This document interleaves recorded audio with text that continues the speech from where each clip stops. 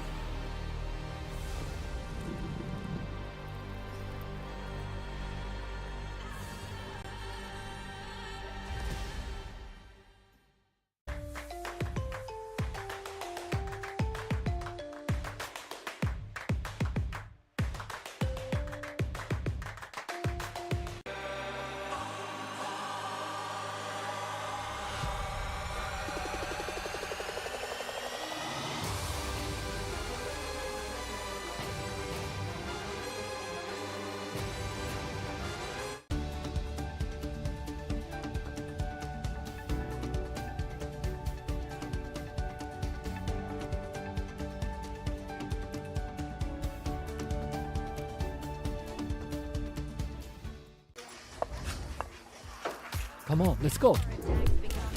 Rush mid now. Come on. Jungle combust. Rotate butt to low HP. Victory!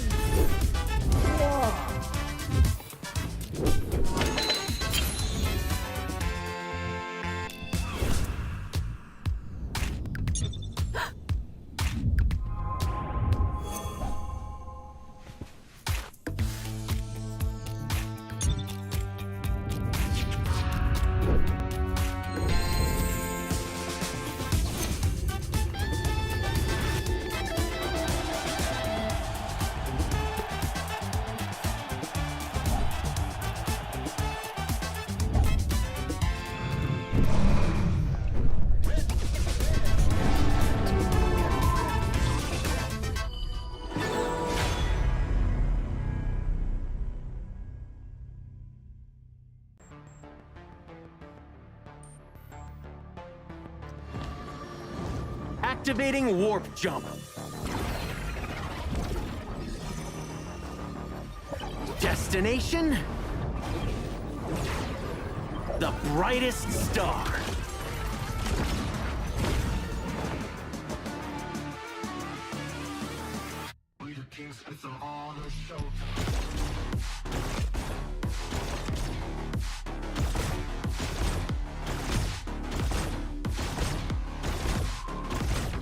Pulse gun charged! Scope calibrated! It's a quantum party! Ignite the stars! Into the nebula!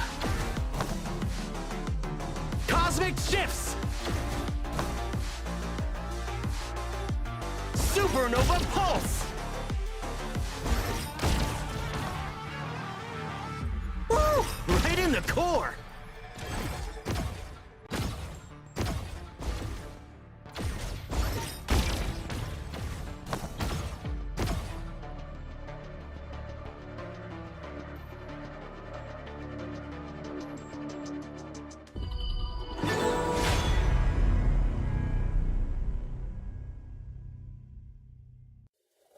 Hi everyone!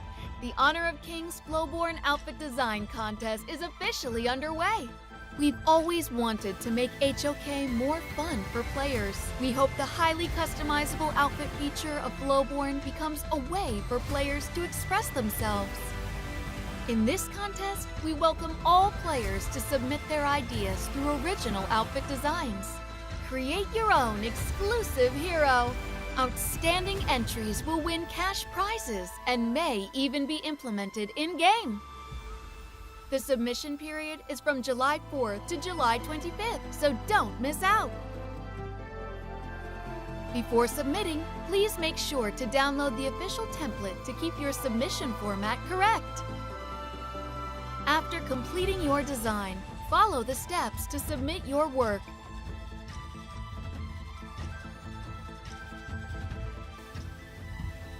Please wait patiently for the official review results. What are you waiting for? This time, be your own hero.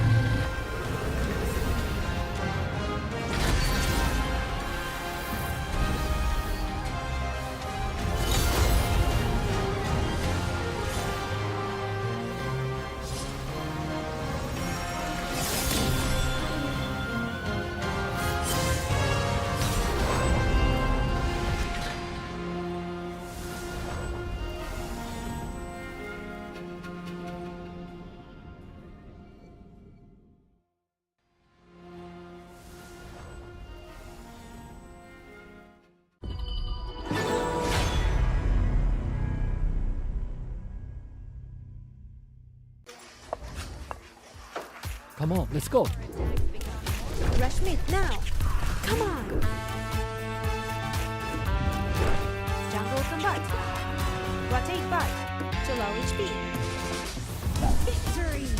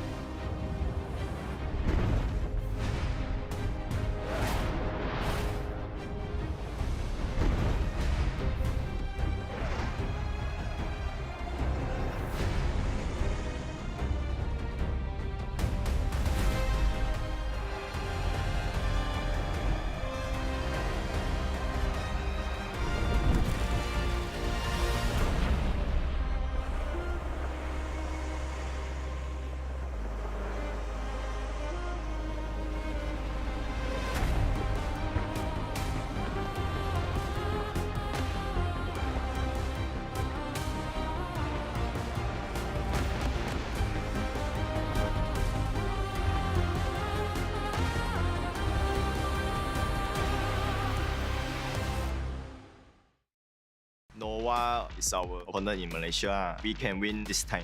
Esport, they are a very strong team actually. I think OG Esport is strong team, but we are the strongest team. L'altra volta abbiamo vinto 3-0 contro di loro, quindi questa volta uguale. Oke, untuk this match sendiri kita beberapa kali juga ngelawan mereka di turnamen-turnamen internasional. KAGENDRA, we lost often, but this time we want to win us.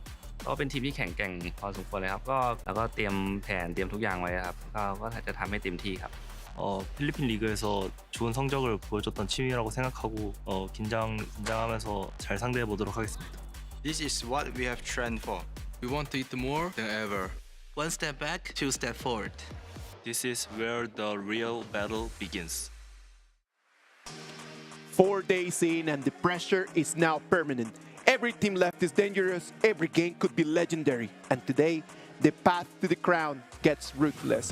Ladies and gentlemen, welcome back to the Esports World Cup. This is Honor of Kings, the KWC 2025. I'm your host, Isaac Peña. With me, Sagi and Blam. We're gonna bring them the first 2 games of today. What are we looking forward to today? First 2 games, KAGENDRA versus Twisted Minds. Following, we have obviously the BSC against Nova Esports, the MKL matchup that we know that Sagi loves the most. That's painful. Sagi, how did you forget that one, Sagi? What's going on, my guy? I didn't forget. I just didn't want to show because it's 2 MKL teams. On a side note, on a good note, painful in your heart? It is painful, but on a good note, at least one MKL team makes it the playoff for now. Yeah, exactly. Yeah, exactly. Hopefully, one of them is going to make it directly and the other one can just go and keep fighting it out in the lower bracket. That's one of the good things about winning the first game. They won the first game, so get an extra life so they can just go and fight out in the lower bracket after. Exactly, like we talked about, right? Winning the upper bracket sends you to playoffs. Losing the upper bracket sends you to the lower bracket. And lower bracket, you still have one more chance, like you mentioned, and you get the chance to go to the last chance groups. Day 1, 2, and 3 have been impacting. They've been packed with energy, packed with amazing plays, Blam. What has been like one of the top plays that you have seen today? Top plays? I mean, yesterday it was full of them, right? Because, I mean, they were playing from the lower bracket, so they have to bring out everything they can and more. And honestly, obviously, TNX has to be one of the shoutouts, right? On his Jing, that last game was phenomenal. Think for me, Gui Yu on the Dharma. That was crazy. Multi-man knockups, after multi-man knockups to the final catch. That man was super on point with the Dharma. We have been seeing a lot of Dharma in these 3 days, right? And I hope that we are going to be able to just keep seeing a lot more of that hero because the opportunities that it allows to everyone in the Gorge is just amazing. Yeah, setup potential, obviously team making potential as well. The CC from his ultimate, the Truth Mantra, is such a great setup for these team fights. When you think you've got your opponent against the wall, Dharma comes through, guns blazing, and then catches off like 3, 4 of the enemy team, and then that's it. That's your point to take it into your own strides. Exactly, especially like one factor coming in from Dharma, it makes the enemy have to think about which side they want to play around. If there's a lot of walls, you do not want to play against the Dharma because that Truth Mantra is going to hit you straight to the wall. The tournament has been amazing up until right now. We have still a lot of days coming up just with amazing performances. We're going to be able to see all of the top players, all of the top teams just keep battling it out. We're going to have last chance. We're going to have group kings. We're going to have playoffs. The group stage that is right now going on, we're out of the groups, and right now it's upper bracket finals and lower bracket semifinals. Exactly that. I mean, we got like, what, 2 more days left at the group stage. This is going to be cementing whether you are going to be into the last chance or are you going to be crowned into King Group, right? I mean, you definitely want to be there because in terms of that, it's going to be less at stake. So what does it mean just to make it to the last chance, and what does it mean to make it to the group kings? For me, making it to the last chance, because you lose the direct access to the playoffs, but you are given a second chance to make it to the July 20 last chance. So what does it mean? Okay, teams that have lost, they come down to the second seed of the groups, they come together. 4 teams, but only 2 make it out alive to the playoffs. Okay, so if I understand this clearly, if you made it to the upper bracket, you're going to win your final. If you win your final, you make it to the Group Kings. Group Kings gives you already direct access to the top 8. but then depending on your seeding, you're going to be put in a different group, or that's going to define your pairings. If you make it to the last chance, on the other hand, that's still not a go for the top 8. That is still a one more battle, a one more BO3 that you need to win in the last chance in order to make it through to the top 8 teams. Yeah, I mean, last chance as well. That's where the format actually changes a little bit, right? I mean, you go to BO5, you get an extra round at least, unless you can take a clean 3-0. And some of these teams already, I mean, as you get into that best of 5, that's where we're going to start to see some of the teams with the greater hero pools and not so great hero pools. What about to put an eye in the brackets? The brackets are bringing us all of the information that we need to know in order of what has happened, what is going on, and what to look forward to. For me, yesterday was really straightforward. Pause with a dominating 2-0 fashion, sending Gen G Esports straight towards the lower bracket. And for our PKL fans, sadly, Blacklist International has to bid us goodbye. But thankfully, Boom Esports, the #1 team in PKL, is still standing strong in the lower bracket run for this Group A. Yep, Boom Esports is going to be carrying the dream for the PKL, right? I mean, they've definitely got to do what they can tomorrow to try and beat Gen G. But let's look at Group B. So we're currently seeing that Alpha 7 are the kings of that group right now. Like you were saying about those farewell teams, Loops, unfortunately, is going to be the one from Chuck BR, losing out of Group B, but it's going to be Team Vitality, the IKL 3rd and 2nd seed, trying to fight it for that 2nd place and that 2nd chance into the playoffs. It is going to be difficult for that, right? That's going to be action for tomorrow. If we talk a little bit about what is going to happen today, the Group C bracket, as we just mentioned, is bringing us Twisted Minds against KAGENDRA as the first game of today.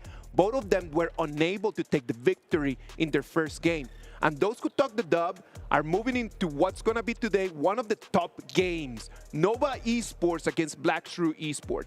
The champions versus the champions. Group C filled with champions. You have the IKL champions, you have the KMW champions being Twisted Mind, Nova Esports and BSE champions of their own international titles, duking it out for the first slot to the playoffs. Right now, we have Group D, and of course, Alpha Gaming versus OG Esports. That's spicy. Very spicy indeed. I mean, this one could go either one or two ways. It could be a 2-0 because OG so dominantly took down Nongshim. Sorry, Hauler.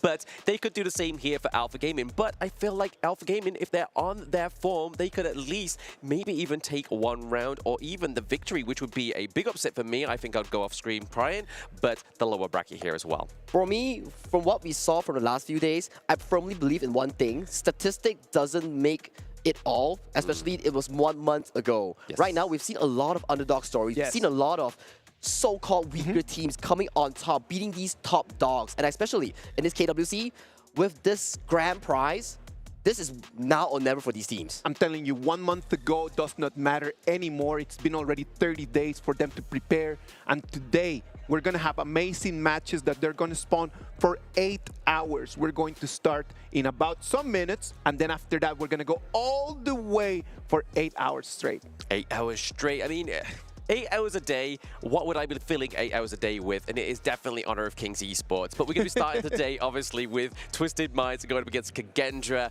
Nova Esports against BSE, again, APG against OG, and then ACT against Nongshim. This is a matchup we haven't really covered just yet, but what are your feelings on this one, Sagi? Well, ACT versus Nongshim for me, we've seen ACT really do super well against APG on the first 2 days. We saw Flukeo. Man, he was a monster on the All-Grand Engine. And these young talents, he's only 17 years old or 18 years old. And right now, he's on this international stage, styling on APG, who had historically games in international stages. So this man alone will definitely be more and more important coming to today's series. More and more important, but the most important thing right now, because we do live in the present here, it is going to be Twisted Minds going up against KAGENDRA. And like Sagi rightly coin lead, it is going to be the winners of KMW against the first seed of IKL. We know that Twisted Minds and KAGENDRA, they might be just new opponents, but they're old friends, right? They have a lot of players that they have already played before in IKL. We have City Boy, Shanks, 90, all of them have already in the past just faced KAGENDRA. What has been some of your thoughts about those previous matches? Ooh, previous matches have been tight though, but for me, it's about looking forward here because KAGENDRA, as we've seen so far, Same for Twisted Minds. They came very close to their opponents, which was the MKL first and second team. Yes. They were so close in closing both games, but sadly, the execution in closing the games were just not there yet. As we've seen so far, a lot of these teams, such as Blacklist International, such as KAGENDRA, such as Twisted Minds, they have what it takes to push these top teams global to a certain extent where they're like, oh, we can't be treating these teams like lightly. They have what it takes to push us to the certain extent, to the limit. Twisted Minds, Blam? Twisted Minds. I mean, they've definitely been a boys on a journey, but they do have a bit of a reformed roster ever since KMW. Obviously, Clean is now going to be their jungle at 90. Highlang, Shanks, and City Boy are all going to be familiar faces for those fans of HOK Esports 2024 and even EWC 24 as well, right? They were obviously representing a different org, but they are back to try and take their crown a little bit further this time. They have already have some champion pedigree in there, right? Like they've already come, some of them, City Boy and Shanks, already winning international tournaments. That kind of experience, something that KAGENDRA does not have on their side. For me, what KAGENDRA does not have on their side is the experience, right? Yeah, they come towards the international tournament. For some reason, they'll be paired in a very difficult group, and that may impact their experience, because you get lesser games if you don't progress further. And also, it may impact their confidence here because it is a very stressful group with so many championship teams. Well, championships, like that weight of those trophies on their shoulders, it might be pressure, it might be just a little bit more motivation for them to perform very well right now. That might just work as a double-sided blade, isn't it? It might be a double-edged blade, right? I mean, definitely the weight and the pride of these people's IKL and even the KMW, just the weight of obviously who they are representing is going to be a bit of an issue. But I mean, Twisted Minds, they have a little mascot, so most people go for a cuddly toy to be safe. They've got one on stage, so they've already got a little bit of a safety net there, a little bit of a moral support. Well, let's wait and see what's going to happen with Twisted Minds. KAGENDRA on the other side, I know that they have been put in horrible situations in the past, and they've been able just to fly their way through. For me, I love KAGENDRA. They came from a lower bracket insane run, beat out everyone in the IKL to claim the final champions of their own region here. And especially, I want to give props to Lu and Senko. These two players, man, the playmakers of the KAGENDRA team lineup. When you need them the most, they will whip out such as the Quay in the Rome and make these insane plays to claw their team back into a series win. Senko has become one of the most important players over there in IKL, right? FMVP in the IKL Final 2025 as well. Yeah, I mean, one of the things he's really known for is obviously his very sort of like accentuated poses. He likes to be sort of like shouting like that. But I mean, we just saw there obviously on the UI that he's quite serious. I mean, there is a lot to kind of take on with this tournament. But yes, Senko definitely deserves some props. For me, Senko, like you mentioned, he deserves all the fame, all the glory that he deserves because he is really that playmaker along. Yes. But if we focus on Senko, man, when it comes to the spirit, when it comes to the motivation he gives for the team, this man has it all. I really respect him. We had an opportunity to talk to Senko before the game, just to talk a little bit about how KAGENDRA, the kings of the lower bracket, the kings of just adversity, and what is going on through their minds. Take a look. Oke, untuk perjalanan kita menuju IWC ini sih cukup berat sih.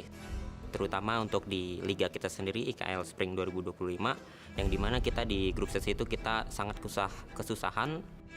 Menurut aku sendiri sih, waktu kita menang lawan Bigetron di final lower bracket, dan dari situ kita pede banget kita bisa melawan Dominator di final. Ya terbukti kita menang dengan skor 4-3. Gue juga thanks juga terutama juga sama teman-teman gue yang dimana mereka mentalnya kuat banget sih untuk bisa jadi juara. Dan tetapi untuk di playoff kita bisa improve lebih cepat dan kita bisa menang dari lower bracket melawan Dominator dengan skor 4-3, dan itu juga merupakan momen yang gak pernah lupa sih, soalnya kita memenangkan turnamen pertama di Indonesia dan juga merasakan ultimate battle. Untuk aku sendiri sih, aku masih percaya sama teman-temanku dan aku tetap nyemangatin mereka untuk jangan patah semangat, kita pasti bisa. Yang pasti Blackstone Esport adalah salah satu tim yang kuat ya untuk di scene Honor of King ini. Terlebih lagi dia adalah runner up buat EWC 2024 kemarin. Menurut aku ini adalah satu tim yang emang patut kita waspadai, terutama ya buat tim kita sendiri karena kita akan berhadapan dengan BSC. Nova Esports sendiri sih menurut aku untuk sekarang dia adalah tim yang paling kuat untuk regional SEA. Yang pasti gue masih penasaran banget buat lawan Nova ini, gue pengen menangin lah buat lawan Nova ini. Makna buat aku sendiri sih, aku nggak ngincer kayak hadiahnya atau slot ke EWC-nya sih. Aku lebih ngincer untuk pride-nya. Dan aku yakin karena kita menjuarai turnamen pertama di Indonesia ini, pastinya KAGENDRA bakal selalu diingat sih. Siapa sih yang menang di turnamen pertama di Indonesia. It's our time to conquer. Redemption start now. Victory tastes better twice. Your limits are defined by the strength of your mind. KAGENDRA, one of the strongest teams in there in terms of what is right up here. They try and try and try again until the result is coming their way. We want to be like them. They are an example of what HOK has to be. For me, KAGENDRA, when it comes to mental composure, against a grand final team such as Dominator Esports back in IKL, they really came out superior in that specific moment. Imagine going through the entire lower bracket in the IKL just to come up to sweep and fight Dominator to a 7-game ultimate battle. That is a legendary run coming in from the IKL #1 seed. Absolutely huge, right? I mean, I still remember where I was on that day that it happened. I mean, it seems like some kind of like historical event across the world, but within Honor of Kings it was. I remember waking up and seeing KAGENDRA already 2-0 against Bigatron from a previous score where they literally just lost completely. And then to watch this team go all the way from the lower brackets to the IKL champions was definitely a Sunday I don't forget. I am going to tell you something about that. There's a very impactful sentence that came in from that video that he said, I do not care about the prize, I care about the pride. One letter difference and a complete different meaning. For me, exactly like he mentioned, pride and prize, yes, they are both important. But if you're playing for your pride, the motivational level just skyrockets because you want to be proving yourself. You want to prove that, hey, the world, we are the IKL champions. We are not a fluke. We are here to dominate and conquer. And what way is better than to prove in this such an important series against one of the best in the HOK global scene, which is Twisted Minds? There is no amount of money, there's no amount of prize pool that can actually be compared to the pride of being able to win against your opponents. I know that KAGENDRA is going to try their very best today to become victorious, but Twisted Minds on the other side are not going to give them an easy game. Not an easy game indeed, right? I mean, they went obviously against BSC into their first game within KWC, and honestly, that first game had us back to the wall. We was like, is KAGENDRA actually going to beat the second seed of MKL?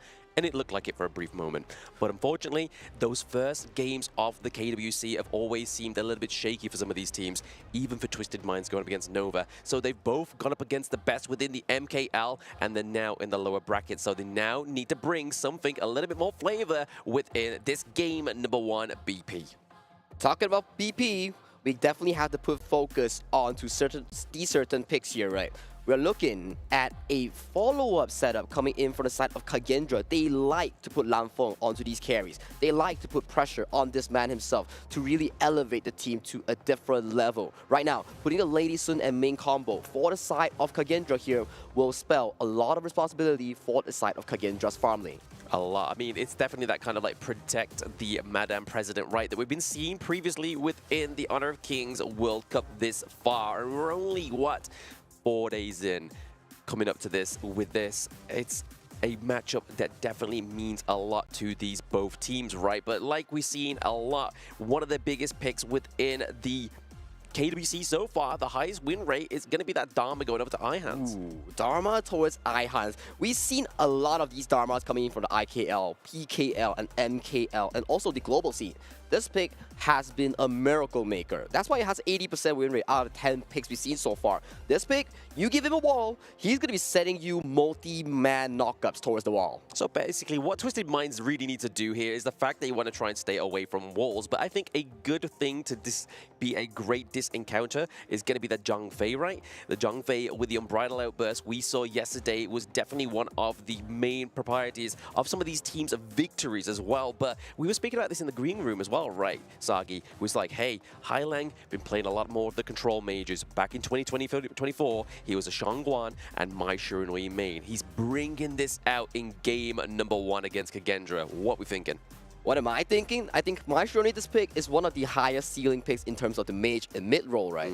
If you can make your own tempo with this pick, you can set up your team for success. It's definitely going to be a very big threat, especially when you're playing the likes of a Lady Sun plus main combo that does not have a lot of innate mobility here. Not a lot of innate mobility, but I mean, if we're thinking about this, Lung over to the side of Twisted Minds, we are going to be having those infinite vastness. They're either going to be used defensively or to reposition Shanks onto the Gorge. But speaking of more of the most picked heroes so far within the KWC, we're getting the Orgren, and yesterday seemed like a day of Orgren performance. Oh, I do especially remember Dani's performance onto the Orgren here. And right now, Twisted Minds, they pick up the Orgren for Mr. Clean himself. I do believe this pick will be served as a very solid front line to combo with Zhang Fei, which is going to the hands of City Boy here. So this forms a very strong wall. But yet again, the question is, can this engage heavy team composition catch out the likes of Lan Feng on this Lady Sun? I mean, right now, obviously, they do have the front line. They do have the burst over to the side of Twisted Minds. What are they really lacking up into that clash lane is potentially some more pickup potential. I really love this Lady Sun pick here coming in from KAGENDRA, because this pick here, because of how much control she provides in her spell kick, the spell 2, the bounce, the Destructive Deluge, the ultimate, right? It makes the Orgren to come in a very, very tough time. It's gonna be like, oh, I want to move in. Yes. I want to come in with the ultimate to get lifesteal, but the Lady Sun is stopping me from coming in. So that's the value that this pick brings. Massive value, right? I mean, we've been seeing the Lady Chen not being like the most biggest playmaking hero within the KWC, but seeming to be a little bit more of a scapegoat, but with a mission. The mission to do a lot of damage onto the enemy team. And like you were saying there, Sagi, the Destructive Deluge is going to be the fault stop to the Orgren. And here's that pickup potential, right? The Mai Yin, again, being another one of those big, most picked heroes of KWC this far. Exactly, and you look at both of these team compositions, they spell one thing. They want to engage here with their clash laners. Dharma onto Ihans. He needs to find these multi-man engages, these flanks. Mayin onto the hands of Twisted Minds. They want to find these insane bursts onto the Lady Sun. So, the carry-focused team composition on the side of KAGENDRA here. You need your Lady Sun to stay alive with this Bing to really propel yourself to the later stages of the game. Yeah, I mean, to be honest, Ihans, I don't think is going to have the easiest time on this Dharma as well, right? Because, I mean, there is a lot of, like, get out. I mean, you have the Mai Shirunui. We know how far this hero can travel across the Gorge within a moment's notice. You have the infinite vastness. You're going to making sure that has been expanded before you go in with the Truth Mantra. Because if you're going to go in with the Truth Mantra onto something like the Zhang Fei or the Orgren, it's not going to have the impact we've been seeing over the past 3 days. Exactly. Like, we have to see so much pick and ban has been great for these teams. Yes. But it all boils down to execution, the game plan. Can they execute the game plan? Are they playing towards their win condition? What is the objective they want to achieve? The drafts are long, the stage is virtual, but the stakes couldn't be more real. Let's head into the Gorge. Casters, take it away. Here we go. Game number 1 between KAGENDRA, IKL's first seed, and the KMW's winners, Twisted Minds. This is going to be a brawl, and we're already seeing 3-on-3 into the mid lane. This is going to be looking for those resources, right? The 4 minion wave. Exactly, and this is a standard lane matchup that we've seen so far when you pick up the Lady Sun and Ming. Because why is it so good? You get the damage boost from the Ming for the Lady Sun, and she gets to clear these waves extremely fast to look for these roams, the engages towards the clash, and look at their position right now. They're looking to gank 90. Yeah, I mean, this could be trouble for 90 here. They need to get out of there. Obviously, the CC immunity is going to be what they need to get out of this 2v1 jam. But like you were saying there, a good thing to note as well is obviously the Purify. Exactly. Double Purify here to make sure that they do not get catch by the hands of Hailang onto this Mai Shirunui or City Boy onto this Zhang Fei here. And Hailang, sneaky steal onto the board here, cementing themselves a very decent lead so far in the early game. Decent lead in the early game so far for Twisted Minds. Again, back with that 3v2 into the mid lane, just looking to try and mitigate this, but 90 is going 1-to-1 with Ihans here. Not looking too high. He has to expand the flash using the flip out of there. It's not going to be enough. The dash comes through. Solo kill for the side of Ihans onto this Dharma. We talked about this.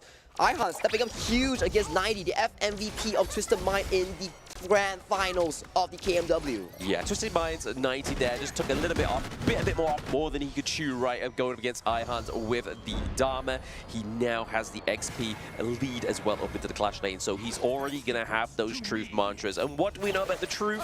It hits hard. It definitely hits hard, and right now, a very good setup here coming in from the side of both teams here. They both want to control this mid lane priority here. And hang on the moment those Shanks flashes in. Oh no, that's it. I mean, this is Meta President going down, so that is a trade, however, though. High Lang for Lampang could be a good trade here. Obviously, the late game carry, Lampang, needs to be staying alive in these team fights. Okay, for me, I love the play here coming in from the side of Twisted Mind, but look at this. They are losing some form of waves here on the bottom side here. Yes. And it gives so much space for Senko to catch up on this EXP here. And let's look at the replay real quick.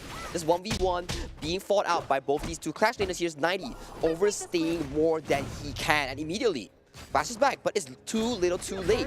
The mantra here coming in from iHans to pick up the kill and secure the first blood 1v1. Yeah, I mean, the Brucey bonus about that replay was the fact that Mayin was actually be able to get that minion wave taken out. So there'll be no advances onto that T1, meaning that Dharma couldn't really leave the lane there. So I think that was kind of like the swan song for 90.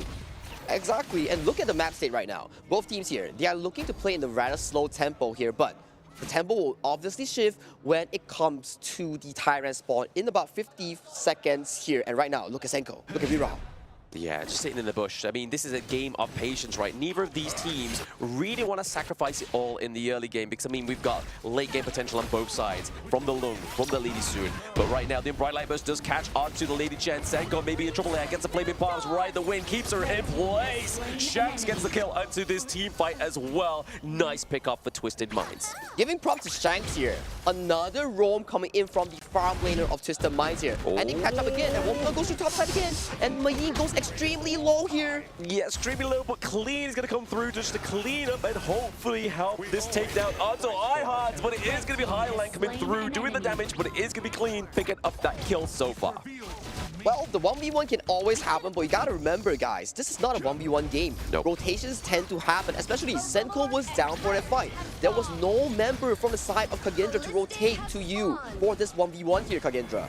Yeah, I mean, it's definitely going to be setting up a good neutral objective here, right? The 4-minute mark is on the board. You see the Tyrant, you see the Overlord. This is where the pace starts to formulate. This is where the snowball could get out of hand here for KAGENDRA.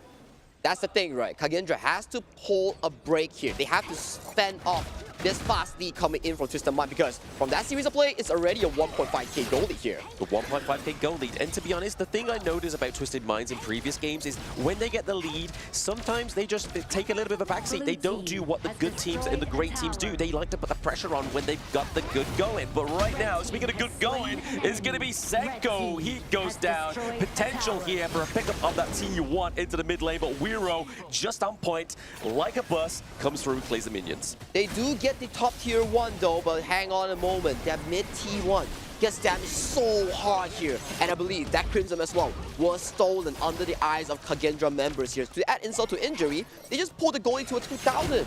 Yes, 2,000 gold lead here for Twisted Minds. They've got to do something here, KAGENDRA. I mean, like you said, they put a bandage on the wound. They've cauterized the bleeding now within the mid lane at this point, but it's looking pretty low. Same with the Clash lane, right? I mean, yes, they got the advantage for now for the side of KAGENDRA, but that's only going to take a few blows and a minion wave here for the side of Twisted Minds. But Wiro into the backline, just trying to catch up High Lang. Isn't quite successful just yet, but he does have his boys. He's got the backup. It's a 4v4 that could potentially go down here in the mid lane, but they are able to get that T1. They get that T1 towards the top side, and right now they have positioned themselves to counter this Azure Golem. Will KAGENDRA look for a fight here, or will KAGENDRA back off? What is the call here, KAGENDRA? Yeah, I mean, if they do lose this one, we are looking very dependent onto that Azure Golem, right? I mean, Dune likes has that low cooldown skills. He needs to keep soaking in that mana, and he's lost it. This could be crucial for these next few team fights for KAGENDRA. Especially when you are such a tank jungler that requires these tank items to really be the front man, tanking the damage for your team. Twisted Minds, they're just choking you out of any resource possible. And look at the top wave here, it's crashing towards your Clash lane here. It's about to get your tier 2 as well, KAGENDRA. Yeah, T2, I mean, we've seen there that iHans has definitely moved the position down to the bot side of the map. He's looking to go for a little bit of that macro playstyle to get a bit more pressure onto the side of Twisted Minds because the team fights aren't quite going in the favor of KAGENDRA right now. Indeed it is, and look at this. They are once again looking to counter this Crimson buff. But Crimson buff does go towards the hands of Weeraw here. There's no buff transfer towards Lanfeng that desperately needs this Crimson Golem to do damage. Well, Bright Light Burst does connect onto 2, however. Is this going to be enough pressure for the side of Twisted Minds to get that T1 into the mid lane? He does drop the Destructive Deluge. It's not going to be enough to keep Twisted Minds out of there. They get the prize, they get out. That was clean stuff coming in from Twisted Mind, led by Clean as well. The tier 1 being taken down means that the map is completely open right now, and Twisted Minds have more of a flanking angle for the likes of the Mayin, for the likes of the Maestro to look for these kind of engages. Every engages, I mean, he's able to get out of there. Lanfeng actually having a little bit of a blessing within that mid lane brawl right now, because I mean, they don't have the T1. They have more of a distance to travel back to safety. And look at this rinse and repeat here coming in from Twisted Minds. They have the exact buff timers here for the likes of KAGENDRA. And right now, you just have to rinse and repeat this and escalate their goalie here, making sure that Weeraw does not have any resource to farm onto this map. Yeah, they are completely starving him of this Azure Golem. I mean, the Unbridled Outburst, not the best one that we've seen City Boy play to date, but it got the minion. I mean, at least it got something right. Yeah, at least it got something here. It forces them out. But if KAGENDRA looks to really punish them here, this is the time where such a crucial cooldown coming in from Twisted Mind is actually down. Yeah, I mean, they are going to be looking for that invade onto City Boy, but I mean, we know Twisted Minds, they aren't going to make a mistake like that. Hopefully, but High Hans is able to catch out Highlang. That is a lot of damage for the side of Twisted Minds being taken off the board right now. Twisted Minds Shanks here, just looking to do a little bit of damage just to keep them away. With Highland down, can they realistically take this Crimson buff here in the jungle of KAGENDRA here? Clean, what is the call here? Is it going to be the smite? They secure it safely. Yeah, Weeraw gets the buff, but is he going to be able to get out alive? No! Shanks gets the kill onto Lanfeng, onto Senko. The damage is not here for KAGENDRA. That is a 3-0 trade at this point. We have minions in the mid lane. 90 coming up clutch with a 4-man crucial crowd control, immediately capitalizing on all members of KAGENDRA here right now. As you mentioned, the minions are coming into the base. Is it going to be a game-ending push? Uh-oh, Lou not looking too good. He's got a clue. That is going to be a double kill coming through here, though, for Twisted Minds once again. 7k goal lead at this point. Twisted Minds, they're looking for another brawl. The Unbridled Outburst catches onto 2 into the backline. They get the higher ground turret into the mid lane. Man, clean stuff coming in from Twisted Minds there. However, Clean overextending, but CD Boy and Highland that immediately diffusing whatever danger their jungler has. And right now, they clean up the jungle, they look for their recalls, and 10 minutes is about to reach, and that's where we see the game-ending push. Yeah, I mean, just look at this replay here, right? I mean, even with the Destructive Deluge, it is still a lot of damage here coming through to the side of Twisted Minds, but it did not deter them, right? They still went for this team fight. For me, Twisted Mind did an exceptionally good job in shutting down the primary min, which is KAGENDRA's Senko here. Yep. Senko has been awfully quiet this game. Right now, we gotta think, how does KAGENDRA come back into this game with an 8,000 deficit? I mean, they gotta try something right. They've gotta try and get the crucial pickups. We've seen the potential from Ihans, right? He was able to get Highlang. But is that gonna be enough? Just focusing Highlang? Or is this Highlang's MO? Is he just the scapegoat? Is he just gonna start the wound? He's gonna start opening up, and then his teammates are just gonna come through. Exactly, and that's the thing that they have to look for Ihans here.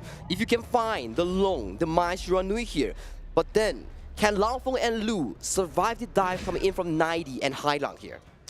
I mean, at this point, I mean, only time could tell, right, Sagi? We do see the Splendor being built here for Senko, and those new players at home, if you're looking for something like a little bit of a safety net, Splendor will give you a little bit of a status, a little bit of a lifeline, and time for your team to come to your aid.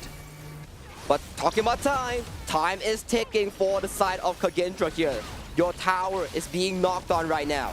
Your team has to fend off this push. This Shadow Tyrant is proving very strong. Shanks looks for a bit of a poke, but does not find it. Does not find it. I mean, was it the fate here of Twisted Minds to only push that minion wave into the top side? Because, I mean, we didn't have anything in the mid lane or into the farm lane, so the pressure wasn't really on there for KAGENDRA. I do believe that the better wave clear has to be done here, but City Boy here, look at him, positioning right in front, so Shanks can seize the tower safely. But look at 90 though. Oh, there we go, 90 to the back line. The Unbridled Burst catches the onto 2 once again, but the cleanse comes through for Lady Sun. But right now, we have the takedown of the Wero in game number 1. The minions are quite there. The delivery not coming through for Twisted Minds just yet. Shanks has to use the Infinite Bastards to get out of here. Lanfeng gets out with a bit of health here, but Twisted Mind came what they wanted. All tier 3s have gone down for KAGENDRA here. For Twisted Mind, they can chill, they can go for the Shadow Overlord, and they can look to set up for the game-winning push. I mean, the game's in their hands, right? I mean, they have everything going for them at this point. KAGENDRA really need to find a breaking point or at least some kind of vent out of their base just to get some resources over to the likes of Lanfeng. But if we look at it though, even though the game's been dominant towards Twisted Minds, Lanfeng's been able to keep up the farm. He's only 200 gold behind the sides of Shanks. But that's the thing about these crucial solo carry team competitions, right? If Lanfeng, without the Purify, falls down the next fight, KAGENDRA loses all hope immediately. Yeah, I mean, they've got no sort of safety net, right? So definitely maybe trying to play the next team fight to that counter. Okay, Twisted Mind hasn't been in this situation before. 3 waves down, they're crashing all in. This time, will they learn their lesson and they show us a better way of ending the game? We can only hope so, right? I mean, they don't want to go towards the base and completely disregard the enemy team like they tried to do against Nova. So definitely, this will show if Twisted Minds has already learned their lesson within the KWC, but they have the enhanced minions in all 3 lanes. Wero looking like a bastion here. And the Shadow Overlord is marching slowly towards the bottom side right now. With the Shadow Overlord, we'll see a big fight that is about to happen in just a few seconds. Yeah, carting through the potential Trojan horse here would be the Shadow Vanguard. Wero is already looking like he's taking a little bit too much damage for my liking. 19 to the backline, trying to stop him getting into the base, but we do have the Vanguards coming through. That is an unbridled light burst onto 4. But right now, it's clean picking up the kill for iHeart onto Senko. But they're losing City Boy. They're losing 90. Tower! Can they keep the crystal alive? No! Game number 1 goes to Twisted Minds. Well, it wasn't the cleanest of the fights, No. but thankfully this time, the Overlord and Vanguard secured the deal and secured the win for Twisted Mind in this crucial best of 3. Yeah, like you were saying there, it wasn't the cleanest of write-offs, right? But I mean, they have a jungler, his name is Clean, and if you are going to do something, clean by name, clean by nature. Clean by name, clean by nature, clean by mechanics here. Very good game 1 coming in from Twisted Minds here to really cement the lead from early towards the later stages of the game. I love it, how they actually look to secure these early game objectives here to really cement their lead. Yeah, looking to cement their lead. I mean, this is definitely what they really want to do in this first best of 3, right? I mean, this is the lower bracket, but we did see some great scraps for KAGENDRA and Twisted Minds, but the scraps was definitely going over there to Twisted Minds. We saw a 2k gold lead to begin with, slowly started to go into that 4k. Man, I gotta give props to Shanks. He went from the farm lane, rotated towards the mid side, and got such a good angle onto Senko. And look at 90 here, man. 4-man knockup on this Majin. What a crucial way to break open game 1 in such an important series here, Blam. Very important series. Like you were saying, that it's the lower bracket. You definitely want to be starting with this win in your stride. And Twisted Minds, like we were saying, were definitely kind of dismantling a lot more cleaner in the early to mid game. But as they were trying to approach the crystal, we're already starting to see the weakness of this team. They definitely find a difficulty to just basically secure the crystal, right? That has been an issue with all these teams coming to KWC last few days. At the crystal, they tend to panic. And look at this fight. Okay, 90 goes in. All 3 waves collapse. Is it the call to end the game? Is it the call to fight? What is the call here? In the end, they chose to fight and they almost lost the fight. But thankfully, the Vanguards have marched in and Hailang, the sole surviving members of Twisted Mind, sealed the deal for the side of Twisted Minds. Indeed. It was a close one. It was a close one, but Twisted Minds come out on top of that one. The first game win within KWC this far. I'm telling you, I agree completely with what Saki just mentioned right now. It's been a trend that it's been really hard to just make that final push on the crystal. You saw it over here with Twisted Minds, right? Like they come in, they have the high ground. If it wouldn't have been for the Vanguards, most likely they wouldn't have won that fight at the end. Exactly, and especially Hyla was like, guys, end the game, guys. Yeah, Stop gotta fighting. finish, gotta Learn finish. your lesson here. And Hyla, of course, he ended the game and they secured a comfortable win in game 1 here. But game 2 and game 3, if there's a game 3, for me, game 2, KAGENDRA, there's no stress to hide right now. Bring everything out. The kitchen sink, the pan, everything. It's time to bring it out now. It's time to analyze the numbers, man, because at the end of the day, it is a numbers game. We need to be able to go there and look at what is working, what is not working. Right now, from the things that did not work, in my opinion, the Lady Sun strat did not work. It didn't have the room to breathe, right? Like the pressure into the bot side of the map didn't help, but also the added pressure of the stolen Azure Golem as well. We know Dune as a pick needs that cooldown reduction. He needs that mana coming through. And what did Twisted Minds do? They just cut that lifeline off. That's the beauty of playing around objectives, right? You fight around the objective, and if the enemy does come and try to tackle you on this, immediately they will get punished if they are weaker here. And that is what exactly happened into this series here. Twisted Minds, they kept playing around these tempos, which is what? The mid tower, the buffs, the buff towards the red buff, the Crimson Golem here, especially. Look at the stats right here. All the damage is only from Lanfeng onto this Lady Sun here. And Weirao, without the buffs, without the gold, he is as squishy as a paper here. Squishy as paper. I mean, paper mache is definitely not what you want to be when you are a tank, right? But if we look at the gold, though, we do have to give props over to Lanfeng. He was 12.4k to Shanks' 11.8. So, yes, he got the kind of motives that he needed in the components to actually try and get the Lady Soon online, but it was just the pressure that Twisted Minds were creating and putting onto KAGENDRA just didn't allow it to shine.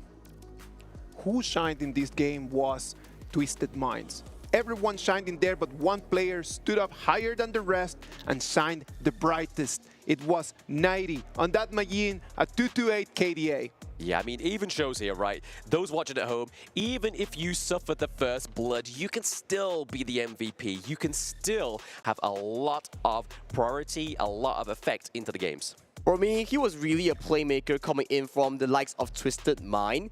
Man, his 4-man knockout really sealed the deal and get so much momentum coming in from the side of Twisted Mind to really blow the game open as of that point. Yeah, blow the game open. I mean, that access into the backline really put the stress onto the side of KAGENDRA. They really struggled with this one.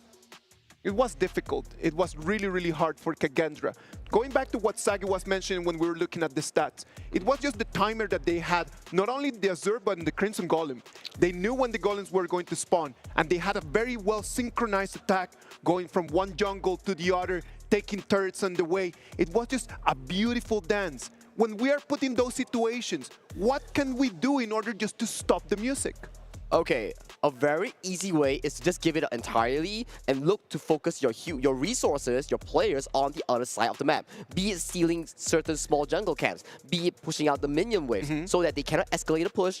That is a better way of slowly looking for these teamfights, because we saw this before, like the likes of Vitality versus A7. Okay. A7 was losing 3,000 gold, but they never took a big fight. They were always playing towards their later stages of the game. They were playing like, okay, we wait for Vento, no, sorry, not Vento. We wait for our farming to scale. Yeah. We wait for our team to scale. Once that skill kicks in, that's where they should fight. But in this game, KAGENDRA, maybe due to experience, maybe due to game plan here, they always wanted to fight. And that resulted into them losing out the side lanes, losing out the priorities here, losing out farm for Lanfeng and Weirao. It is one of the important things in this game, right? Like just to kind of like stop the snowball. Don't let them just become too big for this to be inevitable. What are some other ways that we can just help just people at home to learn how to stop those snowballs?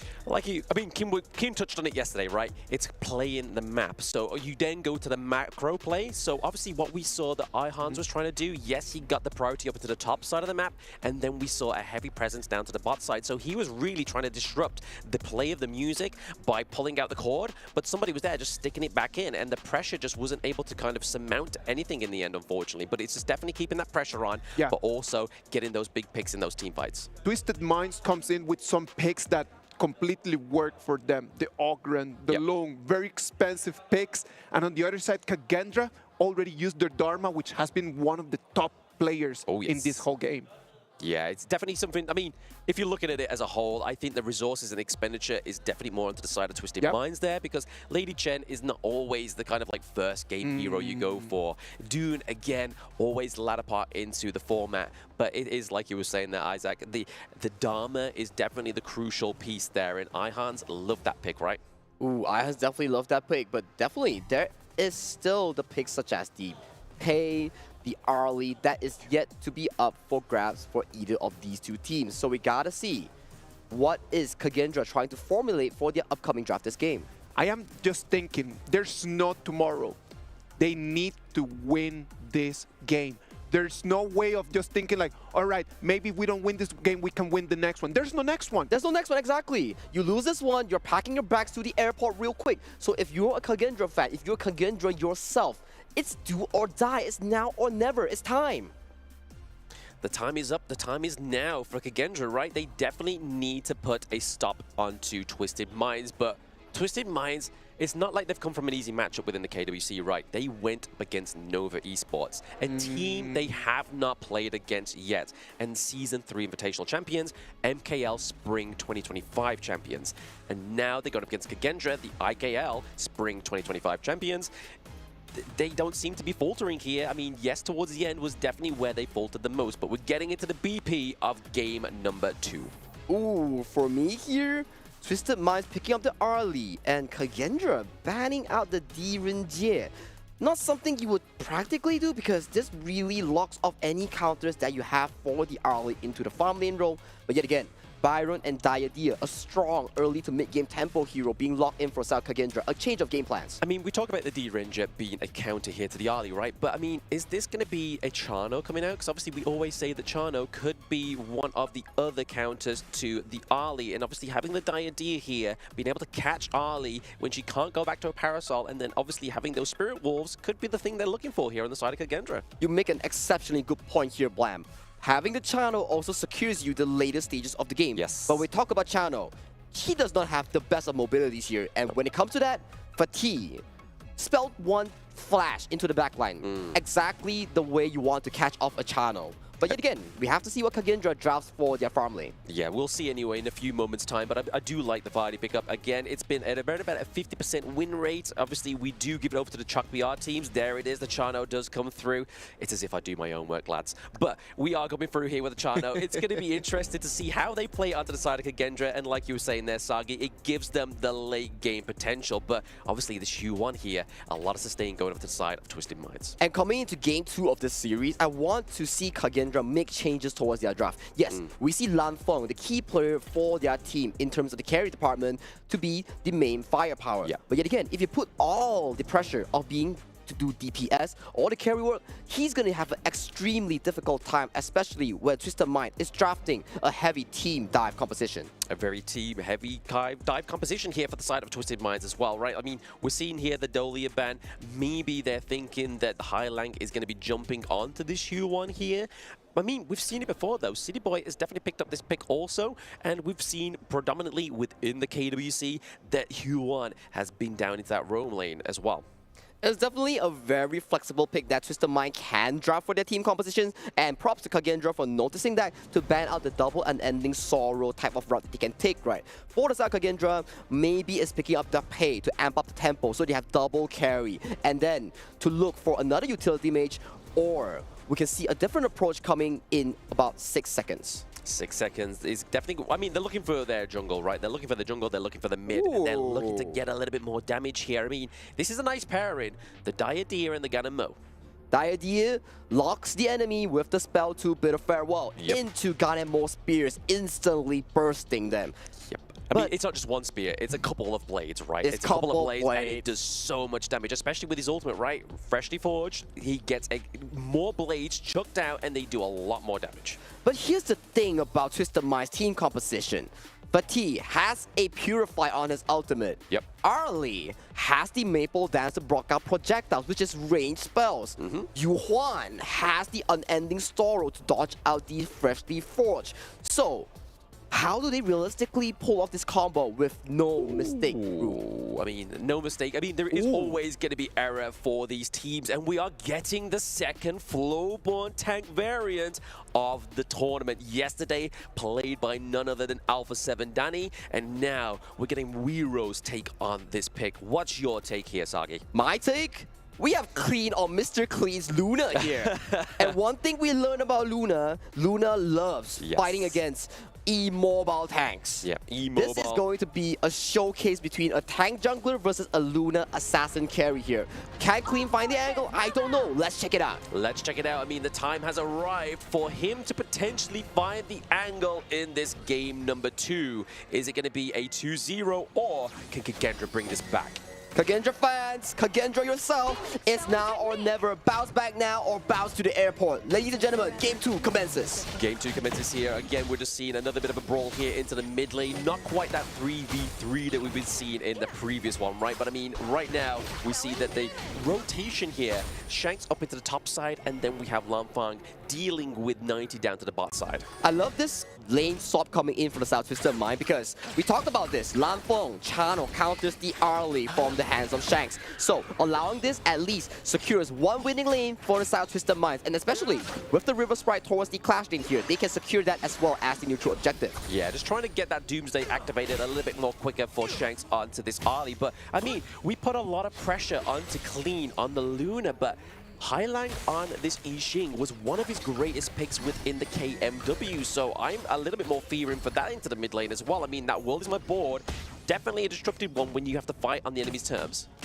Well, you remember what we said about if you pick the channel here. Yes, it's an extremely good laning here, but you gotta tackle this. But hold on a moment, Lou might be caught out here. A little bit of tipsy taps, but they are still a safe 2v2. Jumping back to the point. This channel here might get caught out by the Warriors, my board. Might get caught out by 90's flash engage here. So definitely, they're putting a lot of pressure onto this Lanfang carry pick. A lot of pressure onto the Lanfang carry pick. I mean, it's going to be that late game ticket like we were saying in the BP, right? So really, they're going to be keeping him alive to try and do his best here as much as possible and try not to die as much, right? Like, if we sort of see a big focus onto Lanfang, it's going to be horrible for the side of KAGENDRA. Ooh, I do have to agree. And especially Clean. No one is affecting Clean's clear path here, but 90 here rotates to the top side. And 90 gets a knockup, catches Lou, gets the catch, gets the first blood here. Who would have thought that they would rotate 3 men towards the top side, and Lou, Lanfang gets punished heavily. Gets punished heavily, and he is on the run. So first blood going up the side of Twisted Minds once again. But Wero very destructively comes in and gets the kill onto City Boy. Wero shows City Boy the bounce out here, secures a 1-to-1 trade. But right now, just looking at the goalie here, 2 minutes 30 in, already a 1,000 goalie towards the hands of Twisted Mind. This Luna is having a field day. Having a field day and being completely uncontested, right? That's definitely not what you want to do when Luna is on the Gorge. We want to make sure that we got some jungle invades. We want to make sure that we are contesting the Azure Golem. But right now, KAGENDRA is just like, we don't want to overextend too much because we don't want to lose this game because there's so much riding on it. And just look at this replay here, 90 from his rotation here immediately, flash spell 1, canceling the teleport shrine here, punishing Lou, and Lou goes down. That is such a beautiful rotation here coming from 90. Beautiful rotation. Lou just trying to put a bit of pressure onto Shanks, onto the Ali, but the Parasol is able to get him out, which is what we was talking about previously, right? Yes, the Dire comes through, Idea comes through, try and get the lockdown, but speaking of that, the freshly forged daggers come through for Senko on the Ganamo, picking up that kill onto Clean, so this is already going to put a bit of stop here. So we look at this Wero pick onto the Flowborn tank here. The bounce house making sure they're clean, unable to escape from the knockups here. Immediately, Senko follows up with the freshly forged spear here. Oh yes. Pretty good combo here coming from the KAGENDRA bunch. Yeah, I mean, this is the thing with the Ganamo pick, right? Like, you need to make sure you're landing those couple blades because if you expand them, you kind of keep yourself a little bit open to a chance to be dived on, right? And there's a lot of dive on potential here, like you were saying in the BP. Barty, you also have now Clean onto the Luna. But right now, 4-minute mark is up. We saw in game number 1, Twisted Minds was able to take that Tyrant. I mean, it would be crucial for the side of KAGENDRA to try and get this. We're already trying to get dive dive onto one of them. The World's My board gets committed here as well. Destiny counter, is it going to be enough to get Wero into the backline there? It is. Ihans, 90, having a bit of a clash into the mid lane. Nobody dies, but definitely looking worse for wear is Wero, and you don't want your jungler falling at this point in the game. Oh, he's so low. He might not be able to contest for this Tyrant here, but Clean focuses on his jungle assassin duties. Back to the buffers, and we will revisit this Tyrant shortly. Right now, we're looking at a tempo that is super comfortable for Clean on this Luna and Shanks on this early. But for KAGENDRA, they have to stall enough time for Senko and Lanfeng to scale towards the late game. Yeah, I mean, it's a good bit of intel, right? Like, we knew that Twisted Mind's Clean had to go and get the Azure Golem, because that means more to him than this Tyrant. The Tyrant's just going to flesh out the rest of his team, especially with Hailang onto the Yixing, especially Shanks onto the Ali. But right now, they're able to secure it once again, and that gold lead hasn't quite deterred too much from that 1k gold lead. It's still a 50-50 game, right? But we have to see the resource distribution here. Is Viral still realistically 50-50 in this game? But looking at the gold chart here, 90 having a healthy almost 1,000 gold lead over his lane opponent, which is Ihans. Exactly. I mean, definitely having that gold lead is going to help the side of Twisted Minds for now. But right now, they are looking at trying to get Lanfeng just to get a little bit more of a macro playstyle. So we've seen it. They trade the T1s across the Gorge, just trying to put pressure onto both of these teams now. Man, this game though, but 90 finds Viral. Viral gets poked out a bit. Shanks wants to look for a bit of a poke here, but it is A-okay coming in from the KAGENDRA. But look at the rotations here. Twisted Mind, they want this top tower here. And for the side of KAGENDRA here, they are looking to swap towards their bottom side, to punish, to look for these trades onto the tower here, but that exposes your mid lane tower. It exposes your mid lane tower, and that's one thing we know, right? That is one of the crucial ones. We see that obviously the Crimson Golden buff is going to be up in around about 6 seconds.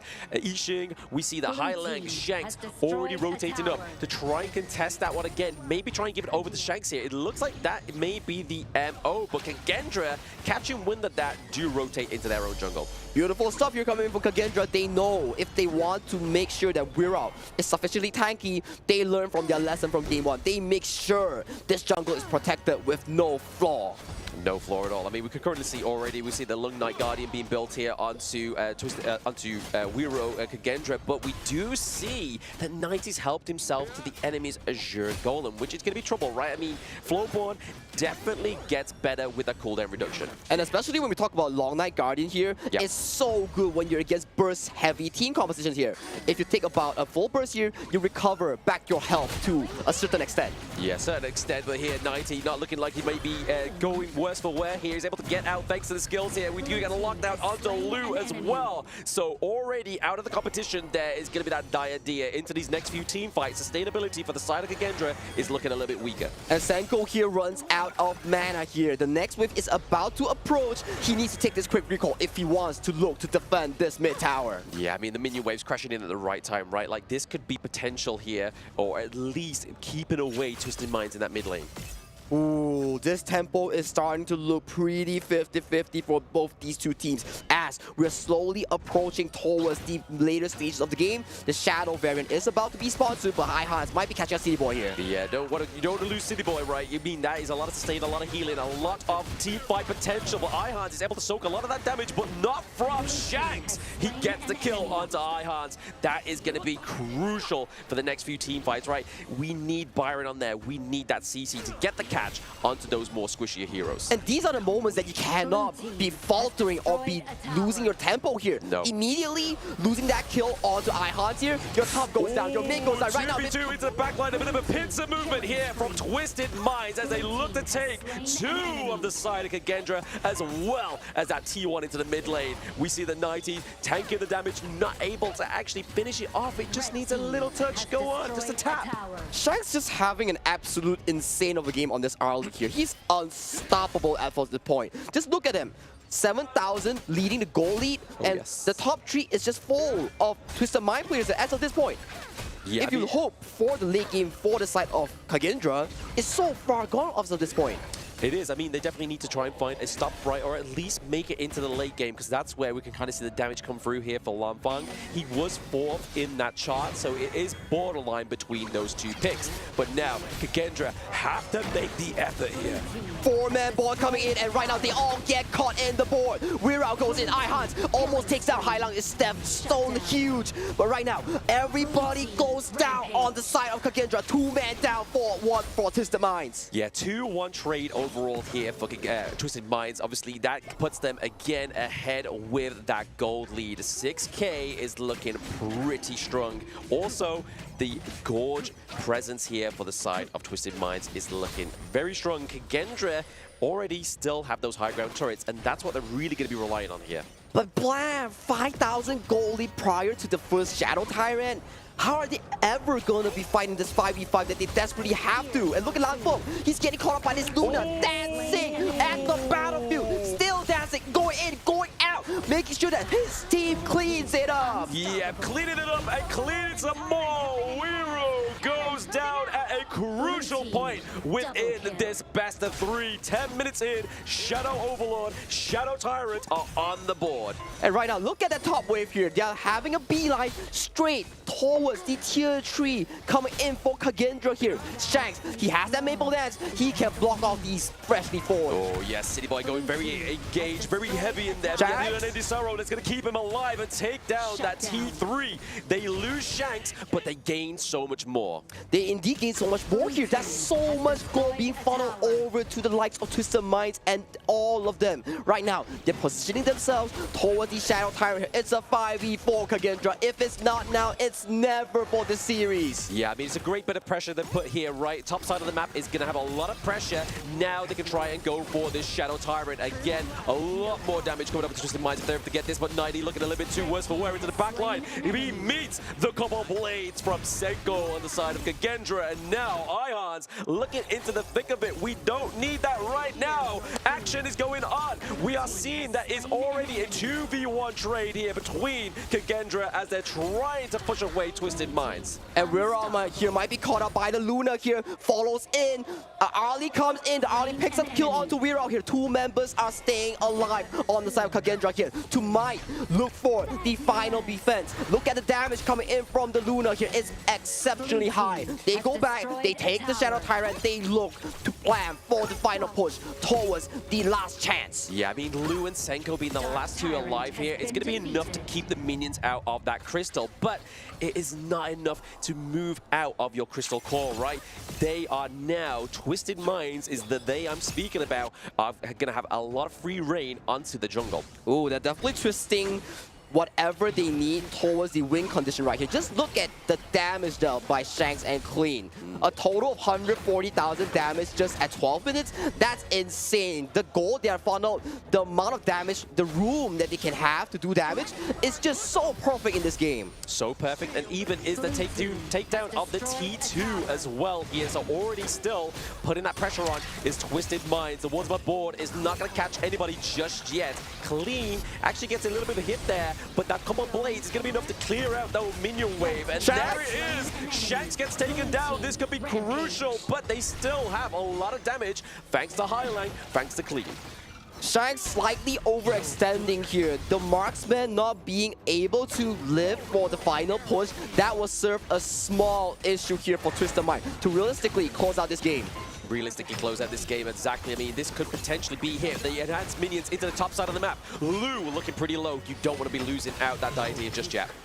Right now, Twisted Mind, they acknowledge the fact that they lose out their marksman, they recuperate, they go for the Shadow Overlord take in 4 seconds once Shanks is spawned back right into the map. Yeah, just for those watching at home, obviously you don't want to really be going for the Shadow Overlord when you have that Primal Bond. When you take one of the neutral objectives, you get a debuff. It takes longer to get the second neutral objective, so timing by Twisted Minds is perfect here.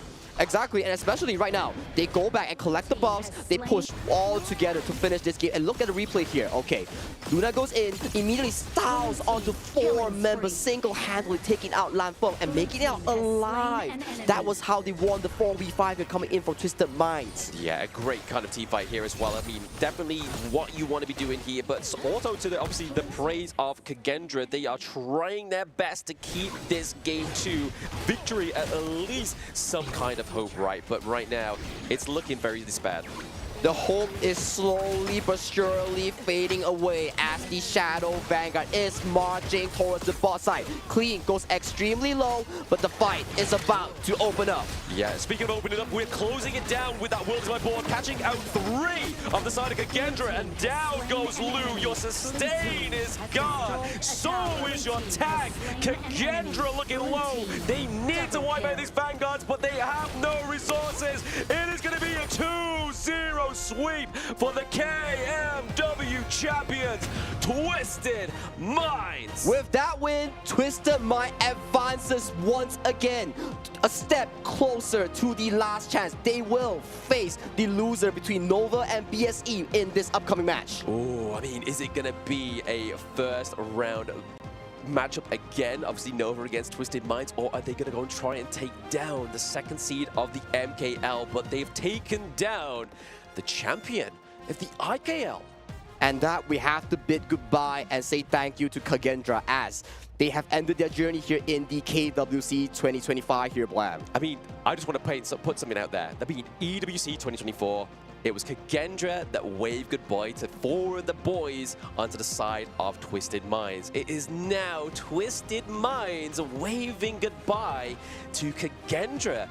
A year is a very long time to progress within Honor of Kings, and it is showing with those boys behind you. They've earned this victory, and they've done it so cleanly. And revenge is sweet, and it was a 1-year planned revenge, and finally, the Twisted Mind bunch, the players, they deserve it and they got it. And check out these fights. Yes, most of these fights were expected from Highland. The beautiful World is My board, setting up so much success for the entire team fights. So much success indeed. I mean, definitely taking down and focusing Lamfang as well as Senko. Senko actually played this one very well, right? I mean, the Ganamo definitely was able to get that positioning. So Senko playing, knowing that he had that long-range potential and needed to get a lot of damage onto the side of Twisted Minds. It's just the fact that everybody was all up in his grill, right? Like, if it wasn't for the Luna, if it wasn't for the Fatih, everybody was just all in his face, and he had no room to breathe or have any distance to take the advantage. Exactly. This stems back to our discussion back into the pick and bans, right? You draft the Lanfeng onto this specific channel. Yep. Yes, it realistically works against the early in lane, but how are you going to survive against the board, against 90? And this is the exact situation that you're facing against. Yeah, I mean, it was right for us to point out as well. Like, obviously, Clean got his Luna, but Highlang on this Yixing was incredible. I mean, there was so little boards that he missed in this game number 2. Really, the zoning in that whole game zone, the warfare with on the gorge into a small space just meant that Clean could just clean up. Congratulations to Twisted Minds that they're going to move forward to the final in the lower bracket. Sadly for KAGENDRA, this is going to be the end of the road. They're going to have to say goodbye to KWC 2025 champions' hopes. I'm really sorry for KAGENDRA, but let's talk about a little bit about the BP. Me, I am personally a little bit confused about the reasoning behind allowing both the Luna and the Arlie for Twisted Minds in a game that they needed to win. For me, I'm confused as well because if we look at certain early counters, you do not want to be banning Direnjit as yourself. And also, you allow the early to be passed over, fine. But you leave close to 0 counters for the early here. You pick up the channel, yes. It makes sense as a lane matchup, but you do not foster a safe environment enough for the channel to scale towards the late game here. It was just the Arlie, the Luna, and Hyla on this. Such a good Yixing pick, making sure that this Lanfeng onto the channel was not doing enough to carry the team. Not enough to carry the team, and I mean, in terms of damage, look at that. I mean, 30k difference between both of these marksmen. 101k damage there for Shanks, and then obviously we saw that Clean doing a lot of damage. We see that Highlang's doing a lot of damage as well. So it wasn't like if they take down Shanks, which is what KAGENDRA were able to do in some of these team fights, that they was like, oh, scot-free, we can breathe. There's not going to be any damage. If that, it's not the case. Highlang came through with the damage, and also Clean came through the damage as well. As you can see here, Highlang not dying once. Oh, and just look at Shanks and Clean here. They were full slotted. They were ahead 3,000 gold against Lanfeng. Clean was ahead 6,000 gold against Wirao here. Wow. Yeah, I mean, if you're not 6k ahead on something like the Luna, right, you kind of played him a little bit wrong. But then again, Weiro likes to play these tanks. Dune didn't quite do as well as he needed to. Same with the Flowborn here. So Flowborn tank is obviously, it's good, but it wasn't disruptive enough. I am a little bit concerned about the performance from KAGENDRA as the champions of IKAL. Oh, yes. I would love to be able to see a little bit more from them. But before we actually go to KAGENDRA, what about if we go to the players? Let's go and talk to Mara about this.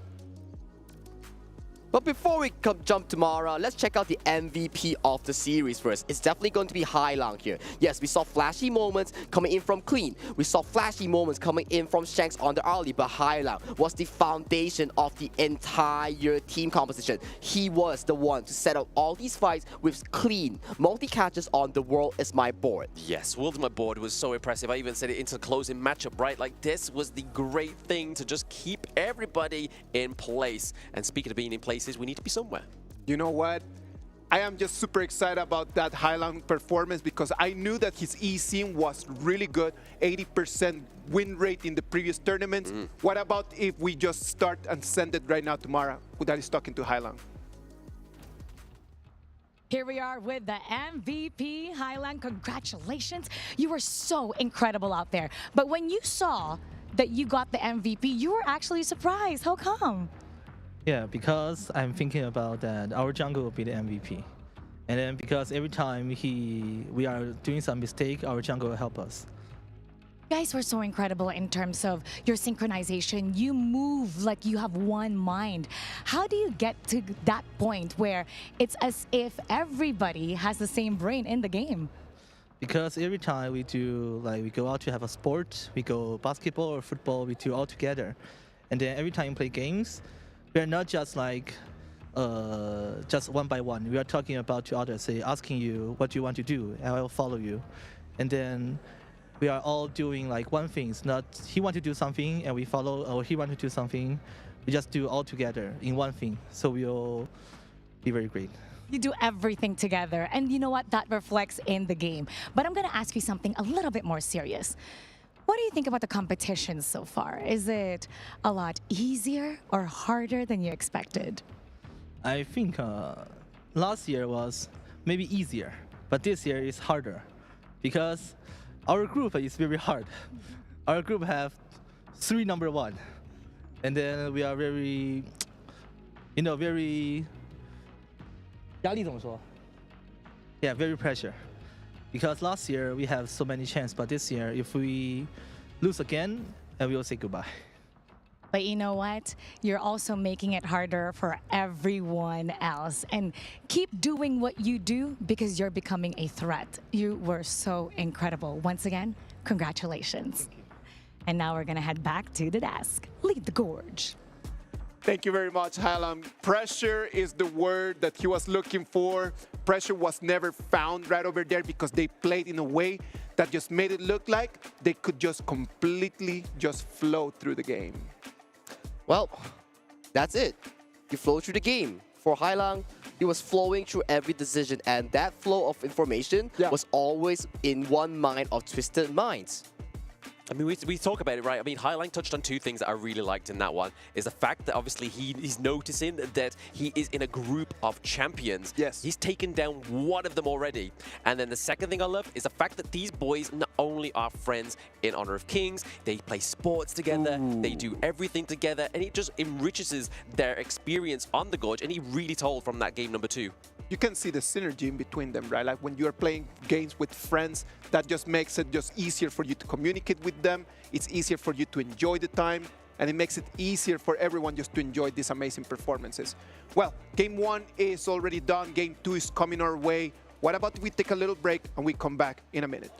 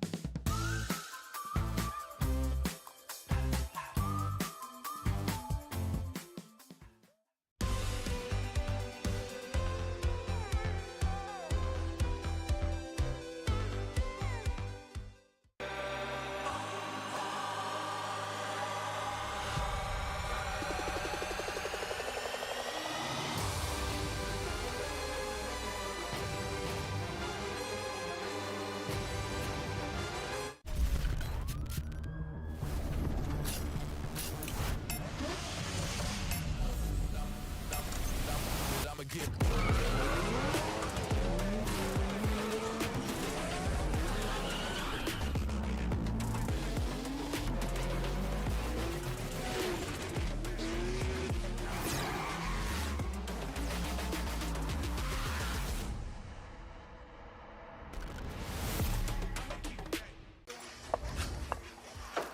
on, let's go. Rush mid now. Come on. Jungle combat. Rotate back to low HP. Victory!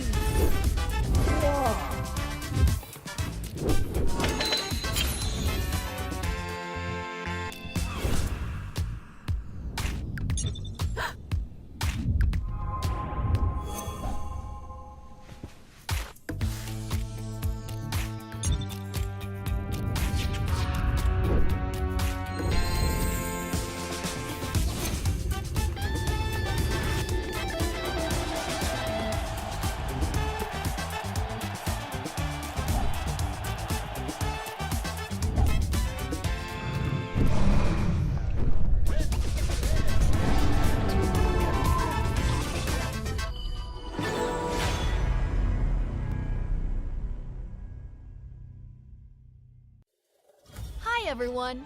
The Honor of Kings Flowborn Outfit Design Contest is officially underway. We've always wanted to make HOK more fun for players. We hope the highly customizable outfit feature of Flowborn becomes a way for players to express themselves. In this contest, we welcome all players to submit their ideas through original outfit designs. Create your own exclusive hero. Outstanding entries will win cash prizes and may even be implemented in-game.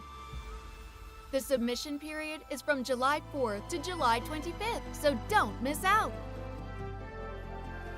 Before submitting, please make sure to download the official template to keep your submission format correct.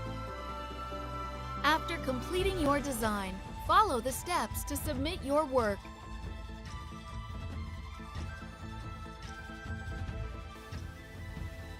Please wait patiently for the official review results. What are you waiting for? This time, be your own hero.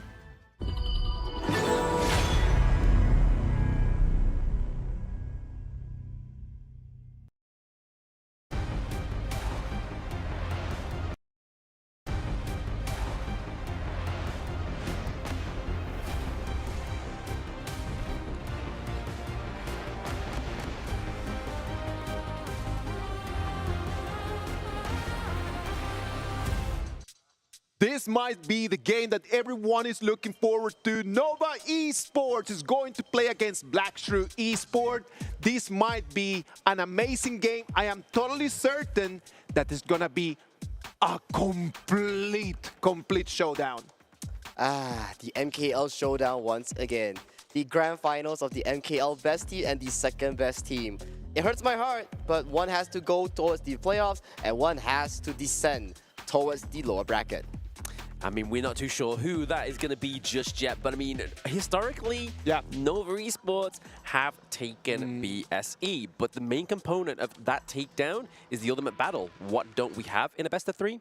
No Ultimate Battle. No Ultimate Battle right over there. What about if we start looking at the players, you know?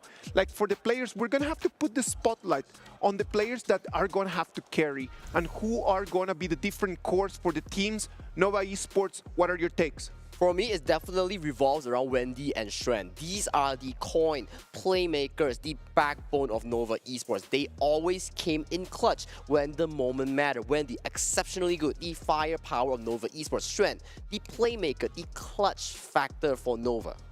The clutch factor indeed, but I mean, it wouldn't be Nova Esports without the other three guys, right? I mean, Waypit, fantastic support player. We have CY, great jungle, and then obviously Moocher as their farm lane. Again, all these would not be Nova Esports without any one of these boys. They say that you need to have a gigantic heart if you want to be a Nova Esports fan, because the games can be sometimes a little bit hectic.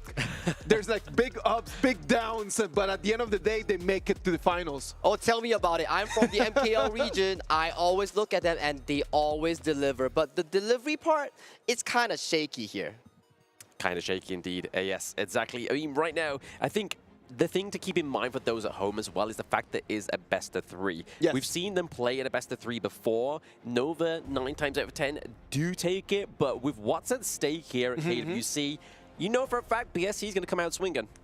Well, BSC on the other side, they have many players in there that we need to spotlight as well. It's going to depend on the multiple cores. We know that it's not going to be the one guy that is going to stand up. It's just all of them taking turns for this. All of them taking turns. I mean, FMP, right, out of the KC 2024, Musang King is going to be the crown of obviously this team. But JR, again, and their mid lane are definitely somebody to give a good worthy mention. For me, I totally agree. JR Musang King, so solid, but then being the addition to the roster this year has brought so much maturity, so much value to the team to make them even more unite as one. Yeah, I believe it was one of the interviews within MKL. It was like saying, like, what's made the biggest difference for the side of BSC? And they all give props over to Dian as well, right? Like, shot caller-wise, he has definitely elevated this team to the next level. The shot calling gotta be important, the communication, just when to make decisions, and those decisions, because the price of not being able to get that decision correctly right now is gonna be going down and fighting against Twisted Minds again. Yeah, I mean, definitely don't want to be doing that, right? I mean, we saw a bit of a bloodbath between those two, but if it's going to be Nova go up against Twisted Minds or BSC go up against Twisted Minds, if I'm in Twisted Minds' mind right now, and it's not as twisted, and I'm very clear, I feel like they would rather see BSC down there. They don't want to try and go for another round with Nova Esports. What do you think? Maybe it's either one. I can't tell. It's a very 50-50 matchup. We've seen from MK regular spring season. Yeah. They take one series, BSC takes one series, they're 50-50. Grand finals, it goes to Nova Esports. Coming out this series, Malaysia fans, MKL fans are quite happy. It's like, oh, we get one team towards the playoffs, but oh, one team has to go down. So especially when facing the likes of Twisted Minds, such a strong foe coming in from KMW, one has to worry about the one that's actually losing and falling down to the loser bracket. And what they need to focus about is going to be their opponents in front of them today. Is it going to be Nova Esports? Is it going to be BSE? Well, the strategies need to start just falling down in place, because if we do not have the right picks, if we do not have the right bans, we've already seen it in previous matches. You could actually lose the game since before you go to the Gorge over here in the BP. Absolutely. I always say this, and it'll be something that I believe till the day that I die. Is that the game starts at the BP, right? The game always starts there. It's a beginning match of chess, and this is where they get into the minds of the teams and realize the strengths and the weaknesses of their opponents. And this is the battle of coaches, as we mentioned, right? The mind battle, the pre-planning, the game plan shit, and especially towards the start of the game, we immediately see a pay ban being locked off to the side of Nova Esports, limiting Musang King's pull that he's so favored on this pick. So favored on this pick, but I mean, something like the Gudo for me would probably come through more for Musang King, because he doesn't mind taking the backseat in terms of obviously being the core. He doesn't mind kind of just navigating around as well, but we are obviously seeing that Ali has not been banned and has been picked up here for Mooch. When you know Arlie's not banned, Muchi's definitely going to swoop in and take it. But you know what else not banned? My Shiranui is still up for grabs coming in from the side of Black Shrew Esport. You cannot ban everything in a best-of-3, and that is the big problem. That is the big difference in here. We've seen these teams fight it out in best-of-5, best-of-7s, but in a best-of-3, it's going to be your top game against my top game. Who's going to have the higher foot? I mean, at the moment in time, right, I mean, we do see that Dion is able to get the Zhang Fei, which is one of these big picks, and within the MKL, this was one of the most highly banned heroes also. So for a reason, respect ban, but also it comes through when you are on that reactive red side, and obviously Sohang is able to pick up that Mai Shiranui as well. And we talk about Mai Shiranui counters, we gotta relate back to Yu Huan here. And we know Wendy is a nasty player when it comes to Yu Huan. Why is it good? Yes, Mai Shiranui, you want to get these big engages bursting down these squishies here, but Yu Huan has the unending sorrow, goes into invulnerability, and can dodge away the engages coming in from this pick. can indeed. I mean, we've even seen it before, right? A lot of people are very passive. A lot of players are passive on the Hue-1, but Wendy can carry. But here, we're going to see Musang King come through with the Jing. So it's no game one play about, mess about here for Musang King. He's coming in swinging. They're going to come out with everything that they have. They do not want to give an opportunity on the other side. Top picks on both sides. Top picks, exactly. And look at the Jing. The moment this thing comes out, it's looking to hunt Muji on this early here. So it's a battle between who can survive, who can thrive in these team fights. Because if Muji falls to the hands of the double assassin lineup coming in from Black Shrew Esport, that could spell doom for Nova Esports. Still no Clash laners in none of the two compositions. That might be the big change in between them. Big change in between them as well, right? I mean, we've still got big picks like Dharma's been taken off the board here. We have the Byron, we have the Mayin. I mean, we could even potentially even see Xuan on something like the Guan Yu. We know he loves this pick. But at the same time, onto the side of Black Shrew Esports, we're looking for our marksman. And is it going to be the DRNJ? It hasn't been banned out here.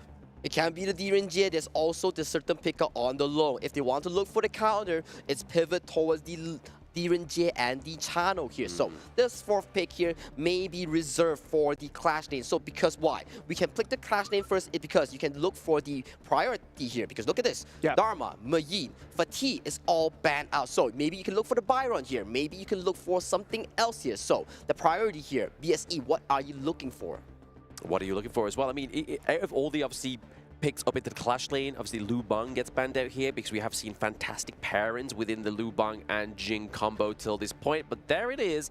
He brings out the Byron. So it's going to be Xiang getting that pick. So we're not going to really be seeing that Byron pay combo within this best of 3 for BSE now. Well, but they're going to leave the farm laner as the last pick, right? Like they want to know exactly what's going to be Nova Esports' last two picks just to decide on what are the options over there for farm. Exactly, because that is why you save the farm lane towards the last pick here. It's never about the 1v1. It's about thinking, how do I foster a comfortable environment for JR, this player, to play these team fights? If I draft a channel here and they draft super dive heavy team composition, there's no one to defend the channel here. So definitely smart move coming in from BSE and the coaching staff. Do you think that it's going to go in the DRNG way?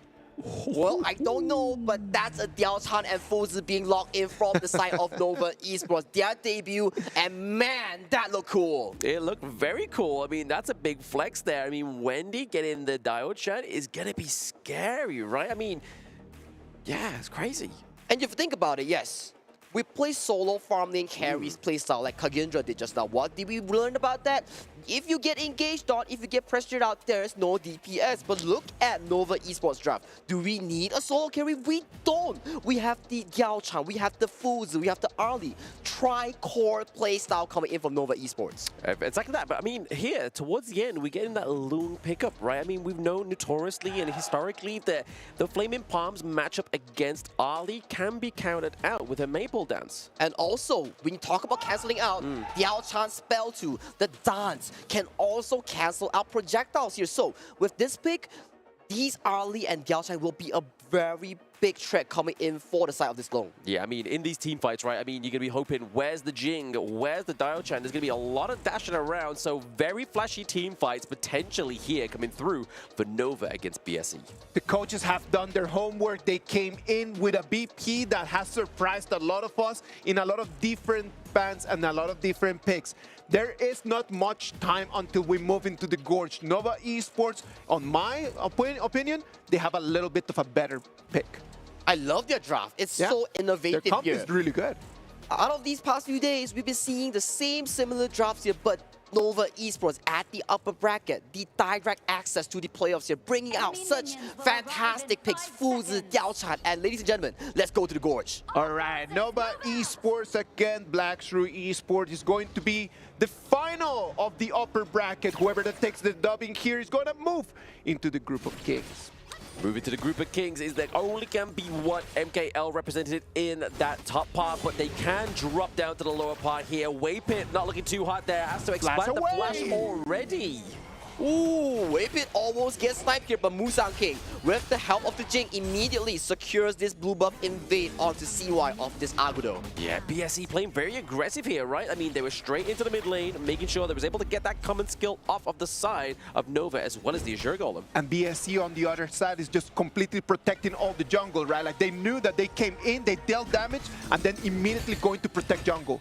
And that is the game plan of CY's Agudo, right? You want to make sure that he gets this early game. And look at Shrew here with the Fuzi immediately pressuring a 1v2 situation here. Xiang is getting immensely punished by this Fuzi pick. Yeah, speaking of getting punished, right, he still gets hit by those flaming palms. It's going to be enough to keep him away, but I feel like here what we haven't spoken about is obviously the split push potential between the Agudo and the Futsu as well, right? Like, that could be so fast, so aggressive. And to add on, imagine you're a Jing. You want to be staying away from Shen's Fuzi. You don't want to get locked down by the ultimate, by the Sage Might. You can't be moving at all. Yeah, that's a tricky way, right? I mean, Sage's Might is definitely going to be the thing that's going to be the leash for Jing.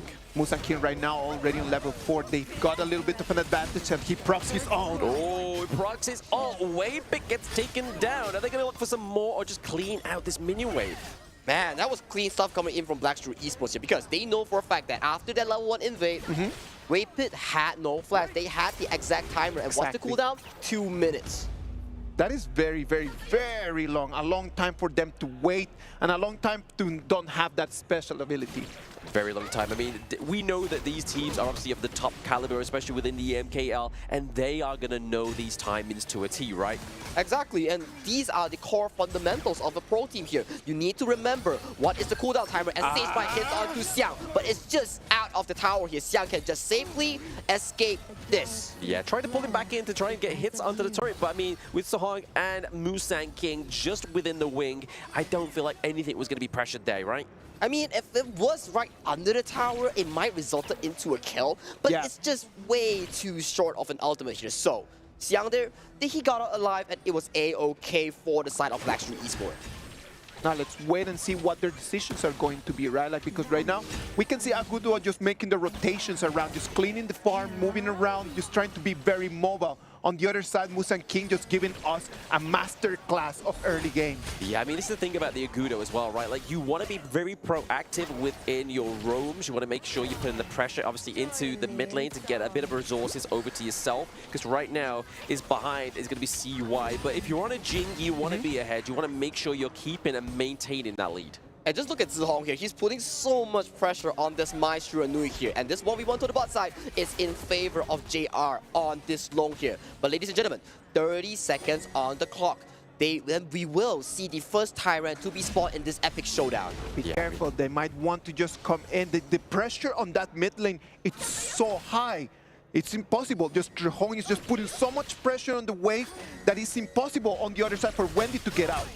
Yeah, I mean, it's not only the pressure obviously into the mid lane as well, right? We've already seen that JR is putting that work in down into the farm lane as well. Or we're looking to try and give some intel to see where CY is situated here. And he's situated back at base. Dien played that immensely well, but the fight has to continue as Dien goes in. Look for Wendy. Wendy dances, but look at the Ali here, almost taking down Zihong here, but they come out alive here. But look at Shrendo, he's lurking. BSE coming in, taking the kills, and right now they're gonna take that free Tyrant Lamb. Free Tyrant, free damage. That movement speed increase is gonna be crazy. For me, I think Dien plays so well in that fight.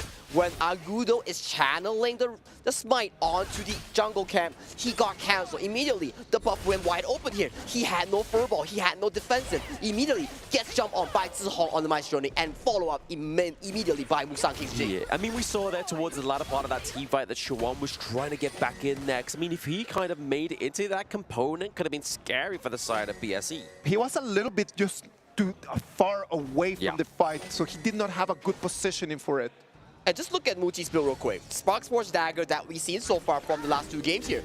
If you go for this build, it's talking that, hey, I want to go the semi-time build because why? Double assassin lineup coming in from Musang King's Jing and Zihong's Maestro Nui here. And also, look at Zihong here, picking up the crucial Venomous Staff to counter what? Waypit's healing, CY's healing on the Yuhuan, on the Aguro here. This is what we're talking about. By healing reduction. On Nova on this side, I know that when Wendy's damage is going to be online, it's going to be a lot of damage. We know that that's going to be a lot of pressure coming in as the rotations are coming and bringing everyone down to the farm lane. Yeah, I mean, the thing is here with Nova's draft is you don't want to be in a tight circle, especially with Wendy onto the dial chain here. We've seen that Musang King's going in once again. The Unbridled Outburst goes in, catches Wendy like we was talking about just moments ago. The re-initiation for the JR. Dion is going to be there to soak a lot of the damage and bring that to a 1-1 trade.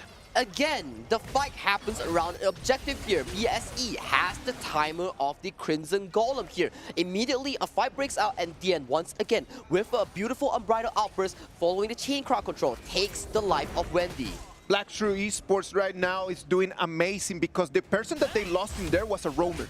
So it's totally fine if Tranfe is the one person. From the 5 of them, if someone needs to fall, let it be him. Yeah, because I mean, you're not going to take a team fight directly after another team fight, right? So it is a good call here to lose Dion just to make sure you get out alive. But for me, it's still banking to the fact that this game is a 50-50 because looking at Nova Esports draft, they are so mid to late game centric here. You have 4 mid to late game heroes here. As long as CY can beat the early game rotation, hold down the fort for the early game, the other 4 will prove up huge in the mid game. We're coming into the 7 minutes mark, a little bit more of a 2,000 gold lead. It's not gonna be enough for BSE, as we just mentioned that they might want to start fighting in here. Look at the pressure that right now Nova is trying to put on that turret. Already using the flash there is Xuan, so we know that he wasn't able to get the flash and the Sage's Might combo, so that could be something that is going to worry the side of Nova going into these next few engages. Exactly, without the primary engage here coming in from Nova Esports, they have to play reactive, and once again, a fight breaks out at the Golem. Big fight comes through. Yep, the rage is built up. The Unbridled Outburst is available, and there it is. It catches one. It gets Xuan as well. So already taking down 2 on the side of Nova. Musang King comes in, takes double kill, and right now the whole map is looking red, and it's the red of BSE. The BSE red is dwelling onto Hero Scorcher, and they are looking to knock on this mid lane tower as Musang King once again goes for Wendy. Oh no, Wendy, that's a casualty you don't want to fall. That is BSE tearing apart their T1, tearing down their mid lane. I said that it was not a big gold advantage, and right now in the spawn of just 30 seconds, it came from 2K all the way to 4K, and if we keep just snowballing like this, it's gonna be too much for them to take. And that is the beauty of playing around the objective. This is the BSE playstyle. They only take fights when they want to take fights. Where is it? The Azure Golem, the Crimson Golem, the mid tower all went into their pockets, and they punished Nova. Punish heavily. Punish heavily indeed. I mean, that's it. It's keeping Nova kind of restrained here. They're not going to be able to kind of get out and get the lead that they want to, right? And even more, a surmountable neutral objective being secured here is going to be that Tyrant once again. They have timers on everything. All the information is for BSE. Nova just trying their very best just to try to keep her alive. But look at Dian, he comes in, he blinds and the fight starts! 2 gets taken down there with the Unbridled Outburst, but there we go. CY is able to take down the Maestro Noi as well. Muchi actually coming out swinging. This is going in favor of Nova Esports. Don't count them out yet. And what did I talk about, guys? Give them the mid game and they will come in heavily.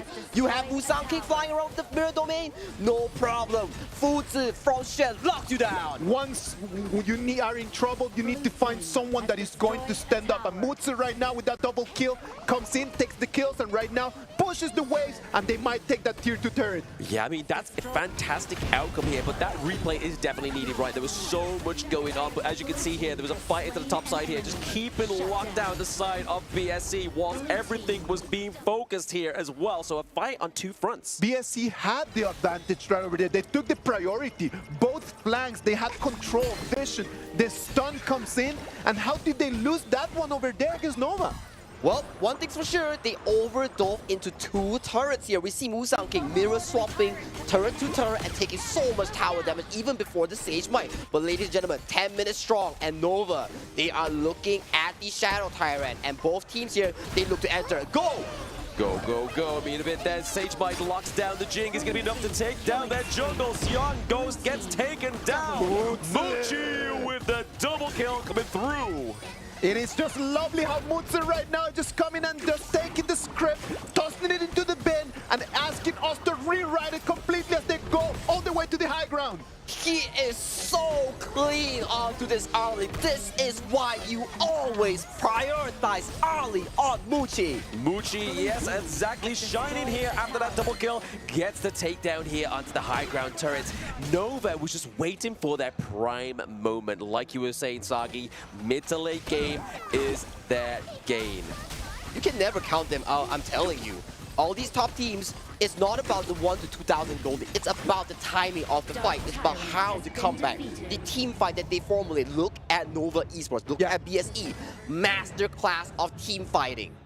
I just love how just Mutsu in this moment stood up and he just said like, okay, I'm gonna be the captain of this whole ship. Just give me that and I will take you to the victory. Yeah, give me the control, give me the helm, and I will get you to your destination. And that destination ultimately was the Shadow Tyrant, was the higher ground turret. But still, it's only a 1.5k gold lead coming in from Nova Esports here. Can they break it open?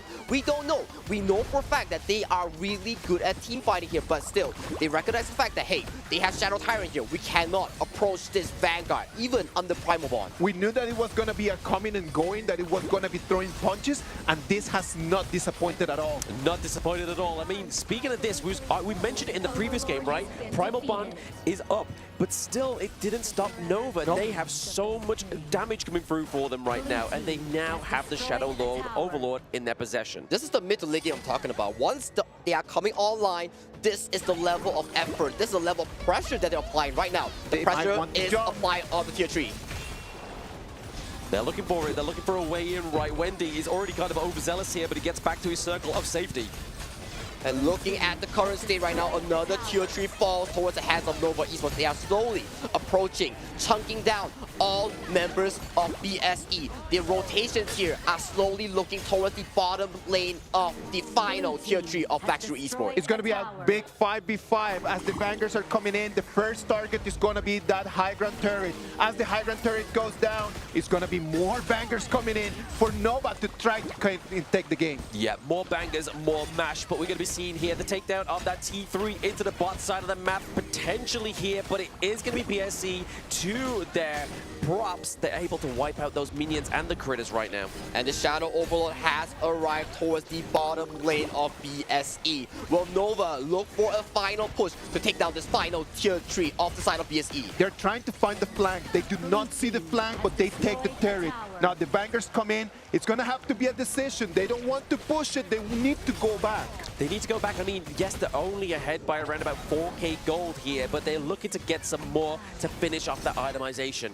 And look at the itemization coming in from Muji here. We talked about it. He wants to be more tanky, and what way of doing it is buying the Curious of Savagery, and he's looking to either finish the Blood Weeper or the Mortal Reminder. I was really looking forward for the Diao-chan, but you know what? Is the Arlie the one that's going to be carrying the game? It's kind of like a bait and switch, right? It's kind of like, hey, let's focus on my right fist, but I'm going to go in with the jab with my left, and that's exactly what Nova is doing here within these team fights. 4-0-2 is Muchi right now. Exactly, Muchi carrying a lot of weight and all of Nova Esports. Just like TM said, you play as one, and this one mind, a collective hive mind, is really making it work. Super minions coming in from all the 3 different lanes for 25 seconds for that Dark Tyrant. Nova has it in their hand. They do not want to rush it. They want to take this steady. Yep, they always say that shouldn't rush in, right? I mean, you can't hurry love and you can't hurry a victory into the King's group stage. And for me, I think after we realize this, the final team fight in front of the Crystal is severely important. And what way to secure a team fight is by securing this Shadow Tyrant and formulating a final fight. And they're going to rush it, but look at that. The Howling Emblem comes in, forces Shrew to flash away, and they want to fight that. They want to fight, and it's going to be Dion taking a lot of those blows onto the chin right now. We do see that CY is coming in. The bridal outburst from Dion is going to be disruptive enough to see this team fight going to the side of DSE. Muchi does go down. And we are looking at a trade 1v1 right now. A lot of fights What's going on? Musan King delivers an escape into the back line, but it's going to be enough to run away from Furball. He's extremely low. He's being chased on by 3 members, and he gets last hit by the jungler of Nova Esports. A lot of damage already been expended here by BSC. They've only lost Jing, they've lost the Mai Shirunui, so really, they don't have Dion to use that Unbridled Outburst. This is team composition, right? You take out Muji, but you still have Wendy, you have CY, you have Shrew. It's a collective few members of everyone doing damage. And look at Wendy, he's dancing at the base. They want to go for the last push. Look at that. The super minions are coming in and the fight goes one more time. Fight's going one more time. JR looking low. Siang is already low enough to go down as well. The Unbridled Outburst catches 2, but it's not going to stop the pause. Oh, Nova taking game 1. What a way of making a comeback here. They know their timers. They know their power spike. Playing towards that, they formulate such a good mid to late game here. Yes, in the final moments, you got Muji. But still, there are so many carry players coming in from the side of Nova Esports to back Muji up even if he falls. Yeah, I mean, so many things. I mean, like we were saying, like Isaac saying in that game that we were scared about Wendy on the dial chat, but really the prime suspect here for the takedown of BSC was Muji. But overall, that hive mind came through thick. And for me, especially when we talk about, yes, BSE, they play around all these Crimson buffs. They got so many of these early fights.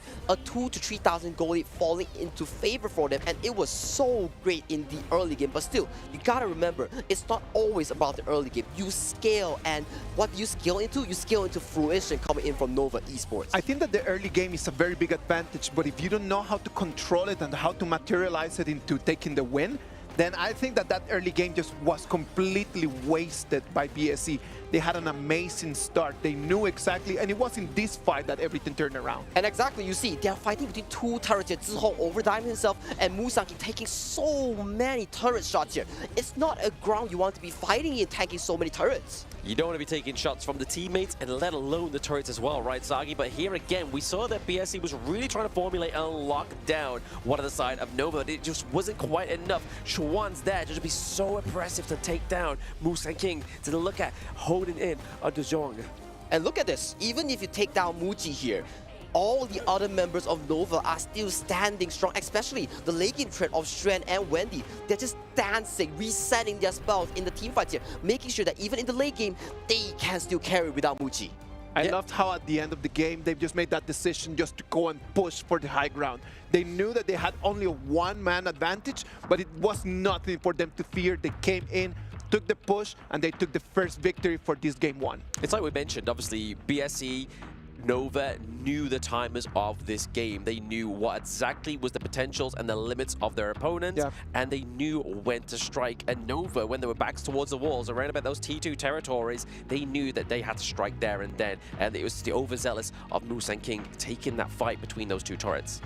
This is the championship mentality. Even though your back's against the wall, you still have to come in with composure, know your game plan, know your power spikes. Takes fight that you can actually take. Avoid when in all costs. Look at Muji. All of the fights that were occurring at the Crimson, at the Azure, he was nowhere near. He was making sure that he was getting farmed in some form or another way. Let's take a deeper look into the stats. And when we analyze the damage dealt, the damage taken, the total gold, when these numbers are put right over there in front of us, what can we see? What can we see is the fact that obviously there's a big team fight participation rate from the side of Nova Esports, right? Like they're all around about that same function.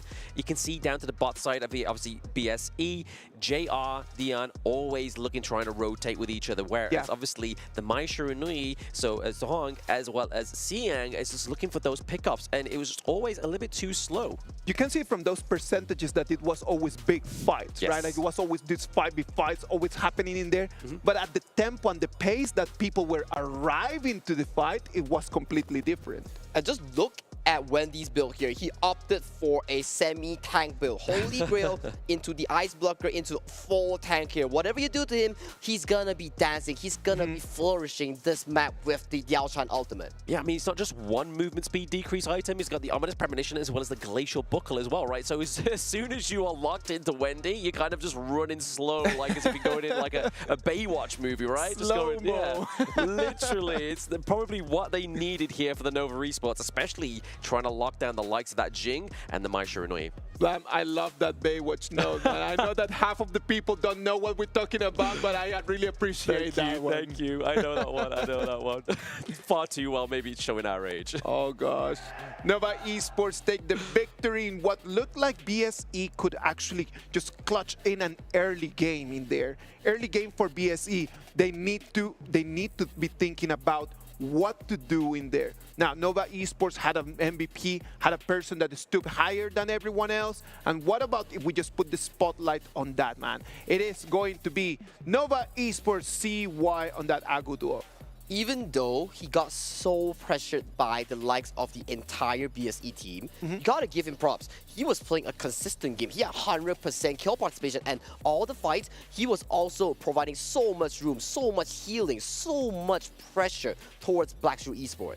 A massive amount of pressure. This is why I like the Agudo pick, right? Like, you don't have to be the biggest playmaker. You just need to be there to be the forefront of your team. Use Furball as that pseudo tank, but then also use your first skill just to offer out so much healing, especially when you're playing to a circle parameter, like we saw Nova Esports do. Exactly, and we talk about this Furball so many times. Agudo is a staple pick even in the MKL. It's so consistent and solid here, and this one, even for CY, it took a while, but eventually in the further team fights, he was a force to be reckoned with. A force to be reckoned with, indeed. I mean, that's not the only thing for Agudo as well, right? Like we were saying in the introduction, that push, the push potential for the Agudo, especially paired with the Futsu as well, super crazy. Crazy days, crazy times that we're living right now. But I am super entertained from game 1. Let's move into game 2. Game 2 is going to be BSE, the ones that they need to come in with a better strategy. I do believe that their plan was working at the beginning, but there were some decisions in there that turned the tide around. And these are the peak level of games, right? It's top level Honor of Kings. If you make one small mistake, it's going to be torn wide open by your opponent, as they as well as themselves, they are a top-tier team. They know when it is to strike back. And right now, the Jing is already out of there. Like, the Jing was already picked. Sadly for BSE, it's not going to be available no more since we're in global ban pick. Exactly. This is where you start to become the victim of the global ban pick, and it makes even more weight to the words that I was saying within the introduction to this game, right? Is that the global ban pick is the start of this match, not that 0.000 seconds on the board. It's at this point. But you know what? Nova Esports, very, very smart. They took the Diacha and they took the Futsu that are not like very meta picks right now in this moment, and they just having those two lanes, they already have a very big advantage. And especially in global ban pick, it tests your hero pool. That's why it's such a competitive format. It doesn't only test the players, it also tests the planners. Who are they? The coaches. If the coaches can battle, outwit the one another, that's where you gain an advantage or a lead. So right now they have that advantage. What do you think they need to focus on right now as we move into the next round of ban and picks? I mean, like we saw in that game number 1, right? Like, it doesn't quite matter what the draft is. It's like how you execute it and knowing the limits and the timers of that draft. So as long as you know what you are locking in and when they activate, that's the most important thing between these two teams, because they're playing at such a high level. And right now, if you're Nova Esports, right, you just have to ban out the early and pay, and you can lock away most of the threat coming in from Black Shrew Esport. But if you think about Black Shrew Esports Game 1 draft, there's so many heroes expended. You have the Downfade, the Long, the Mai Shiranui, all of these picks being thrown under the bus due to global ban pick. Extremely costly. Extremely, extremely costly for BSE. Those options are not going to be on the table no more. And I know that the coaches are thinking about that. Both coaches are going to have the focus right now on that BP, thinking, how can I just kind of like narrow the options for the opponents to take the victory away from me? Yeah, I mean, we always say that it's a 5v5 game, but when it is that BP, it's a 6v6, right? It's the battle of the masterminds of those coaches, and really, that's where the beauty starts to lie. And I'm telling you, a very good coach can really make it a 5+1 is bigger than 6. I am completely sure of that. Absolutely, but we're going to get into the game number 2 BP right here. We're already seeing that Black Shrew Esports are denying the Lung and denying the Mai Shiranui that they picked in game number 1. And this opens up for the Luna to be picked up from the side of Musang King here, because the main counters has been removed from the side of Nova Esports. And right now, Luna, another jungle assassin, has been locked in from the side of Musang King. A beautiful start. Beautiful, beautiful start. We already saw one Luna today. It flew and dealt damage and dealt disaster and created just a complete mess in front of her. Is this Luna going to be the same? Can we expect that? We can try and expect that, but I mean, if statistics, if we're looking at it, the Luna always comes through onto the blue side, right? So if Luna was going to come through, it was definitely being written in the stars already when we saw that Black Shrew Esports locked in that blue and it survived those first 2 waves. But right now, let's look at Luna's kit. And why is Luna difficult, right? It's like survival damage, yeah, it's pretty good, it's pretty alright, but difficulty stems in being able... Exactly. Difficulty stems in being able to reset your ultimate. Yes, You want to reset your dash, you gotta make sure you hit these marks coming in from where? Your passive, your spell 1, your spell 2. That's what makes a good Luna player. An extreme Azure Golem dependent. Very, very Azure Golem dependent. Oh, yes. So it means that if your Azure Golem is just being taken away, that Luna is the same as just not having another player in there. Exactly. It's like having another minion, but there we go. Nova Esports already doing a little bit of their homework as well, right? Because we're talking about the marks of Luna, and that's how she gets on top of you. Who can get rid of that cleanse? It's the Ranger, right? Yeah. Using that second skill, you can completely get rid of that mark. So if they dive on top of you, you've completely messed the flow of Musang King on the Luna.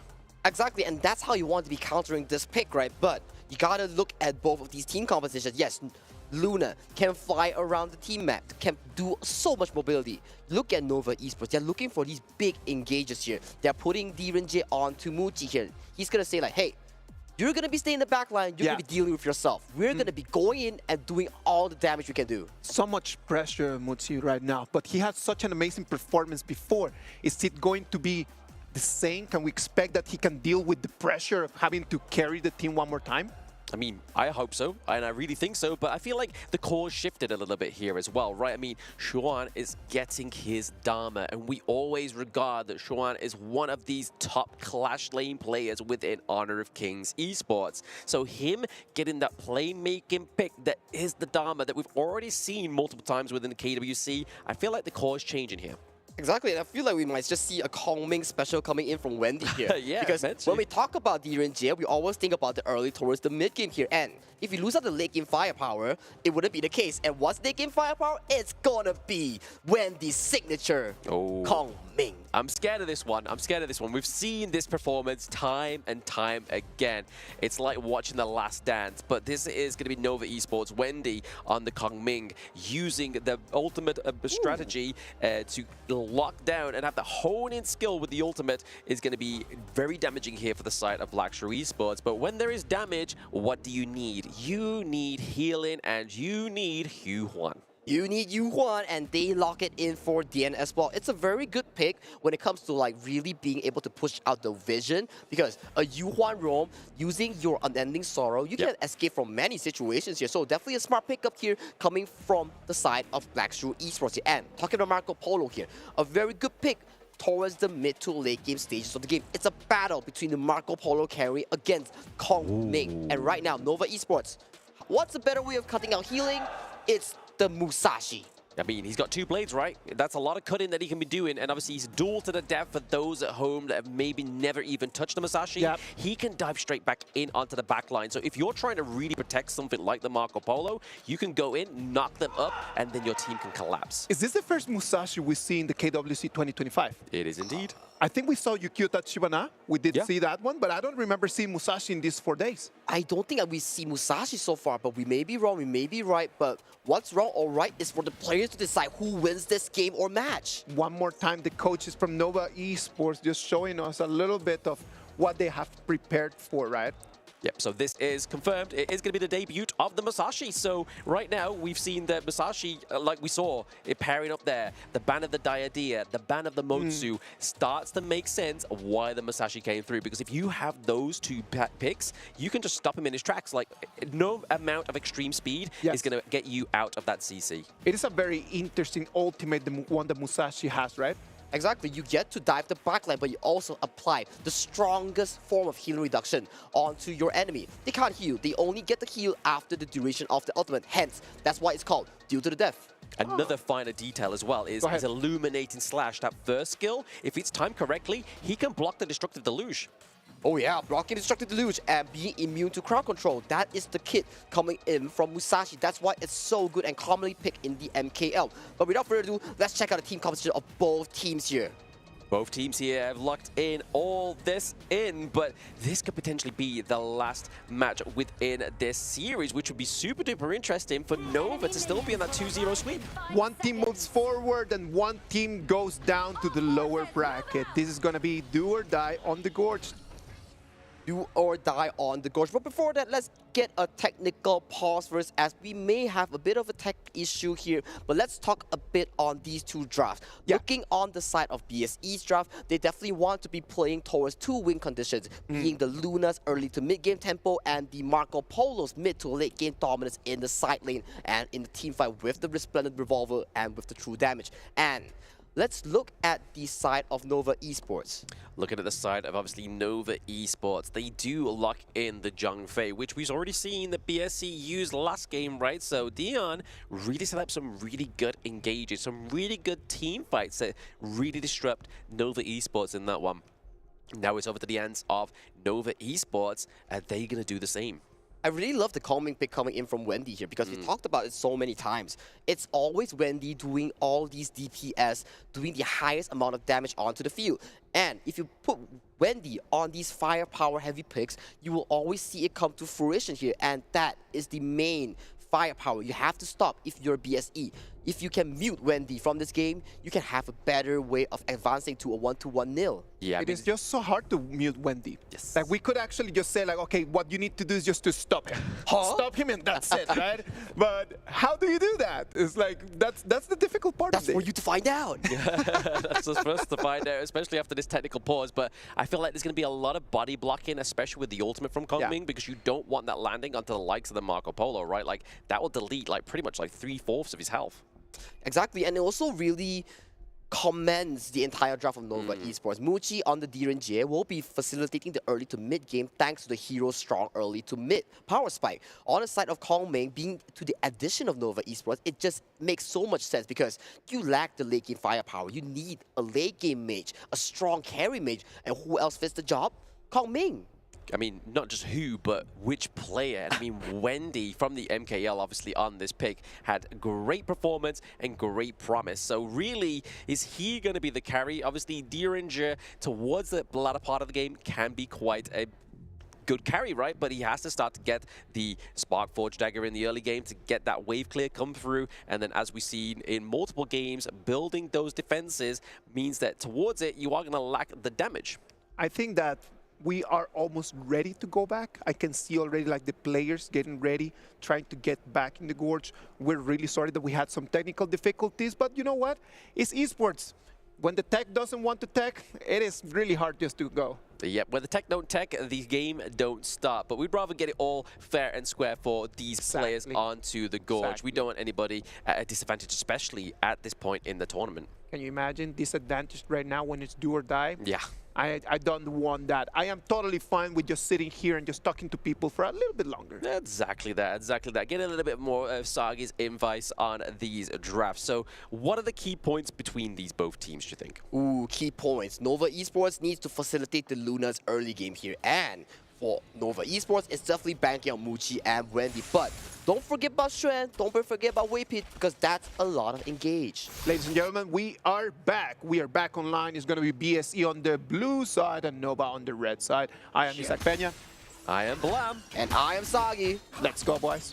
Let's go. This could be the last game within this series, but do we really want it to be? No, we do not. And neither does Schwan want this TV1 to be a takedown here. Both going into the turret. Could be the takedown here for Nova. So first blood going over to BSE once again. Ooh, beautiful stuff here coming in from Blam. Really making sure that their game plan paid off. And look at that right now. They're advancing towards the middle of the lane to cut off Shrew. This looks like the first game again. BSE coming in and just dealing damage extremely early.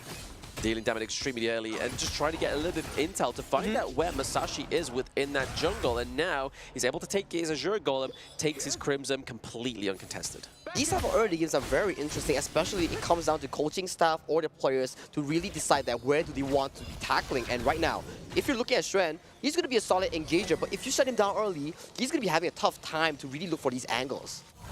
Yeah. You know what? Talking about angles, talking about beautiful things, those skins right over there, I like.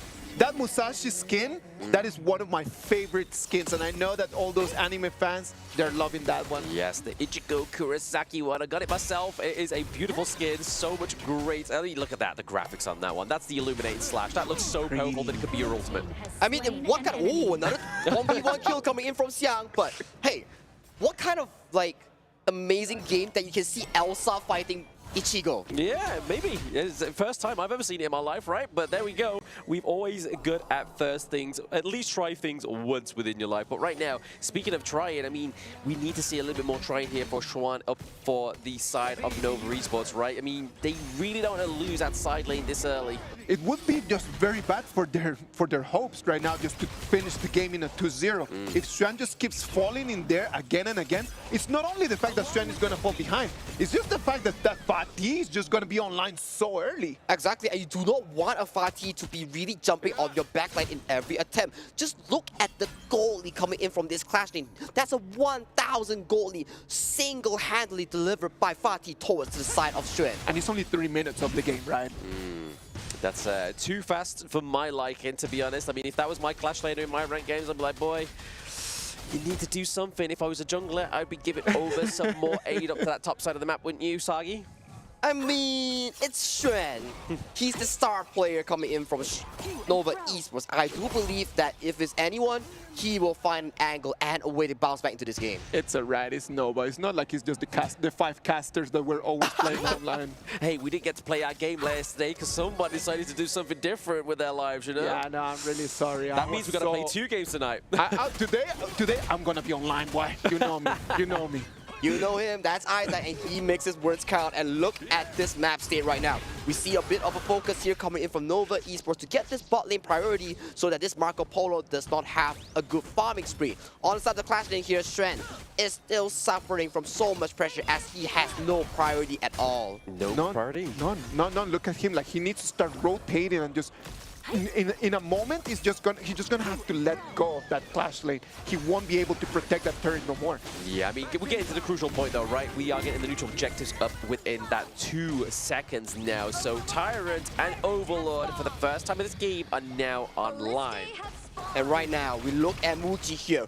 Thanks to the Sparks Watch dagger being picked up by JR, that's a lot of damage being poked onto Muji's face. But looking at no BSE, they seem to be not wanting to contest this Tyrant at all. Nobody's going to take that one, but look at that. It's going to be DN trying to keep an eye on that just to see the Tyrant fall and go to the side of Nova Esports. Going to the side of Nova Esports is definitely going to benefit the likes of Wendy and Muji, right? That damage coming through a lot earlier, being amplified for the coming, and the D-Ranger is crazy. Looking to try and get those stacks onto Dian is what Wendy is trying to do here, but ultimately they forced him away to get this T1 down to the bottom side of the map. And that's the importance of actually having to force the Marco Polo out of the lane. If you give him such a good early to mid game, he's going to be a monster towards the mid game here, and that is a good decision coming in from the Nova bunch. But right now, goalie is equally tight for both teams here. It might be a 2v2 right over there. Luna's going to jump in. Oh, CY just committed the duel to the death, but did not die. But it's still time because Xuan is left to the dogs, and that's a 3v1 takedown there. BSC getting that 3rd kill on the board. It's gonna be horrible to be Xuan right now. His screen is going black every single minute. What is going on? What is going on? BSE is capitalizing for the fact that Xiang has been winning his lane.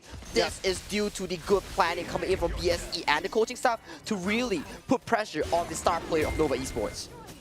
Gotta put pressure onto that core players, right? I mean, you can't let them just shine within these best of 3s when so much is on the line and when it is Xuan on that Dharma. But we do see the pay respects down to the bot side of the map as well, obviously trading those T1s across the gorge for now. Right at this moment in time, it's only a few 100 gold difference. is only a few hundred gold because there are still a lot of gold being funneled towards Wendy. And we talked about this. Wendy's late game is what to be feared about Nova Esports. And Shrew, he just has to find that one perfect engage. He's going to force that ulti out from Waypit. That is going to be very painful for them. Look at that. Chuan gets the Truth Mantra onto the side of BSE, and there it is, the pain goes down. And that's the proper engage we're talking about. You can't beat 0-3, you can't beat 0-5. But once you find that, you nail it. And once again, Wendy might be caught out. Yes, direct consequences of that action. They get the Azure Golem, and they're looking to get a little bit more. Musan King is like, hey, I don't need my blue. I'm going to take down Wendy. I'm going to take down 2. But same time, that is a 3-1 trade. CY right now is standing up in business and taking that double kill for him. It's going to be amazing right now for Nova. He goes in for more. Musa King wipes down Chuan. It's like paying them back, takes down CY as well. Musa King with a triple kill. He did not miss a single new moon until the end of the fight, securing amazing team fight, a triple kill win for BSE. You thought that your double was cool? My triple is cooler. We can say 3's always bigger than 2, right? So he was definitely looking to prioritize that push there within those team fights, but a really good team fight there from BSE, putting them back in the stride within this best of 3. We're gonna have a look at that replay once again. And just look at this. New Moon onto Waypit, gap close, killing Wendy, making sure that he always has a stack onto the members of Nova Esports. Up to the very end, he always adds his ultimate. Up to this point, okay, look, JR, Musa King, cornering in a 2v4, getting that double kill. Waypit wants to shield CY, but immediately gets punished by the spell 1 of Luna. Beautiful.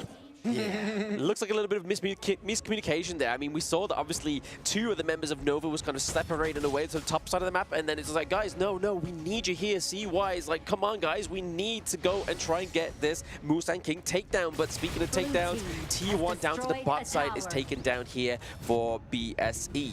As we move back into the game, it's 8 minutes right now. It's going to be a little bit of an advantage for BSE, right? And not only an advantage in goal, I would say in the morale, because Nova thought that they had a good fight in there, and BSE completely shut the door in their faces. But it's still only a 2,000 goalie here right now, Isaac. We still have such a long game to go because 8 minutes 30 seconds, second Tyrant has spawned. The fight seems to be formulating around this Crimson Golem that's about to be spawned in the upcoming 3 seconds. Yeah, you don't want to be losing that T2 just yet if you are Nova Esports, because that's going to put a lot of pressure on, but they want to make sure they do secure that Crimson Golem. It goes over to Muchi as well, so going into the right place, and they're able to secure it. Moving down to the mid lane, look at that. The bangers are going to come in. They're going to put a little bit of pressure, but that's going to give advantage just for BSE to take on that Tyrant. They know that they can rush the Tyrant, and they might go for the Shrew Golem as well. We have seen this situation before when last game BSE was immensely ahead in the early game here, but look, Wendy, 2 items in, slowly working towards his 3rd item here. He will be a firepower that, Shrew goes in but misses the engage. Ooh, he gets the untargetable, which is going to be, nicely timed there by Waypit. He waits, his patience is a virtue, and it comes through with some clarity. Shrew might have missed that one, but there was Waypit to say that there is a team behind Shrew. If Shrew is not in the moment, Waypit can come in to save him. But that's a big cooldown here. 20 seconds on the clock. You do not have the flash coming in from the Dharma. Where is your backline assist? None. Waypit also does not have the ultimate at all. This situation looks so good for Shrew Esport. Very, very costly as we're going to make it to the 10-minute mark. And the Dark Tyrant and Dark Overlord are going to become online. Yeah, it's pretty scary here. We're getting a bit of a 1v1 down to the bot side, just trying to keep that minion wave procured there and there for the side of BSE. But right now, a bit of a push into the top side of the map as well. Fatih and Dharma. Fatih knows that Dharma has nothing on him today, Sagi. Exactly, and as long as Shrew does not get to go into this team fight, the Fatih will always be much stronger. And look at this, Nova starts off the Tyrant here. Waypit still does not have the ultimate here. BSE still looks to push in. Musa King jumps in. Musa King does jump in, but it is going to be CY that gets the claim here. The duel to the death, onto Musa King is going to be the disruptor that they needed. That is it. The battle strategy coming through as well from Wendy, connects and does a lot of damage, opening up that T1. And Shrew, he found the perfect Truth Mantra onto 2 core members, taking out Musa King and Tien. Wow, CY wins the Smite War against Musang King. And that was without the flash, right? That was completely only on movement and pure skill. And once again, ladies and gentlemen, this situation, we've seen it. Early game goes to BSE Nova. Thanks to their ability to capitalize on these team fights, comes out once again on top. And the timing is just perfect, right? Like CY comes in, takes the Dark Tyrant, and then they go into the fight. Break that down for us. And look at this. Okay, CY steals the Tyrant first, and look at Shrew's position immediately. Positions to get two-man knockout, sealing the deal. But if you look at BSE's position, they weren't ready at all. No, not ready at all. But what is ready is the flash. What is ready is the ultimate here for Shrew. But it is going to be JR face checking with a splendid revolver. Nova is trying to bait to the side of BSE here with a potential Shadow Overlord. Look at Wendy's damage, and JR is already half. They can't contest this. This is the late game insurance here, and they have to back off from any sort of attempt that they want to contest this. Yeah, Wave Pit there, using the Unbridled Outburst could be a little bit detrimental here for the side of Nova Esports going into this next team fight. I mean, he maybe used it as a bit of a phase check, seeing if he could check that Musang King was in that brush to the mid. Exactly, but still, he is now going on to the jungle camp, making sure that he stacks it before the Overlord marches towards the bottom side of Shrew Esport. And marching right now is going to be Nova taking that tier 2 turret. Right now they want to put some pressure on the high ground. Is it going to be contested? Dien comes in just to kind of like face check a little bit. Drihon wants to clean the wave, and the wave is going to be cleaned away. Clearing the wave there and putting a bit of pressure onto the backline. It's going to be Wendy with his ultimate, but there it is, the splendid revolver, the Fever Barrage, doing a lot of damage onto Nova Esports. Siyoung getting the double kill. JR comes out huge, pairing the Purify, and the Winter's Approach immediately secures 2 kills. The core carries of Nova Esports, Wendy and Muji, goes down during the siege. It is clutch performance after clutch performance. A 2v1 right over here, forcing Musang King to go back as he came in to try to check on the red. Try to go for the red, try to get a little bit more of the resources away from the side of Nova Esports. Because when you're building attack damage Musashi, you want more damage from that Crimson. Look at that, beautiful. As you mentioned, Black, if you do not have the Unbridled Outburst coming in from Wave Pit, that was immediately punished from the side of JR on this Marco Polo. Yes, again, BSE just playing to the facts and their intel that they have onto the side of Nova Esports, paying back that takedown into the mid lane, they get the T1. This game is just going from red to blue, from blue to red. It could be for anyone. Whoever that makes the mistake is going to pay it with the defeat. And that's the beauty of strong teams here. It's never a one-sided game. There are always multiple angles for these teams to come back, to formulate the team fight. And this is really good Honor of Kings that we're looking at. This is top tier Honor of Kings that we are looking at as well. But I mean, we have to give a bit of respect here, obviously, to the British Charge here onto the Marco Polo. For those at home, once you go in, this is going to set up such splendor for your Fever Barrage as well. You get to stun those within the circle and make them, render them useless. It is a must-have item for Marco Polo over here in the mid and late game. We can see everyone just moving around. Musang King trying to find the angle from behind, and look at that, Lamb.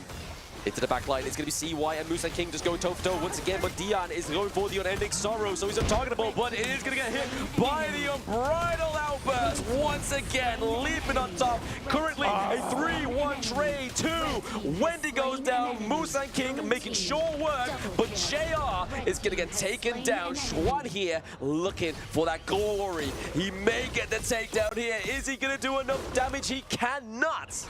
And now Shrew managed to stop Musang King from recalling. Look at the mid lane wave. It's going towards the base of Shrew Esport. This might be the end of the game. Musang King is going to be the last hope, but no. The minions are coming in. Moons and Wave Pit want to put the Look at Musang King. He's trying his best. He's trying to get his speedy boots on, but the minions aren't there. It's Muchi and Wave Pit. Is it going to be enough? Oh, he's able to clear out the minions.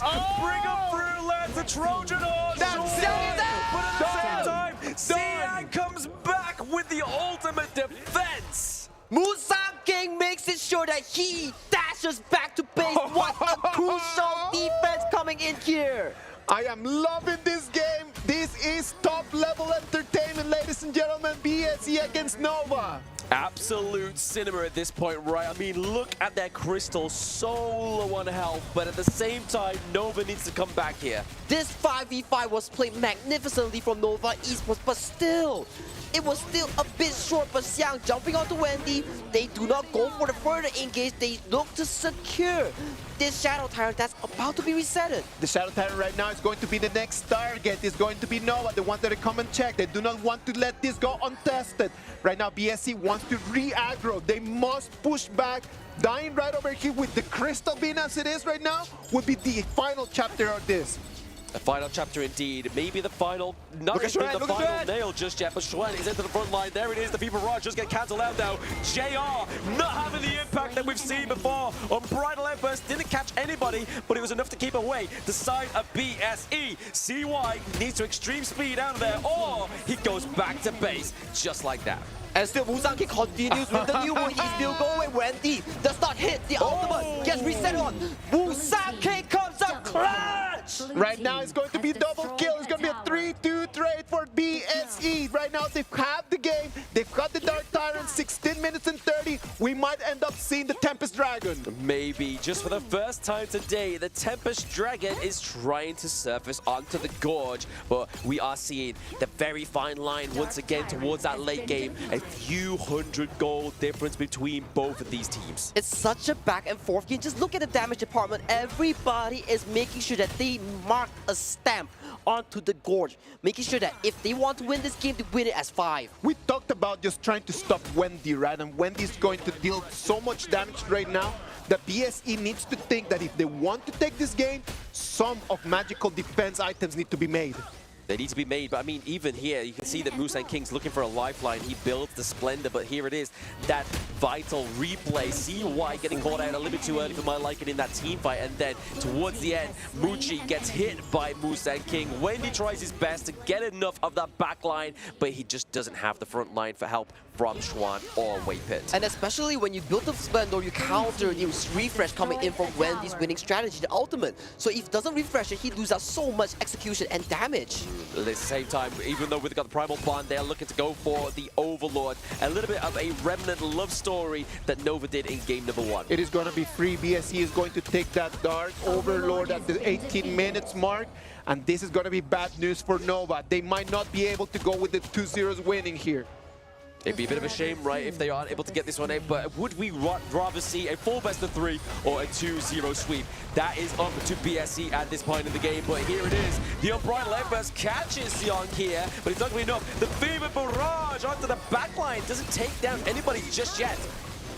The fight goes on, but still Xiang looks for the engage. Musang King has the Sage Sanctuary, but does not expend it. Only JR expends the Sage Sanctuary coming in from Shrew Esport. A siege attempt is being mitigated. They tried to go over there for the push. It was unsuccessful. Right now, they need to go back. And sadly for them, those Vanguards are not going to have the effect that they wanted.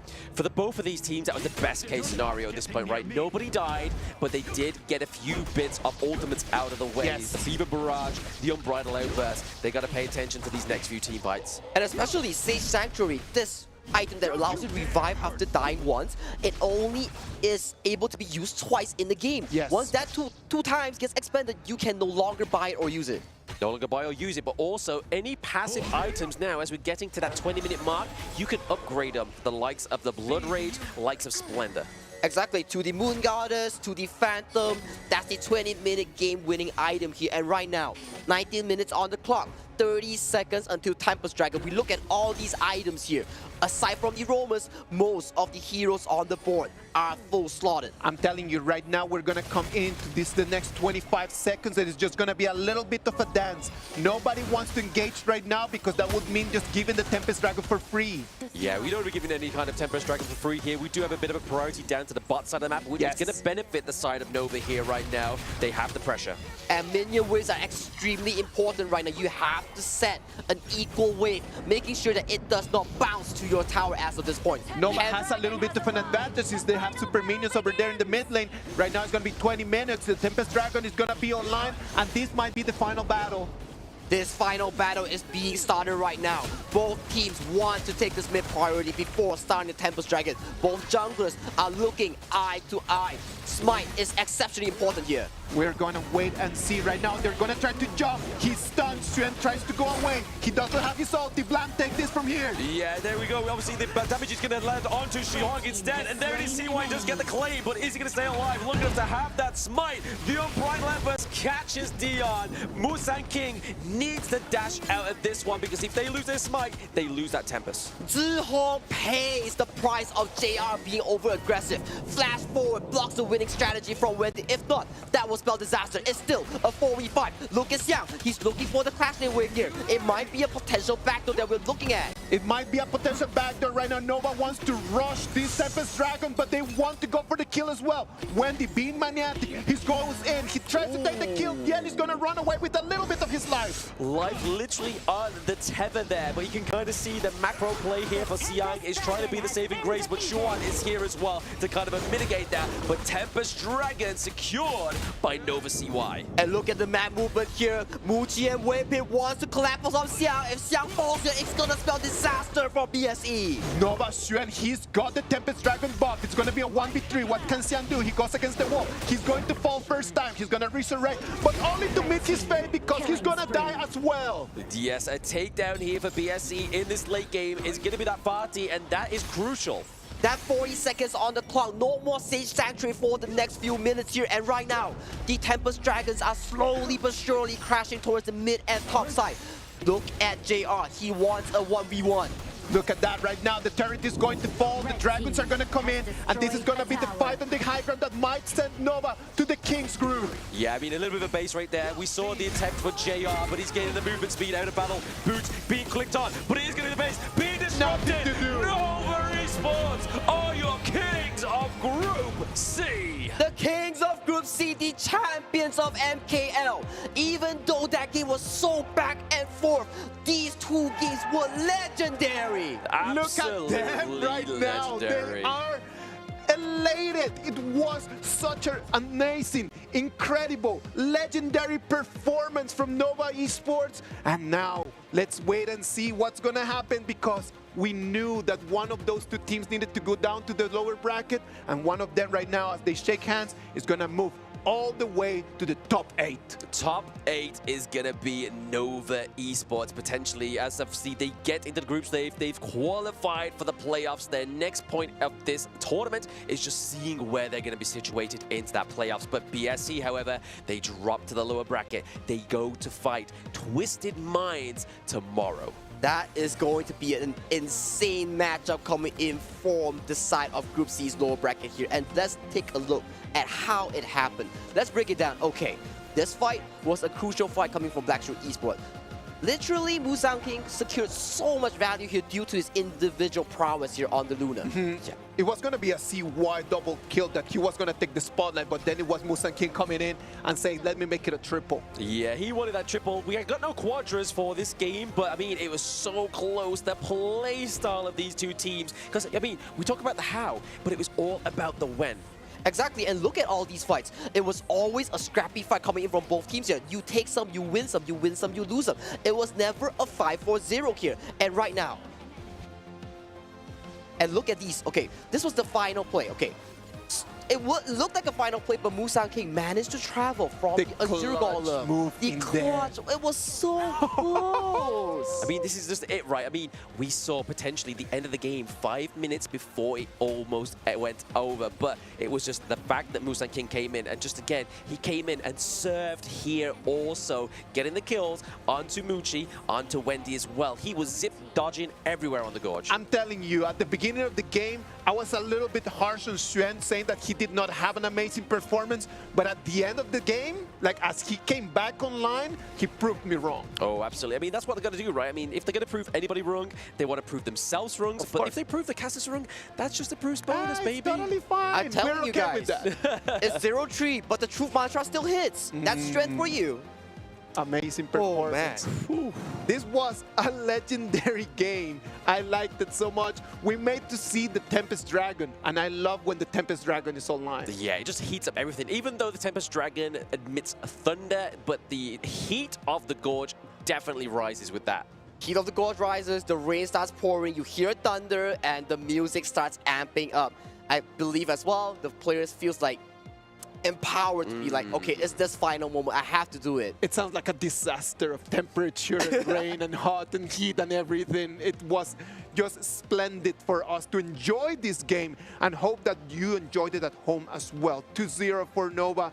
They're going to move forward to the top 8 for BSE. It's not going to be the end of the road. They still have an opportunity to go and fight against Twisted Minds. Let's analyze a little bit the data of the game because we can understand a lot more of it through the numbers. We can start finding out in there who was the right person in there. Wendy, we knew that Wendy was going to be gigantic and critical for Nova to make it through. Exactly. This stems from Nova's capability of drafting around Wendy here. Locking in that Kong Ming, make sure that Muchi on this D-Ranger is not the sole damage dealer. 40% on this Nova Wendy, on the Kong Ming. That is insane coverage in terms of DPS. Absolutely insane coverage overall, to be honest. I mean, the damage output from all these heroes. I mean, we wouldn't have got this far within a team fight if we only were riding on one carry. And that's the beauty of this team composition. Nova can always rely on Wendy here. And look at the 22-minute scoreboard here. 15-14. Look at Shrew. He started off 0-3. He ended the game 3-4-9, only dying once, aside from that one mistake in the early game. He was involved in almost every fight. I mean, look at this, the preparation for Musang King's Luna, right? Succubus Cloak, 4 out of 5 onto the side of Nova. That's just how much they feared Musang King in this one. They're just like, oh, we need some magic resistance. We need some magic shielding from that item. You know, and the one thing in here that we need to understand as well is just the fact that as you come in and you buy that Succubus Cloak, it means that you're just losing a damage item. And a lot of these players, they needed that damage. They needed really just to have that in there. Wow. Analyzing all the game, looking it there with you over here among us, we came up with who else could be the MVP of this game more than CY on that Musashi. CY carried the team in the right moments, in the moments that he needed to jump, he jumped. In the moment that he needed to deal damage, he dealt it. He was consistently winning Smite Wars against Musang King. Yeah. In this game, he secured Tyrant. In this game, he secured the Tempest Dragon. This map was on fire, and he was always looking for these backline engages. I mean, with back-to-back MVPs, could we say it's Supernova CY? Supernova? Yeah. For those K-pop fans out there, you know. I'm showing my culture here, but I think we need to be elsewhere as well. I love it. All right, let's move on to the interview. Mara got Swan over there. What about if we pay attention to what he has to say? Here we are with Xuan. Congratulations, you are super amazing. Now, there was a moment in the last game where you were at your opponent's base right on the crystal.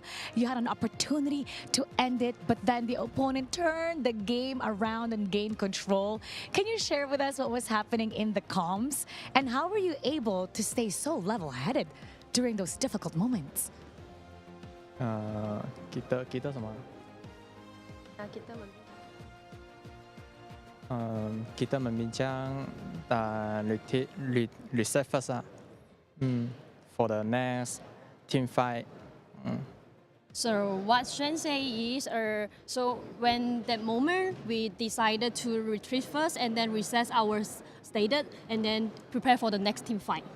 Was it loud in the comms? Was there somebody that was taking the lead during that time? Let us know what's going through your headset.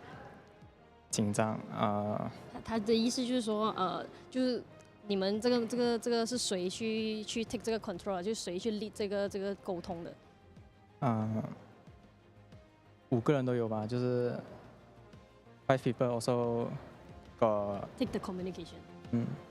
Very well communicated. Yes. Now, you defeated Black Shrew Esports. They're going down the lower bracket. This is your fellow Malaysian team. What do you have to say to them? A message for them as they continue in the lower bracket, so perhaps you may once again see each other in the playoffs. Good luck. Good luck. Yeah. Malaysia team 就是希望 Malaysia team 可以一起进 Malaysia boleh.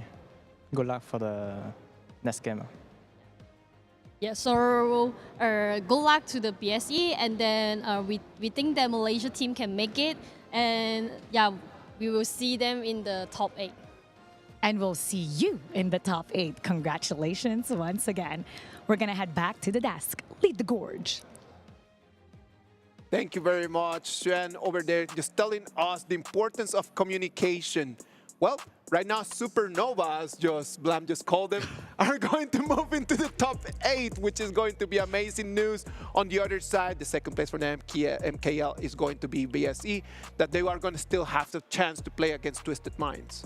Well, that will be a very, very interesting matchup. As we mentioned before, Group C is crowned as the Group of Death. You have multiple champions in this group. You also have BSE that has multiple championship titles here, especially KMW's first seed coming in to fight BSE. That's going to be a heated matchup.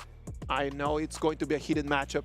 Sagi, Blam, thank you very much for being with us. We're going to move forward into Game 3. I'm going to go and try to find Holler and Kindofu for them to come and get to work. But what about if you give me 2 minutes just to go and get them, and then we'll be back.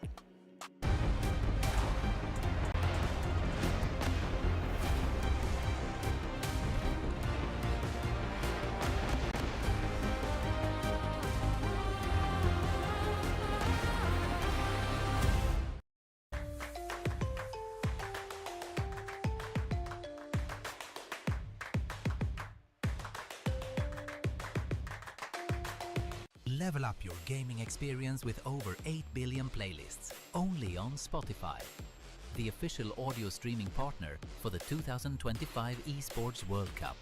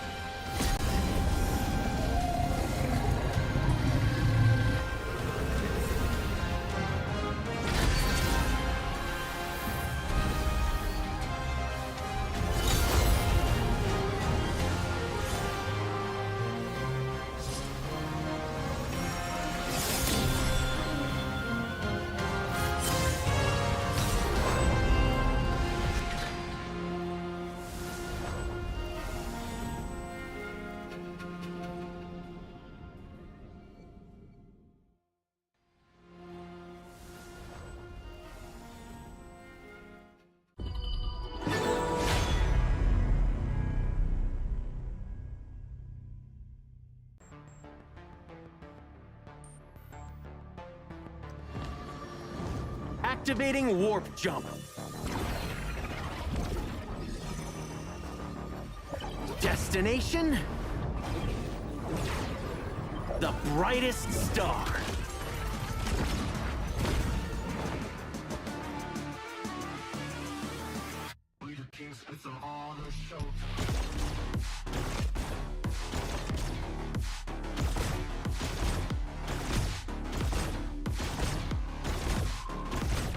Pulse gun charged. Scope calibrated. It's a quantum party. Ignite the stars. Into the nebula. Cosmic shifts. Supernova pulse. Woo! Right in the core.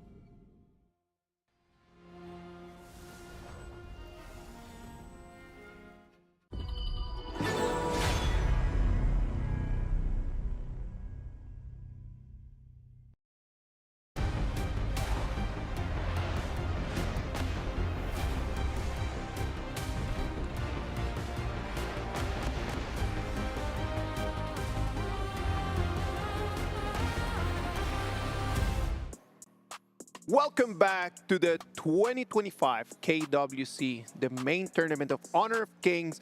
We're going to have our Game 3, Alpha Gaming against OG Esports. Ladies and gentlemen, what about if we put our hands together and we welcome Holler, Quintolfo. How are we doing? Feeling great. I'm feeling great. I'm excited. Obviously, we had some bangers of a series. The last one just now, and then now we're going into the next one, which is, of course, going to be APG versus OG. Yeah, high intensity in that previous series, and I think this one might be the same as well. I think at this point, we need to take a look at, okay, look, end of the day, we're born with two fears, right? Which is loud noises and the fear of falling. Every other fear is learned, and I feel like APG shouldn't fear OG today. I hope so. I hope that there's going to be no fear in here. We learned a lot from the previous two games, right? Like, what do you think that the OG Esports or the Alpha Gaming players could have learned from just watching the games today?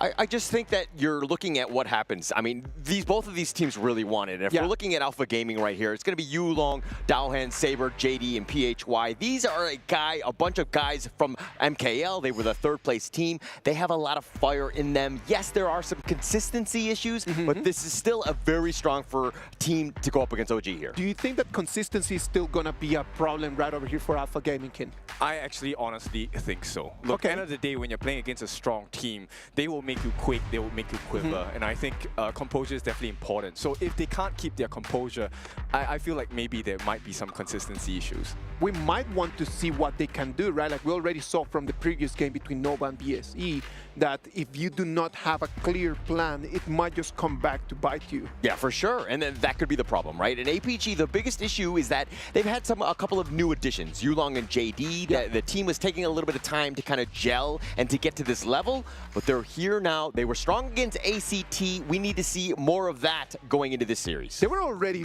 strong against ACT, but we need to be very clear.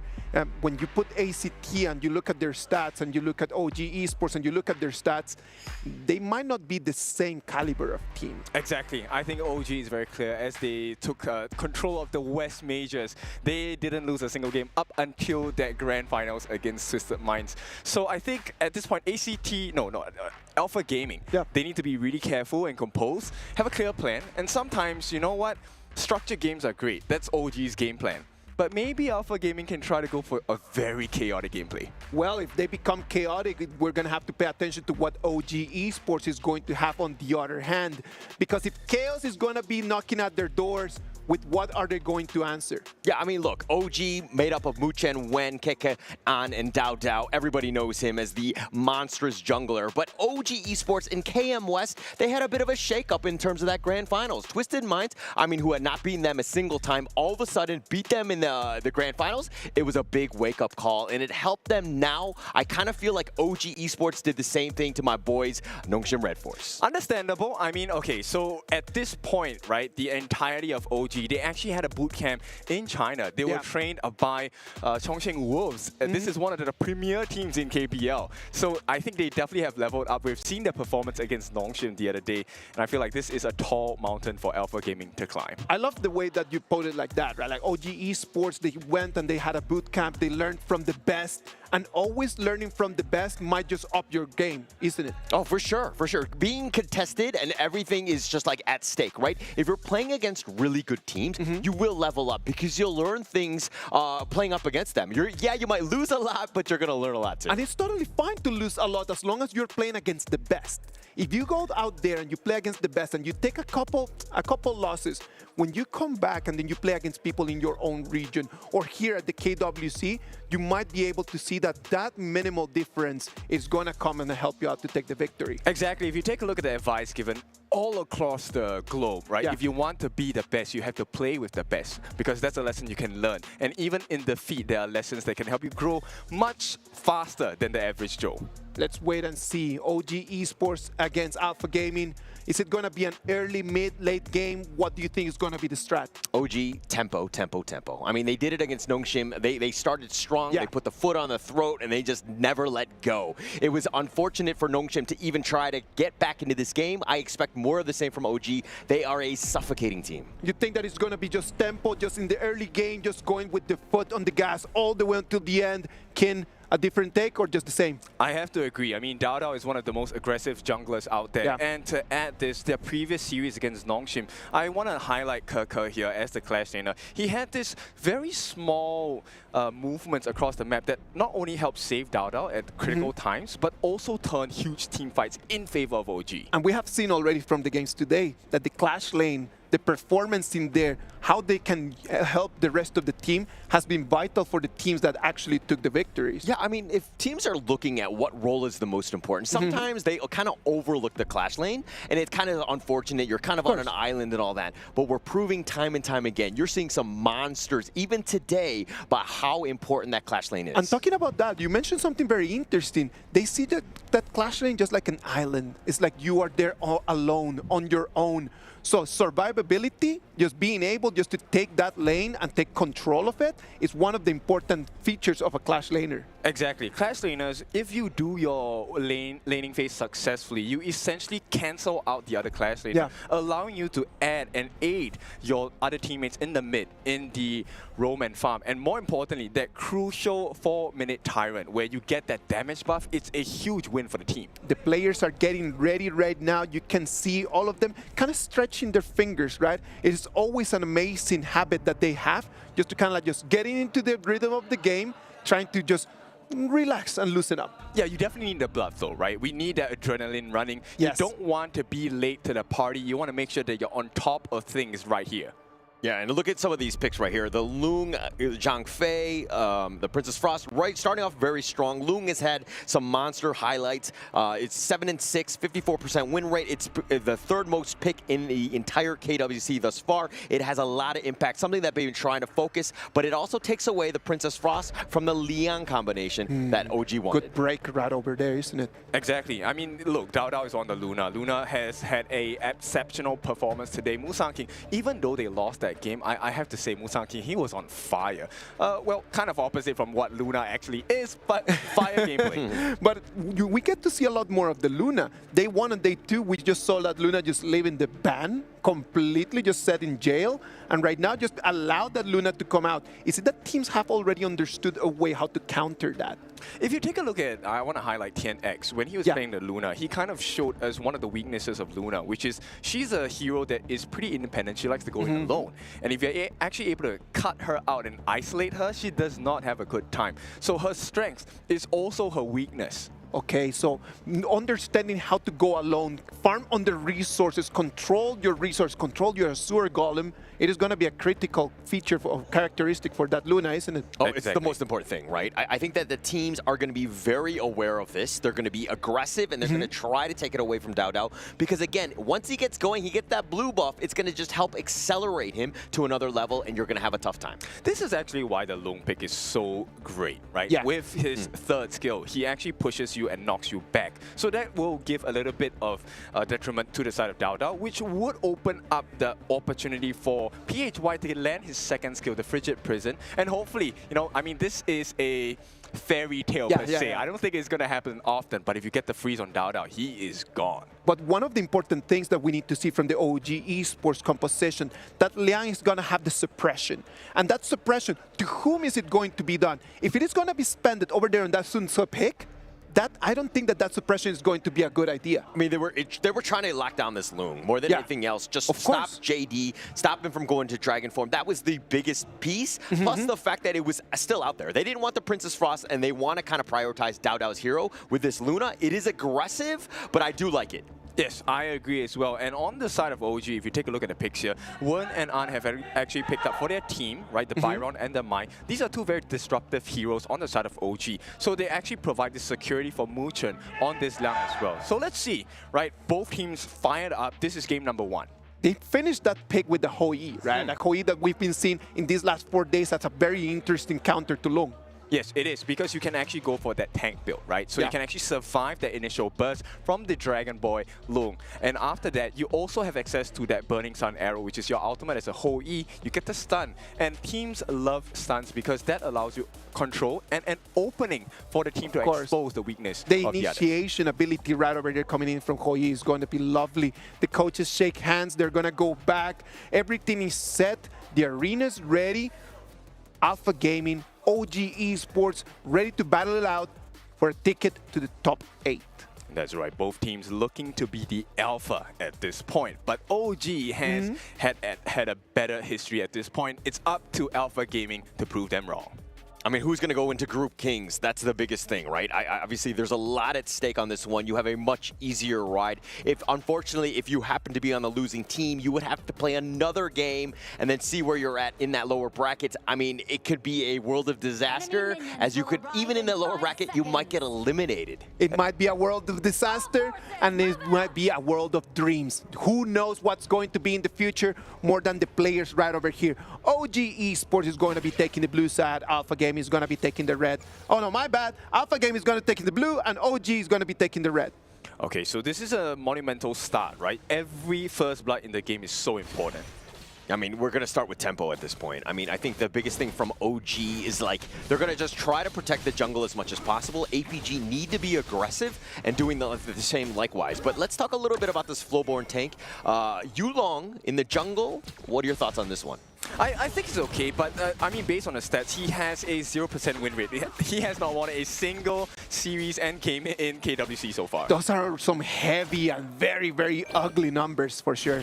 Yeah, I mean, teams just haven't really been able to find it out too, you know, they haven't been able to solve it, but throwing it in the jungle, an interesting play here, but more to keep the team alive. I mean, you have a lot of survivability. The Zhang Fei is one of those, and then you have the counter initiation with the Sun Tzu from Dao Hen. So you have the potential ways of just blocking it up because they're going to be aggressive and on top of you, and if you stun them, you're going to be able to take down OG. It is going to be important just to understand when Alpha Gaming wants to start fighting, right? The way that they're going to spend those initiations is going to be important, right? Like they want to take Muchen's Liang's ultimate out and they want to put it in one of the tanks. I mean, that's the idea, but if you're looking at the OG lineup, you know that Wen is going to be high flying, starting things off, is going to have that vision and can dash out whenever he wants. Plus then you have Dao Dao who could go in a moment's notice. Yep, it is close. Not going to count just yet. Dao Dao putting a little bit of pressure. And with the bolt support coming in from Dao Hen, this is an interesting start, right? Actually, I'm quite curious because OG actually have left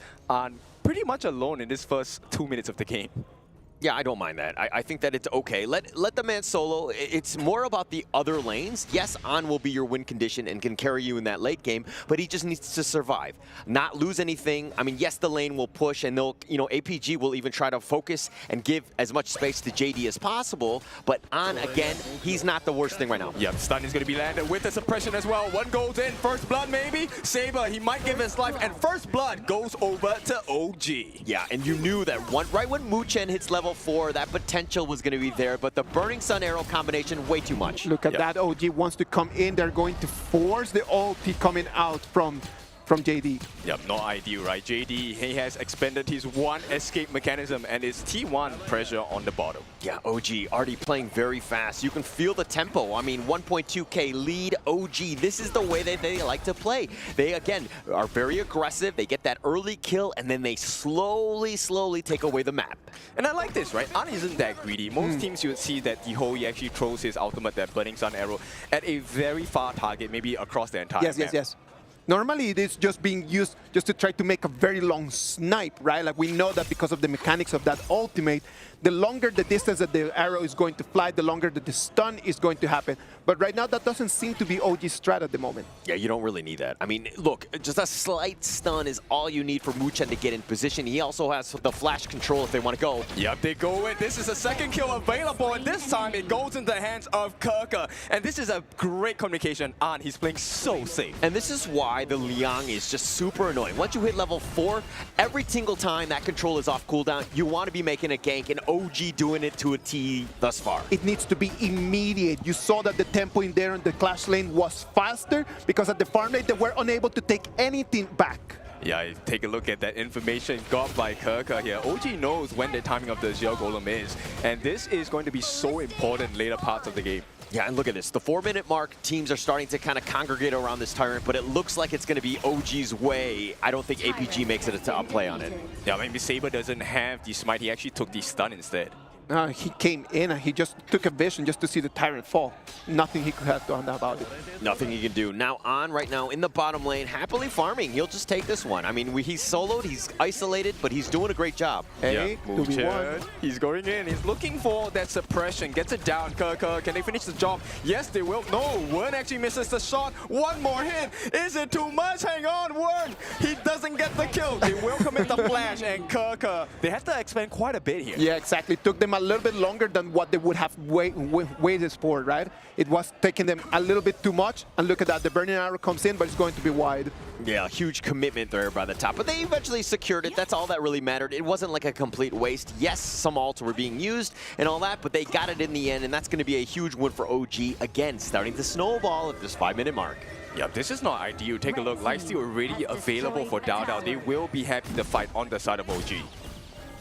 And look at this, back in there, look at the impact that you're seeing from Wen. He's 0-0-3, yeah, he's not getting in the kills, but his impact from all of the different rotations. They've gotten ganks, and he's gotten 3 assists to his name. What more can you ask for this Mai? Yeah, it's nothing much, right? At this point, there's so much value that this Mai brings at this point. And DAO free farming, hang on, they get the suppression as well. Not going to get the kill, it's really more of a deterrence, more of that. But look at that, the farmman is going to be a 2v1. It's going to be JD, the one that's going to be forced to use his ult to get out of there. Yeah, JD has to use the infinite fastness. That's a feels bad, man, as he just got gone on. DAO just like focusing it down. He had the potential burst, and JD really no answers at this stage. Crystal clear waters for the side of OG. This is so clean. They're going to try. Saber actually hits onto KAGENDRA, but that boat is coming. Yeah, that boat is potentially coming, but the top lane is pushing. That's the biggest thing. Again, creating a little bit of space. Yeah, you're kind of like fighting in the mid lane, but the top lane will be pushing, and now OG need to respond. OG has already a 2,000 gold advantage. When is going to have to be pushed back. They got right now control of the game, but I don't see that APG might be a little bit too crazy about taking it back. They can't. They can't risk it at this point. Augur's Word, that purple wand onto Luna, it's a tank item, right? So it's already something so hard to deal with against DAO. And one more item, Doomsday. That's going to be an important marker for An. Yeah, and look at this. I mean, look at how scared APG are. They normally would be a lot more aggressive in the enemy jungle. Oh, but that arrow just barely missing. Yeah, that was a hard attack for them. KAGENDRA catches eyes onto 4 different members. They want to force this T2. And Unbridled Alpha is going to be knocked back at this point by KAGENDRA. Gets the flash as well. Can they get the kill? They're going in. OG, this is their time. They get the kill. 2 members down. Saber and Daohan no longer here. PHY tries to delay the inevitable. DAO says no risk to be taken. OG, take the lead. OG right now looking gigantic, a 2-0 trade, and right now they have complete control of the map. They're going to take the turrets, they're going to take the blue, they will put their hands on anything they want. Yeah, I mean, DAO, like, we're making some serious plays. Right when that Umbrella Alphas have been used, I mean, they still burn down Saber, and they focus him down. And DAO was actually looking to dive the T3 base when they didn't even take the T1. Calm down, DAO. I also want to highlight, I think Wen has done superbly well on this Mai. He's actually assisting the team to get the knockups as well.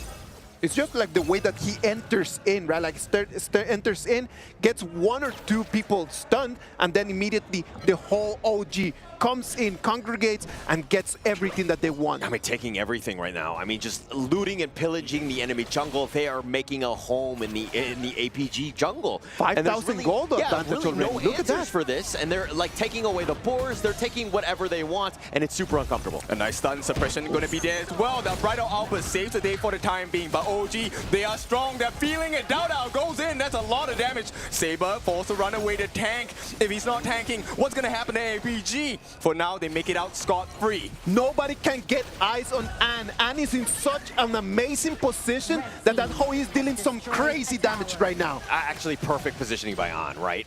Like, if he gets gone on, that's a problem. But he's just like ensures that the rest of his team are in front of him, so he's always being body blocked, and then he's letting those arrows fly. He's doing some serious damage right now. Yeah, I really love his positioning. And at this point, Yulong, he chooses to go in, but the suppression is available. They get it down as well. Where's the backup damage? Both gonna stop them for the time being. But KAGENDRA, he's so tanky. They're throwing the Kachosans as well. KAGENDRA wants to force for more. The backup comes in. He flashes in for PHY, stops and An destroys the tower. DAO, what a nice catch. They will not overcome. overcommit. One joins the fun as well. Will give his life. APG, they survive, but they barely hang on. It is nothing that they can do. In the moment that OG starts taking the fight, there is no opening to try to find the back lane. But look at that one more time. Yep, the Shrew comes in, the boat comes in as well. They managed to catch out Dao. The burst just a little bit shy. Look, OG went all in on this one. They were trying to make a play. They were trying to get the catch, but almost everyone from APG was wounded, and they did fight on this in that little bit of a skirmish, but they all survived. They made Wen pay for their troubles, and APG, in a way, definitely with that kill, helped them out. It did relieve some pressure, but at the end of the day, it's a 6,000 goal lead, boys. It's gotta be something that APG needs to start thinking about. They cannot let that snowball keep going. The suppression comes in one more time, the fight goes. And the damage is laid on as well. On is free hitting, but the freeze! It comes in down. Will he make it out? Kaka support comes in, and OG, they're doing so much damage. PHY, the first one to fall. Nobody has fallen yet on the side of OG. Kaka, a killing spree as Saber and Dowhan. They have to run for their life, but where can you run when OG is on fire? There is nothing that Dowhan can do. He's gonna try to go and try to run away for his life. Dowhan's gonna find, he's gonna take the kill, and the minions are coming in for both the mid and the farm lane. Yeah, Dao, they're being fed there. I mean, they were just completely funneling it to him, making sure that they got it. What a great initiation. Arrow's gonna miss on this one. Yeah, it's nothing too big. They have access to the T3s. Keep it simple, boys. Just like that, they take one, they take a second one, they decide to go back, target acquired. Target acquired. I mean, taking them all down. I mean, you pick a single one. And I mean, in that last big team fight, I saw Muchen go in onto Yulong. Yes, they had the control, and he's very tanky, and he did survive that one. But it looked like APG were like, actually, we want to fight this one, and that was kind of their downfall. Yeah, everyone's shouting. This in here is just such an energetic game. Like, you can hear it from the players at the back that they're just so loud. They want the energy. They have the game in their hands. This is just pumping in my heart. I mean, I'm not sure whether you can hear it. APG, the players are shouting for them to find an opening, but there isn't any. OG is just so clean. So clean, so together. I mean, they understand. Look at how far up they are. This is, like, he doesn't need a farm. He just needs to understand where, again, clearing the waves, and then push them back if he sees anybody, and he provide that space for the rest of the team, Dao and On especially, to get that farm. The stun comes in onto the tank. They will not be able to get the kill here, but it's all about the objectives. T3 under pressure. It is trying to take that T3. They want to take the turrets. They want super minions coming in from all the lanes. They're not going to be able to do that right now, and they're going to just rotate to the next target. Yeah. So, our new players, do you know why Wen was actually clearing that mid? It's because they want to synchronize all three waves, because you can't deal with all three lanes at the same time. Yeah, very smart. Very smart play. I mean, just understanding how they do it. But they didn't take the top T3, so that is still a bit of a hurdle they need to cross. But still, the Burning Sun Arrow misses yet again by On. Yep, they don't have to overcommit at this point. OG, the pressure is rising. It's just going to be a matter of time. Look at that. The next wave, they come in and they take the T3. And now super minions are going to come in from all different waves. Look at that.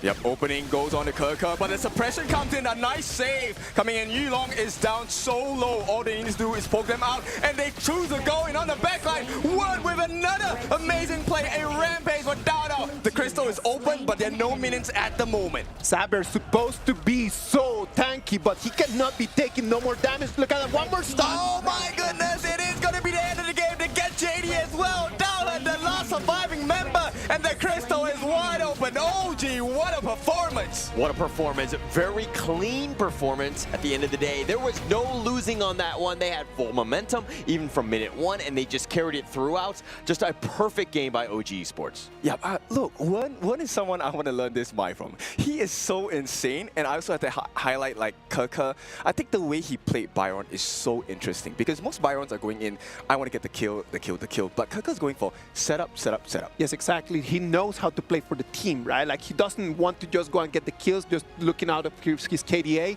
He just wants to go in there and then just be like, okay, what does the team need? Let me provide that. And I mean, look at this one. I mean, the only thing about OG is that they've really had no hardships in only 3 games at the KWC thus far, right? I mean, this is a huge confidence boost, but sometimes when you're later, you might lose a game, your confidence might be shaken up, and then the true test will happen. It is such an interesting point, Holler, because up until right now, games against Nongshim, they were not close, and this game right over here, completely just sailing and just kind of like gliding through. Actually, if you talk to a couple of coaches across the globe, they always say that, you know, winning all the time actually isn't that good of a thing because then your mistakes are not founded out. Of course, like it might be just that right now you are just kind of like gliding through the whole process, but then when it comes to bigger games, when you make it to that top 8, things might change a little bit. Yeah, and that's going to be the true test, right? And so sometimes, and you kind of saw this with Nongshim, right? In Season 3, they were taking every series to the distance. And so because of that, they learned so many different lessons, and they were getting stronger and stronger as the tournament was playing out. And I like this, right? You were talking about it. OG likes to go for pace. And boy, the pace of this game was super fast. They really just gotten that Ferrari, right? Like that Ferrari ride, 0 to 100, super quick, and they never slow down. Amazing performance. Yeah, and this Ferrari is fueled by the shouts of the OG squad. They are so vocal, and I love the energy that they bring. Exactly. Last year, Alpha 7 was like the loud house party. This year, OG joins that carriage as well. I think it's so fun. Do you think that that's going to become a trend, just like becoming very loud? The louder that you become, the more points that you get. I mean, it definitely helps them, especially within each other, right? Because they're like moving on, they're being aggressive. But the problem is that once we go to the main stage, and potentially assuming that they win this one, they make their way there. But with the crowd potentially being in there and things are kind of muffled, it's kind of hard to hear. Yes, you'll still be yelling, but not everybody's hearing it. So it's kind of like, it's a little bit of a different environment then. The energy is going to be completely different. Look at the numbers right over there.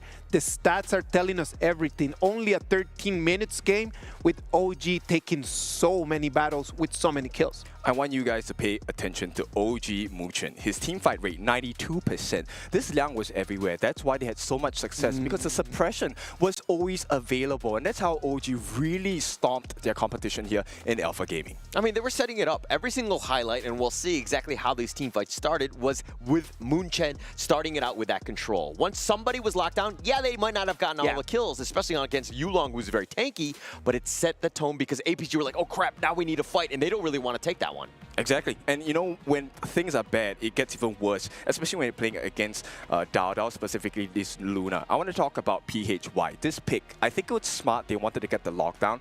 But when you can't land those frigid prisons, your second skill, then everything becomes immensely harder. It was really difficult. Yes, he only died twice. And I mean, we shouldn't be like, oh, he died so many times and he ruined the game. It wasn't like that at all. It was the fact that Dao on the Luna, then you had the Mai Wen, you had so much high-flying acrobatics in your face that it's very difficult to play against because you're very static. There's no place to run. Exactly. Like you want to run away, but as you turn left, there's just someone else just in front of your face. And it's focus for them, right? Because Keke, Dao, and Wen, the three heroes, they're so mobile, they're able to access the backlines. And what does this make available for OG? It means An and Muchen, as the Hoi and the Liang, they have so much space. If you take a look at the replay later, An was just standing still and shooting his arrow for free. Exactly. You cannot allow that. And that's the problem, that from the other side, from APG, they never found the solution to kind of try to flank around, try to find the back lane. It was no way that they could actually jump over that mountain. Yeah, no real chance. I mean, it was going to be a tough one. But again, we were kind of questioning just how much space and time does he need. He had plenty. He was doing the most damage on the team. He was finding, and just the initial push that he had with the rest of the team, just next level. We have been talking a lot about An and how his performance was amazing, but the MVP for this game is going to go for OG Esports Keke. Keke, this guy, 4-0-7. He provided so much more than just the setup for the team. He actually tanked quite a bit for the team's sake as well. And he was always this first offense is best defense mentality. He pushed them all the way, allowing Dao to pick his targets, get right into the heart of APG, and use his ultimate, sucked everyone in. I mean, he was like the perfect tank. He was attracting so much attention. Everybody would be like, oh crap, Keke's on top of me. Like, how are we going to deal with this guy? And then he had the Storm Strike, and he was going from hero to hero and just picking things up. But the biggest thing is the 0 deaths. I know you don't like KDA, kid, but it was really important for this one because he was so aggressive, and the fact that he didn't die, that speaks volumes, and this is why he was the MVP. This is one of the few days that, once again, I will agree with you. This KDA is absolutely beautiful. You know, the Byron, like, okay, I have tried Byron so many times, and I'm going to take personal lessons from Keke from now on. I'm telling you, everyone should go back and then just watch the replays of how Keke played on that Byron, because this was a master class that everyone at home should be taking notes. Sadly, that Byron is going to be unavailable for OG Esports, but it's going to be there for APG for grabs. Yeah, and I mean, look at this draft. This is, of course, the global ban pick. You're not able to pick that same hero again in the series. It's a best of 3. It's not the worst thing, and it mostly comes into play in best of 5s and beyond. But this one right now, if we're talking about meta, I'm not a huge fan of the Flowborn tank, as well as the Sun Tzu. The Sun Tzu is like, what, 1 in 5 in the KWC? It really hasn't had too much of an impact here. Exactly. Actually, this is something that I think we would definitely like to discuss. Flowborn tank here, 0% win rate still in KWC. Is OG going to take a risk and bring it up? No, I'm pretty sure they won't. I think APG was like, I like donuts. I'm going to go with the 0% everything. Huh? You know, I'm telling you something. I know that the coaches right now are analyzing what is going on with that Flowborn tank, because going on 0, it's actually very weird. It's very rare that you see on a completely new hero. It means that just we're not having the synergy with the pace. I agree. I mean, maybe it's just a new introduction because it hasn't been released for that long. So maybe not too much research has been done for this hero just yet. Yeah, I mean, look, I think the research, but it goes both ways, right? It's one of those things where if you continue to play it and you master it and you have that team synergy, you're going to have no issues. But to pull it out in game 1 in a best of 3 with like literally everything on the line, like these are so important every single game, that one is a bit of a risk for me. It's the KWC, man. It's 2025 KWC, the top level of our competition, of our game. You cannot come in and take this kind of risks. Well, technically you can. And this is one of the reasons why I love Alpha Gaming, right? Because, look, I have a decent risk-taking level. And I think, look, if the Flowborn tank works, number 1, you have a good result. Number 2, you'll be the first team in KWC to make it work. Bragging rights. Yes. I mean, look, nobody on their LinkedIn is like, oh yeah, I was the first team to win with Flowborn in this game in the KWC, right? There's no certificate that does that. No, but this is something you can't use money and buy. You can farm all the gold in the game. It doesn't give you that stat. Money does not buy everything, right? Yeah. Well, it might have bought them a victory if they got a little bit more gold. I'm just saying. True. I think maybe it's just a matter of gold, right? Not enough farming. I'm certain that everyone at home right now is having the same question as us, how to make that Flowborn pick work. If you have any good ideas, just send them to us. We want to hear what you guys are thinking. Yeah, put it in the comments, man. I mean, the biggest thing for me is that, like, if they had a more standard game where OG Esports aren't able to play with their speed and their pace in the beginning game, where, again, they were just being aggressive, right? I think that, again, if you had that time, Yulong would have flourished. I think we would have seen that, but it's more of a playstyle more than anything else. I agree. This is why I really like this first pick for Alpha Gaming, right? Instead of being fearful, like we mentioned before, you know what, we're so scared of being invaded, why not be the aggressor? Go and invade their jungle. So they're going to determine the pace of the game. I'm not going to let you dictate the pace. I am going to be the one with the script in the hand. Yeah, and we've seen this. Even OG, they picked it up themselves. The pay, that is, because, again, they like to play really fast. Let's see how they counter this sort of strategy. Are they going to go speed for speed, or if it's going to be more standardized? Exactly. So if you take a look at these stats here, Pei actually very strong early game. He's one of the heroes to pick if you want to have a early entrance into the opponent jungle, take some camps. And not only that, by taking the camp, you're also dwindling the farm and EXP of your opponent jungler. It said in there that survival was actually pretty low, right? But at the same time, Pei being so mobile, I would say that I would actually contest that survival stats.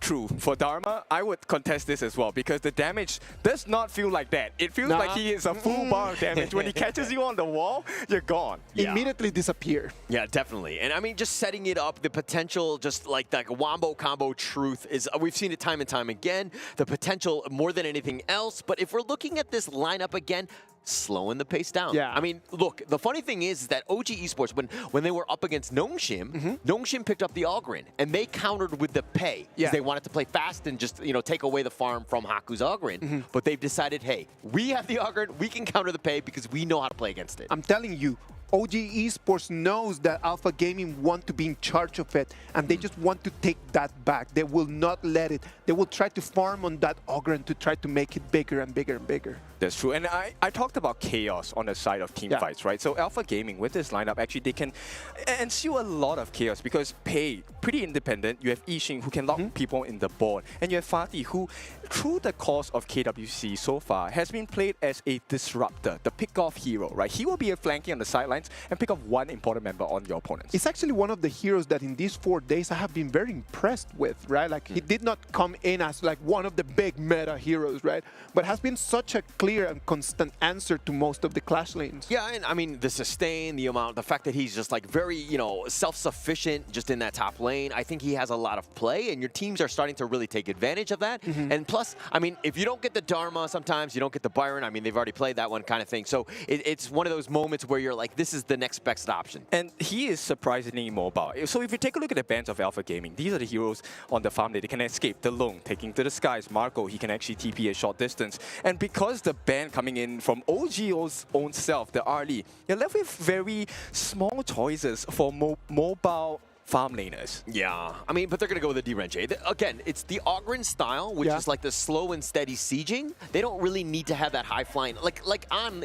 with the Hou Yi in the last game, right? He just has to work on his perfect positioning. He'll be fine. It's just a matter of just finding the right place just to deal damage and then do not mind about anything else. Correct. Okay, and this is also why I like this pick, the Channel. Actually, surprisingly long range in the farm lane matchup as well. And with the stuns and the heals coming out from Yuhuan, who is going to be piloted by Saber here, there is a good chance of winning that farm lane at the start of this laning phase. Can someone please help me to make sense of that last Lady Trend pick, please?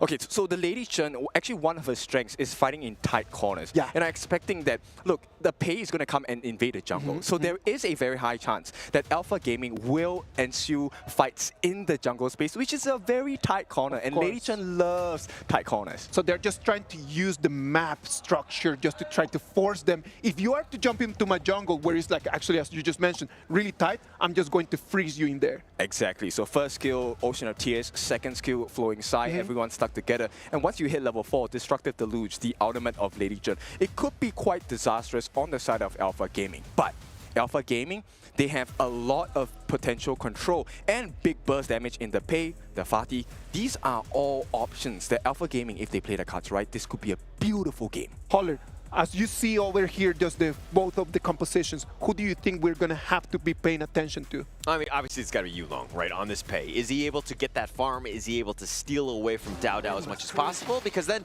Dao Dao really struggles. I mean, without that farm, he's going to want that. All right, ladies and gentlemen, welcome back. This is going to be game 2 between Alpha Gaming and OG Esports. If OG Esports takes the victory here, they're going to take a ticket directly to the top 8. On the other hand, if Alpha Gaming is about to not take the victory, if they are unable to stop them from that, they will have to go to the lower bracket final. Yeah, so tournament experience at risk, because it could be a very fatigued run for you if you lose this series. Yeah, it could be very tiring. I mean, you have to play that other one, but Dao Han just trying to stay alive. Oh, he does not make it. What? First blood actually goes to Kirka, and he makes it out with a sliver of health. I mean, that was like a perfect beginning. I mean, look, the way OG play, they're going to look to just kind of ensure that Mu Chen makes an impact in the other lanes, taking, getting first blood in this one. Absolute gravy for OG. And we thought that Alpha Gaming was going to have the early game, and immediately just OG Esports just putting a stop to that plan. It shows their understanding, because they know that, hey, with a Yuhuan and a Channel, you don't win the lane in the farm lane. So let's make a play elsewhere. That's going to be the biggest weakness for them. And OG, again, just being smart. Everything should be funneled into Dao Dao. They're going to be sticking a 3-man squad and just speeding up that farm and letting Dao Dao get that farm. Yeah, I like this vision opening here by Mushen. As a die idea is so important. Actually making use of a passive to jump into brushes as well. You could be in positions where they don't expect you to be. I love the fact, like, his Kuka, he had that spider sense. He knew something was a stray, because Dao Han was being a little bit of aggressive, and he saw in the corner of his eye Yulong making a rotation into the top. I mean, yes, he's going to take the sprite here, but in the end, Keka surviving, biggest thing for him. Nothing that he could have done about that, and he did not have to use his flash as well, so it was not actually that costly for him. Yeah, and actually, right before that pause, I mean, it looked like JD was kind of like stuck in a bad spot. We'll see how that one plays out, but not a great position to be right when this thing starts back up. Yeah, especially after you've given the first blood, right? So OG in I won't say commanding. I think commanding is still too far ahead, but a comfortable position at this first part of the game. And they were supposed to be in a little bit more of an uncomfortable position, right? Like, because we actually had mentioned again about the early game. But let's wait and see what is going to happen in there. We're having a little bit of technical difficulties, and we're going to get back to it as the referees are just trying to fix the problems in build. I want to point you guys back to that first interaction by Yulong, where he attempted to enter the jungle on the side of OG, but instantly got stopped by Dao Dao on the Ogryn as well.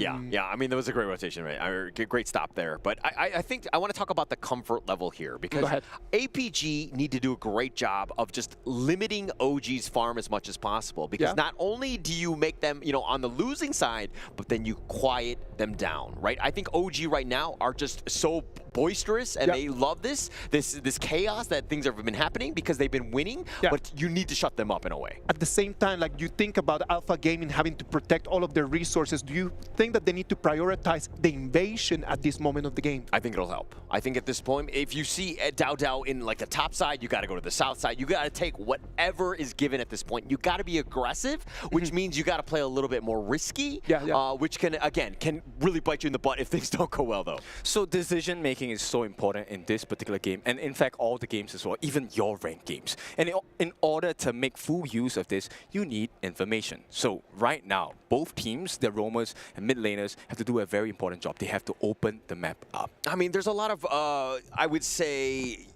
both of those roamers really need to step up this one, because they're the ones that create that support and that chaos, because you have that extra number, and then the potential stun, it's going to be key.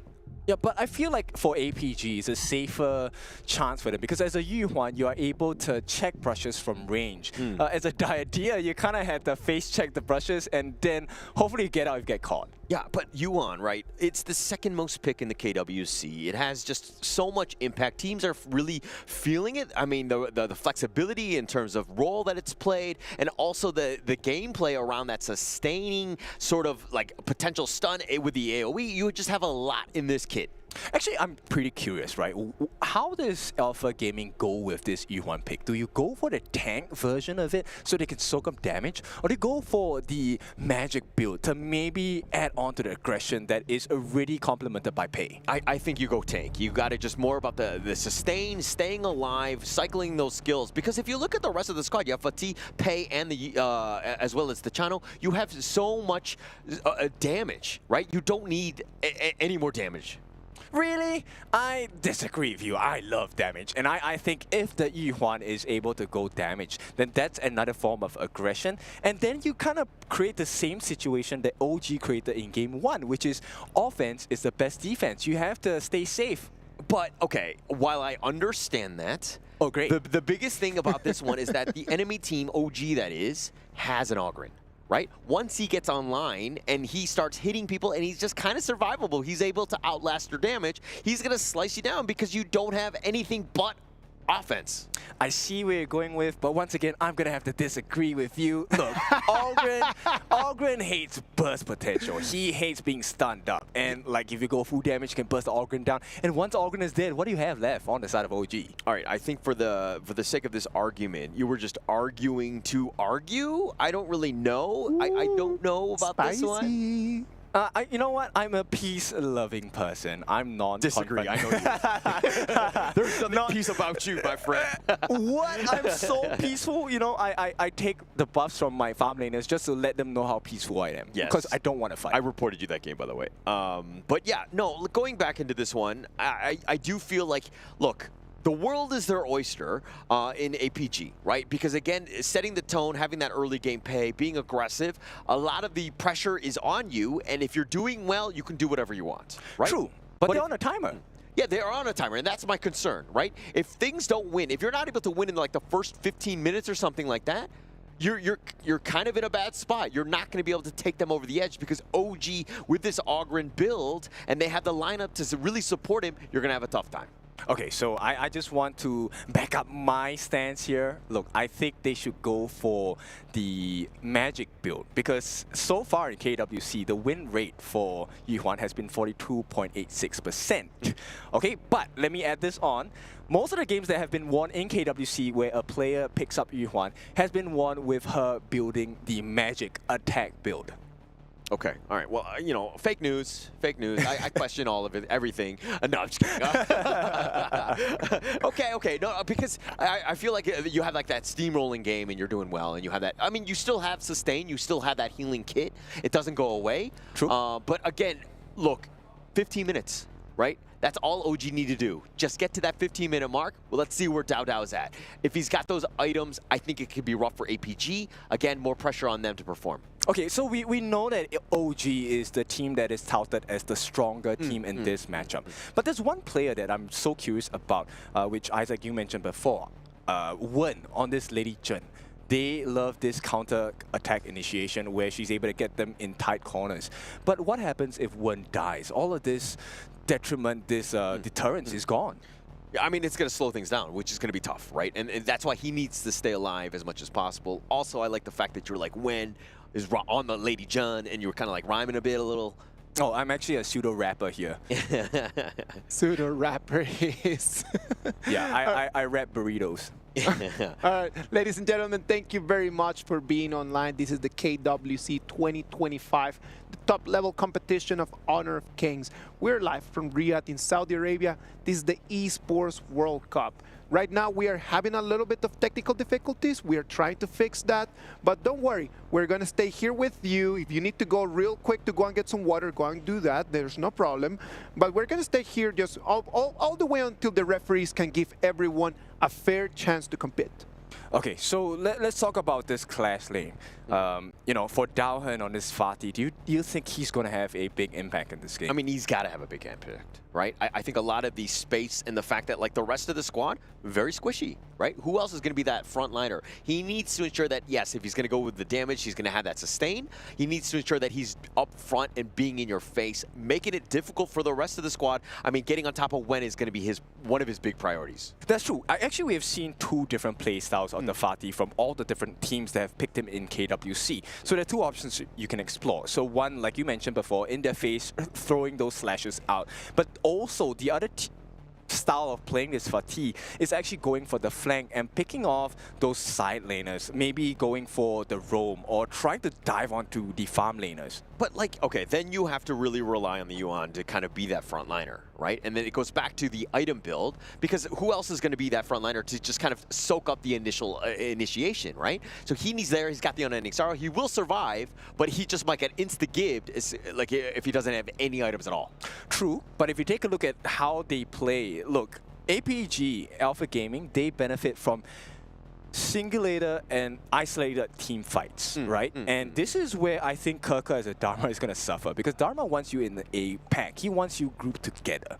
Yeah. And I mean, if you're looking at the squad from Alpha Gaming here, most of them, it's like one of those things where like you envision how the formation is. Like if you're watching a football match, like what, like a 2-3-2, that kind of stuff, right? In this way, I feel like Fatih's kind of up front. You have the Yuan right behind him, like, or you know, like towards the front line, and then you have all of the other guys on the far end at the maximum distance of their spells and their attacks. This makes me so curious about the coach's notes, right? We talk about formation. Are we going to change to a diamond formation? Are we going to change it to a circle formation? You know, because these shapes matter. Whether you know of this or not, actually in team fights, these compositions and these positions matter, because it then opens up a couple of doors for you to explore on the side of Alpha Gaming. Yeah. I mean, it's going to be key. I mean, if we're looking at the OG side, you have the Ogren. He's going to be like a 1-4 formation. I mean, depending on where Kuka wants to be.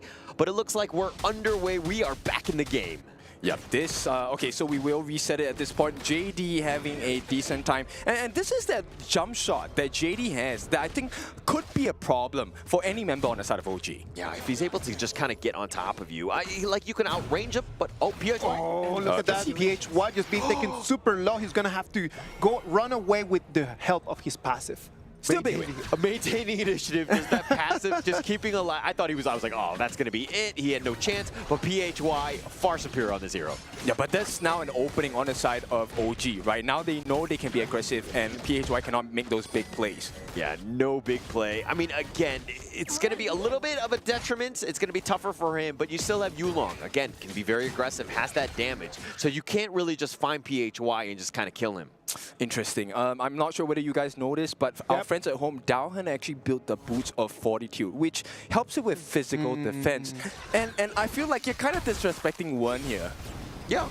I mean, it's going to definitely help them out. I think Daohan's very smart, understanding just who he's at risk for. So he needs to just stay alive and ensure that he does. He might need them just right now for the laning phase, right? Like he might just want to sell them and they just buy different things in the next ones. Yeah, one gets caught out, will go untargetable at this point, uses a flash, makes it out. One is still alive, but here comes the ultimate from Saber. They want to get the kill, but the heals are here, and OG make it out! Oh, Wu-Chen with the heart link, keeping Wen alive just a little bit longer so that he sees the light of day. You all want to catch Wu-Chen coming in, but Dao he's falling very low, uses his ultimate. Conductor shows to survive for the moment, but here comes the TP. They're looking for the opening. Keke, can he find it? APG came in, they tried to push in, and they at the end take that kill. They wanted to get Wen earlier, he ran away, but they came and found him at the end. What was he doing there? I mean, just a little far front. I mean, look, Yulong on the pay will sometimes catch you off guard. I mean, the mobility and the range, you have a lot of distance that you can cover, and Wen got caught out, especially since he used his flash earlier. It's one of those good things about just being so fast, like the rotation from that pay in the map is just one of the fastest that we have. And you're kind of seeing exactly how the meta is starting to shift. It's all about that speed, getting your farm going, being aggressive, and taking things away. Oh, what a stop down here. Keke is falling low. Dao has to help him out. And with that, they get the kill, they get the Tyrant. Everything looking good for Alpha Gaming if they can make it out here, and they do. Yeah, that was actually pretty good for APG in that regard. I mean, they're up 2-1 in terms of kills, and they're taking what they can. But Yulong being aggressive, this is, again, the power of the pay. Yulong didn't have the greatest of games, to be honest. I think it was more of a draft issue more than anything else, but we're seeing just how great of a player Yulong is. Right now, Alpha Gaming just kind of controlling a little bit more of the tempo, which was their main strategy since the beginning. It's all about tempo, right? Between these two teams, these two titans going into this one, you knew that it was going to be about speed. And OG right now, they need to match tempo of a pay. Not easy, but you need to stay alive, and they've done a great job thus far. They do have an end game, though, as they are a late game lineup that could be very strong men. And one more thing, nobody has taken a T1 tower just yet, and looks like Keke will be under pressure. It's going to be 3 people coming in trying to force Keke away. He's going to have to let that tier 1 turret go, but they're going to mirror the same thing down, and they're going to just trade turrets. Yeah, just trade here, but OG will take what's given. They're going to look to be pushing that bottom already at the bottom T2. So OG, again, nothing. Oh, it's going in. Ooh. Yep, one flashes out, but he's stunned up. Gets taken out as well. Saber going to be credited with that kill for now, as OG looking a little bit shaky for the first time. Is it OG or is it just Wen? Because I feel like Wen right now is not feeling great. Yep, and he's running for his life. Will not be able to do it. Down and comes back into the game. Alpha Gaming, this is a new life. The rotations from mid to farm are just working perfectly for Alpha Gaming. Right now, the script is going their way. Pay becoming bigger and bigger as time passes. Look at that one more time. Yep, too much. Mushen taken down. Okay, Keke gets a return kill onto Yulong. And this is going to be a big moment. OG, they just need to finish the job. But they're outnumbered. Wen gets a surprise kill. And the call, they're going in again. It's a 2-for-1 in favor of OG on that one. What a nice play by Keke, just setting it up. Man, that guy comes in like a lightning bolt. You didn't expect it, and what an amazing play there. And the problem is that right now, Dao has control on the Azure Golem. Now he's gonna got a timer. He's got the jungle right now, and he might just turn things again for OG Esports. And again, it's all about that stability, just the slowing down and the pace that OG are able to kind of weather the storm of this Yulong pay, take it down, and Dao's like, no, guys, we're fine. We just need to calm down. We're going to continue to farm and play our game. Composure is key. Yeah, you can't be too greedy. In fact, I think at this point, PHY actually was a little bit greedier. He went for the Stone of Sorcery. Weren't just full-on sped run that Venom Staff, so they have anti-heal now. Yeah. The potential steal. He might want to take that one. He won't be able to take it away. Yulong is going to have to run away and put in some pressure in the mid lane. Yeah, and this is one of the strengths, right? The pay, right? All of that movement, hang on, PHY gets the lockdown. I don't think they want to do much here. It's all about the map, the macro play for Alpha Gaming. And look at how they're moving from like top to bottom and just moving throughout. APG understanding that the limits, they want to put the pressure on. Taking those towers really solidifies the net worth. It really helps you out and gets this snowball going. But the longer, again, the game goes for OG, and keeping those towers alive is going to be key for them. I'm telling you, OG cannot have contest the rotation speed from APG. As long as APG just keeps doing this, OG is just gonna run out of breath for sure. Okay, they do have the goalie on the side of OG, but the map not looking too good for them. Alpha Gaming, I like this confidence coming in from them. You can't allow them to affect your mood and performance. I mean, you can't, and that's the ideal way. But OG right now, I like the way I think they have an edge. Yep, the ball comes in to lock down the important members, but it is APG that gets caught out. Dowham, the first to fall, and with the ultimate coming from Muchen, that was a big game changer. Yeah, Dowham, he got the green light. They thought they had an amazing board, but OG were like, hey, I'm not locked in here with you. You're locked in here with me. They made him pay. Yeah, they get the second kill. Kirka did actually have to expend his ultimate at this point, but the timing is so clean from OG. The momentum right now for OG might dictate the destiny of this game. The Vanguards are coming in. They're going to take Tier 1 and Tier 2 turrets as well. Yeah, OG looking just way too strong, and this has got to be very disheartening for an APG lineup that wanted to win that early game, and now they're behind. This is not a situation they wanted to be in when they drafted this lineup. But it's all about looking for openings, right? I like this fact that the recovery Yulong actually goes straight for the Crimson buff. They make a trade, not the best trade available, but you take what you can. You'll take way better than taking nothing, right? Yeah, exactly. And with that, you know, Yulong completes his rapacious bite. This is the final form of the aggressive attack jungle item. I mean, look, OG starting to group up here. They're having a tough time. APG need to make some sort of play, look jungle invade, try to get themselves in this one because it's not a great situation. They are falling further and further behind. Yes, and I just want to point out, Saber actually went for the tank build here. Okay, so he went the right way. Okay, see what I did there? Right way, maybe, but for now it looks like a left instead.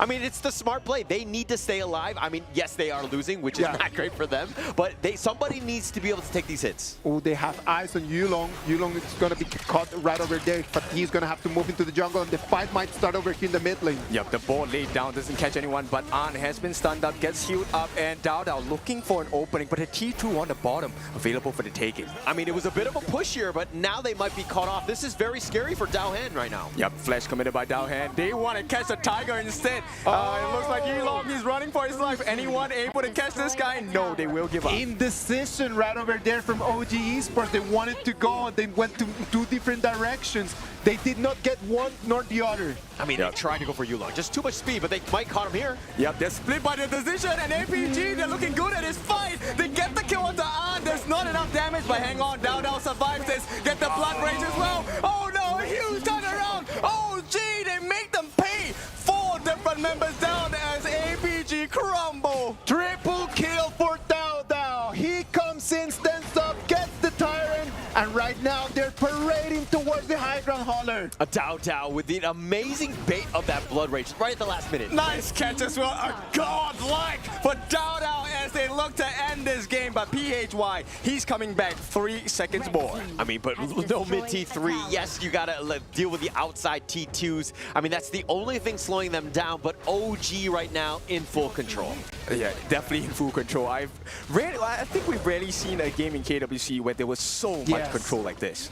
No, like OG, look at that. Look, just check on the replay. Break that down for us, Holler. I mean, look, Dao gets so low, and you're thinking, I got a chance on them, but the rest of APG are throwing everything in the kitchen sink at him, not able to kill him out. That blood rage keeping him alive, gets the triple, and he starts to take out even your base. I think Muchen was really the MVP in that particular fight. That the Destined encounter, the ultimate coming in, was such a life changer.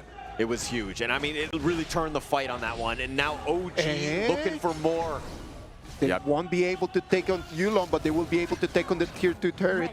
I'm not sure where they can feel the tension, but I feel and fear for Yulong. They have a little bit of a push going down on the bot side, but the attention here, OG wants to put pressure on the top side. And it looks like, okay, still in full control. I mean, the biggest thing about this is that APG, they have a little bit of an avenue in the sense that the bottom lane has been pushed so far in. OG need to respond. KK is there to help clean up. But this is, again, OG's game to lose. They need to continue to push, again, take away that map control. That farm lane that you just mentioned right over there, Holler, might be the key for APG just to turn things around, right? Because in the moment that someone needs to go and clean that, they're going to have a priority over the Overlord. That opening is still available, though, to be honest. Yes, they're down by about 5,000 or 4,000 at this point for Alpha Gaming. But if they can pick off one of the members, especially An, I think 4v5, it works perfectly for Alpha Gaming. Oh, look at that. Yulong looks like he's going to get caught in. They're trying to go for him. They get the smite, the slow as well. Slammed against the wall. Yulong no longer in this game. You have a push at the bottom side, but your base is under pressure. I mean, he had to do what he could, right? You have to split push. You're probably wondering, why is this guy so isolated? What's he doing? But it's providing that space for that bottom lane. That T3 is under siege here. It should be someone, but not Yulong. I mean, that Yulong was a little bit too much of a gamble. I would have put that Fatih on that task. I mean, you can't blame them for taking a risk because at this point, they're so far behind. Any risk is worth taking.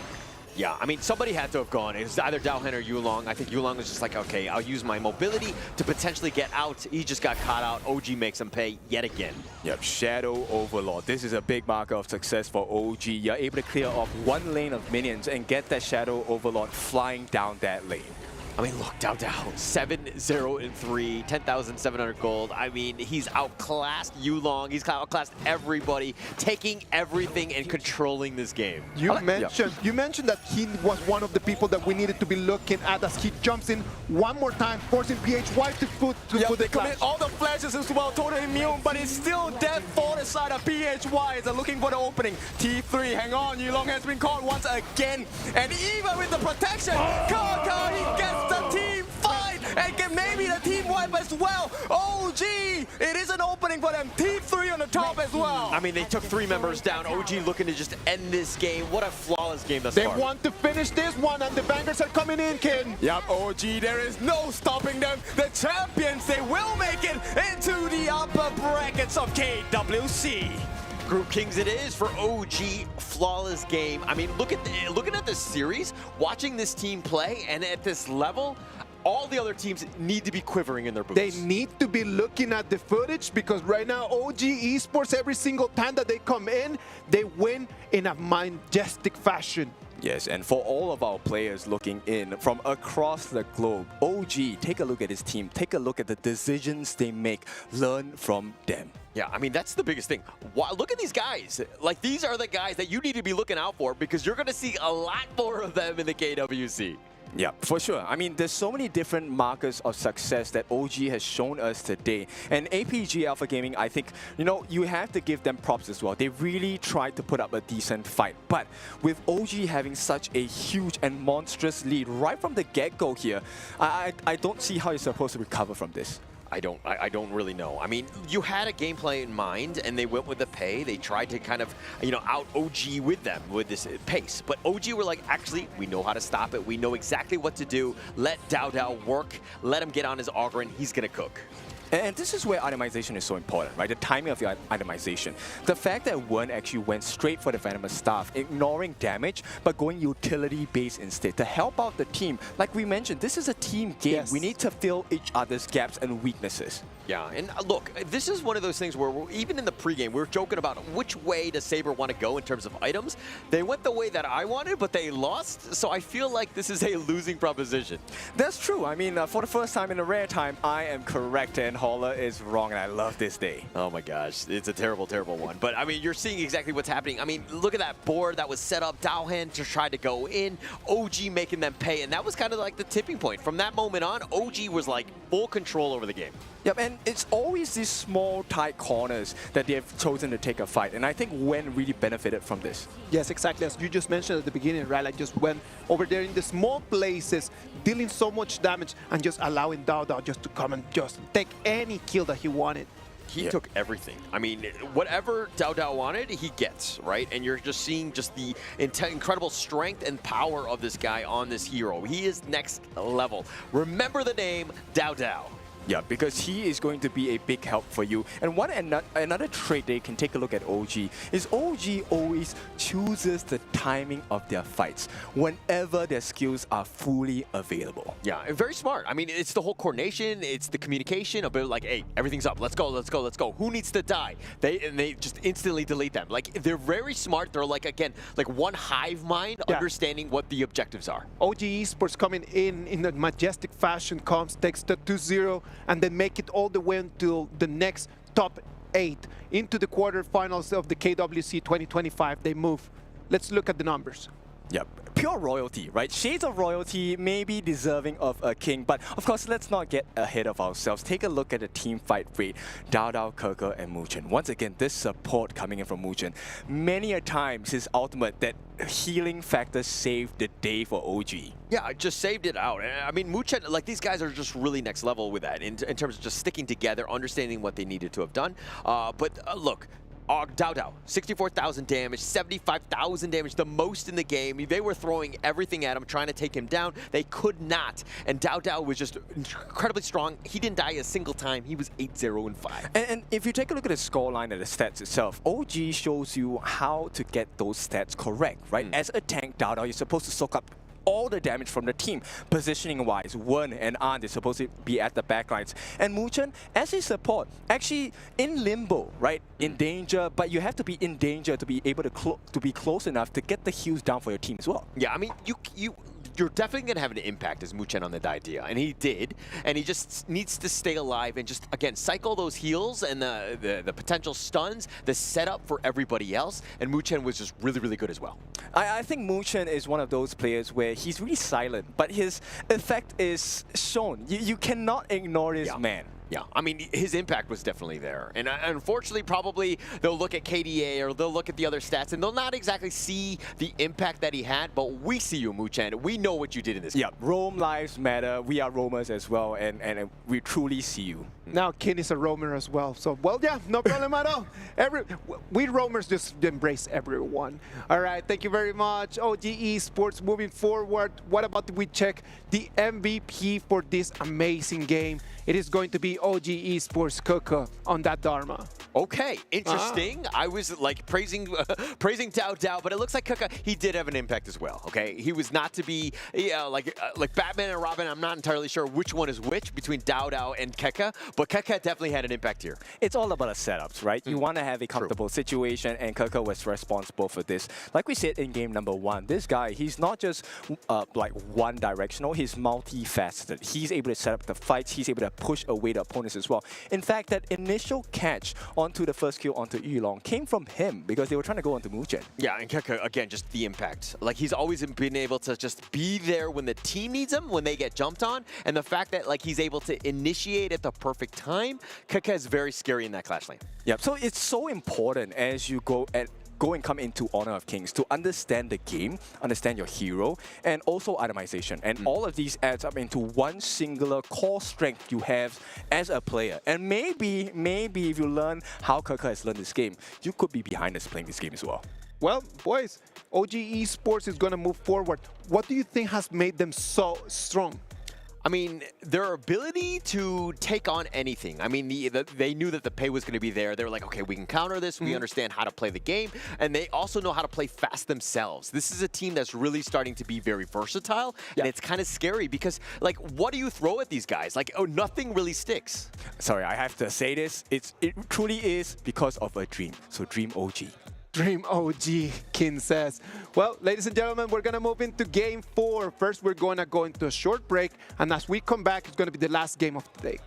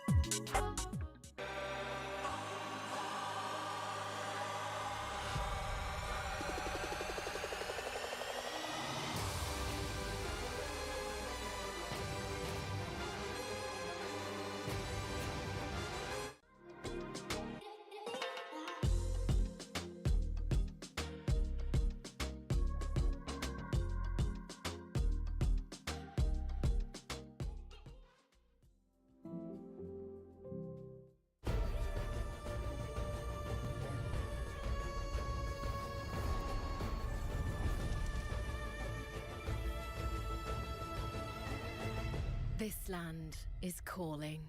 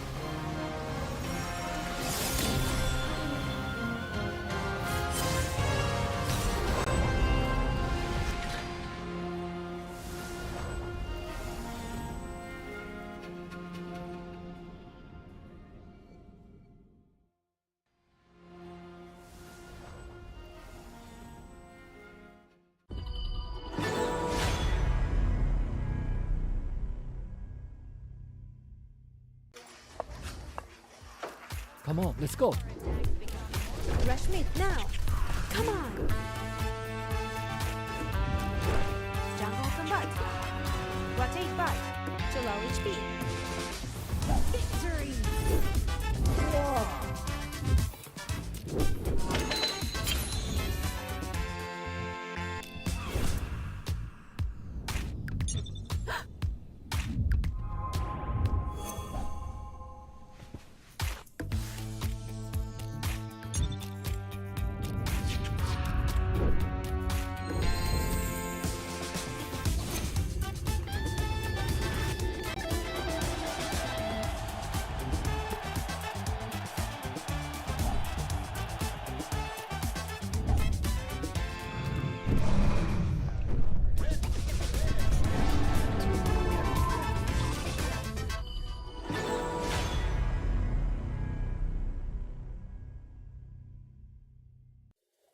Hi everyone!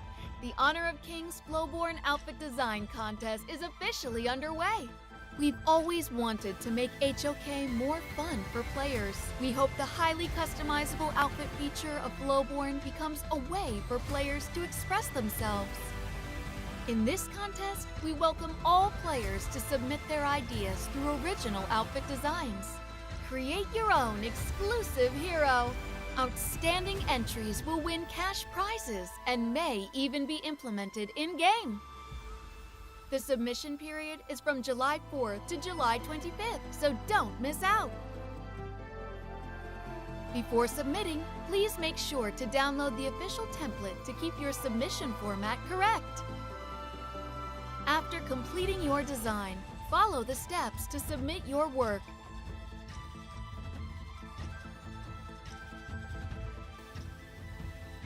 Please wait patiently for the official review results.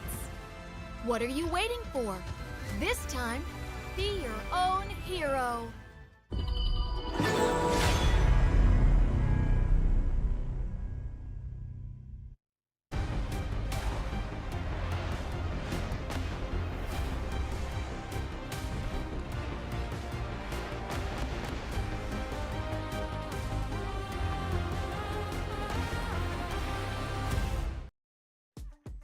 Game 4, our last game of today. ACT Esports Club against Nongshim RedForce. One of these teams is going to stay alive and the other team is going to sadly have to head back home. We're back at the EWC, the Esports World Cup, live from Riyadh. Is the KWC 2025, the top level competition for Honor of Kings. One more time, I am Isaac Peña. And I'm actually kind of scared for this one. I'm Isaac Peña, you're scared. No, I'm scared. That's who I am. We were talking about fears earlier, but this is one where I'm super scared because we saw Nongshim RedForce get absolutely dismantled against OG on day 2. And to see them now going up for their tournament lives, going up against ACT, I am not feeling comfortable. But Haller, come on, like after we watched OG Esports in the previous game, they seem to be like in such a great shape that it was probably not Nongshim RedForce problem, don't you think, Ken?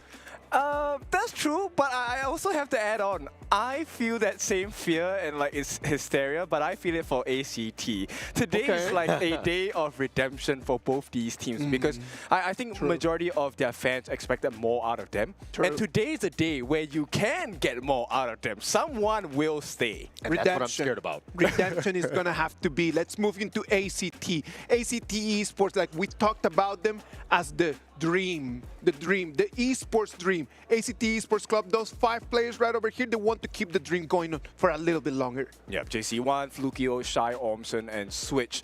And this is something that is so cool because, look, Flukio impressed me the other day. This guy was lifting weights for the team, man. I mean, literally carrying the team. I mean, he is, again, the lifeblood of that team. They revolve around his play. If he has a good game, everybody has a good game, and they end up winning. Every single game that this team wins, generally speaking, the MVP will be towards Flukio. Okay, there's one more member that wasn't shown on screen, but Nitsua, the sub coming in for Shai the other day, he was also super impressive. And I'm curious to see who will they field today. Is it going to be Shai or is it going to be Nitsua? And that is one of the beautiful things about this, right? Like that they do not know up until the last minute who is it going to be playing in there. Yeah, I mean, look, this one, I think that the expectations are definitely there. Nongshim, RedForce, if anything, are vulnerable. This is a team that they can beat.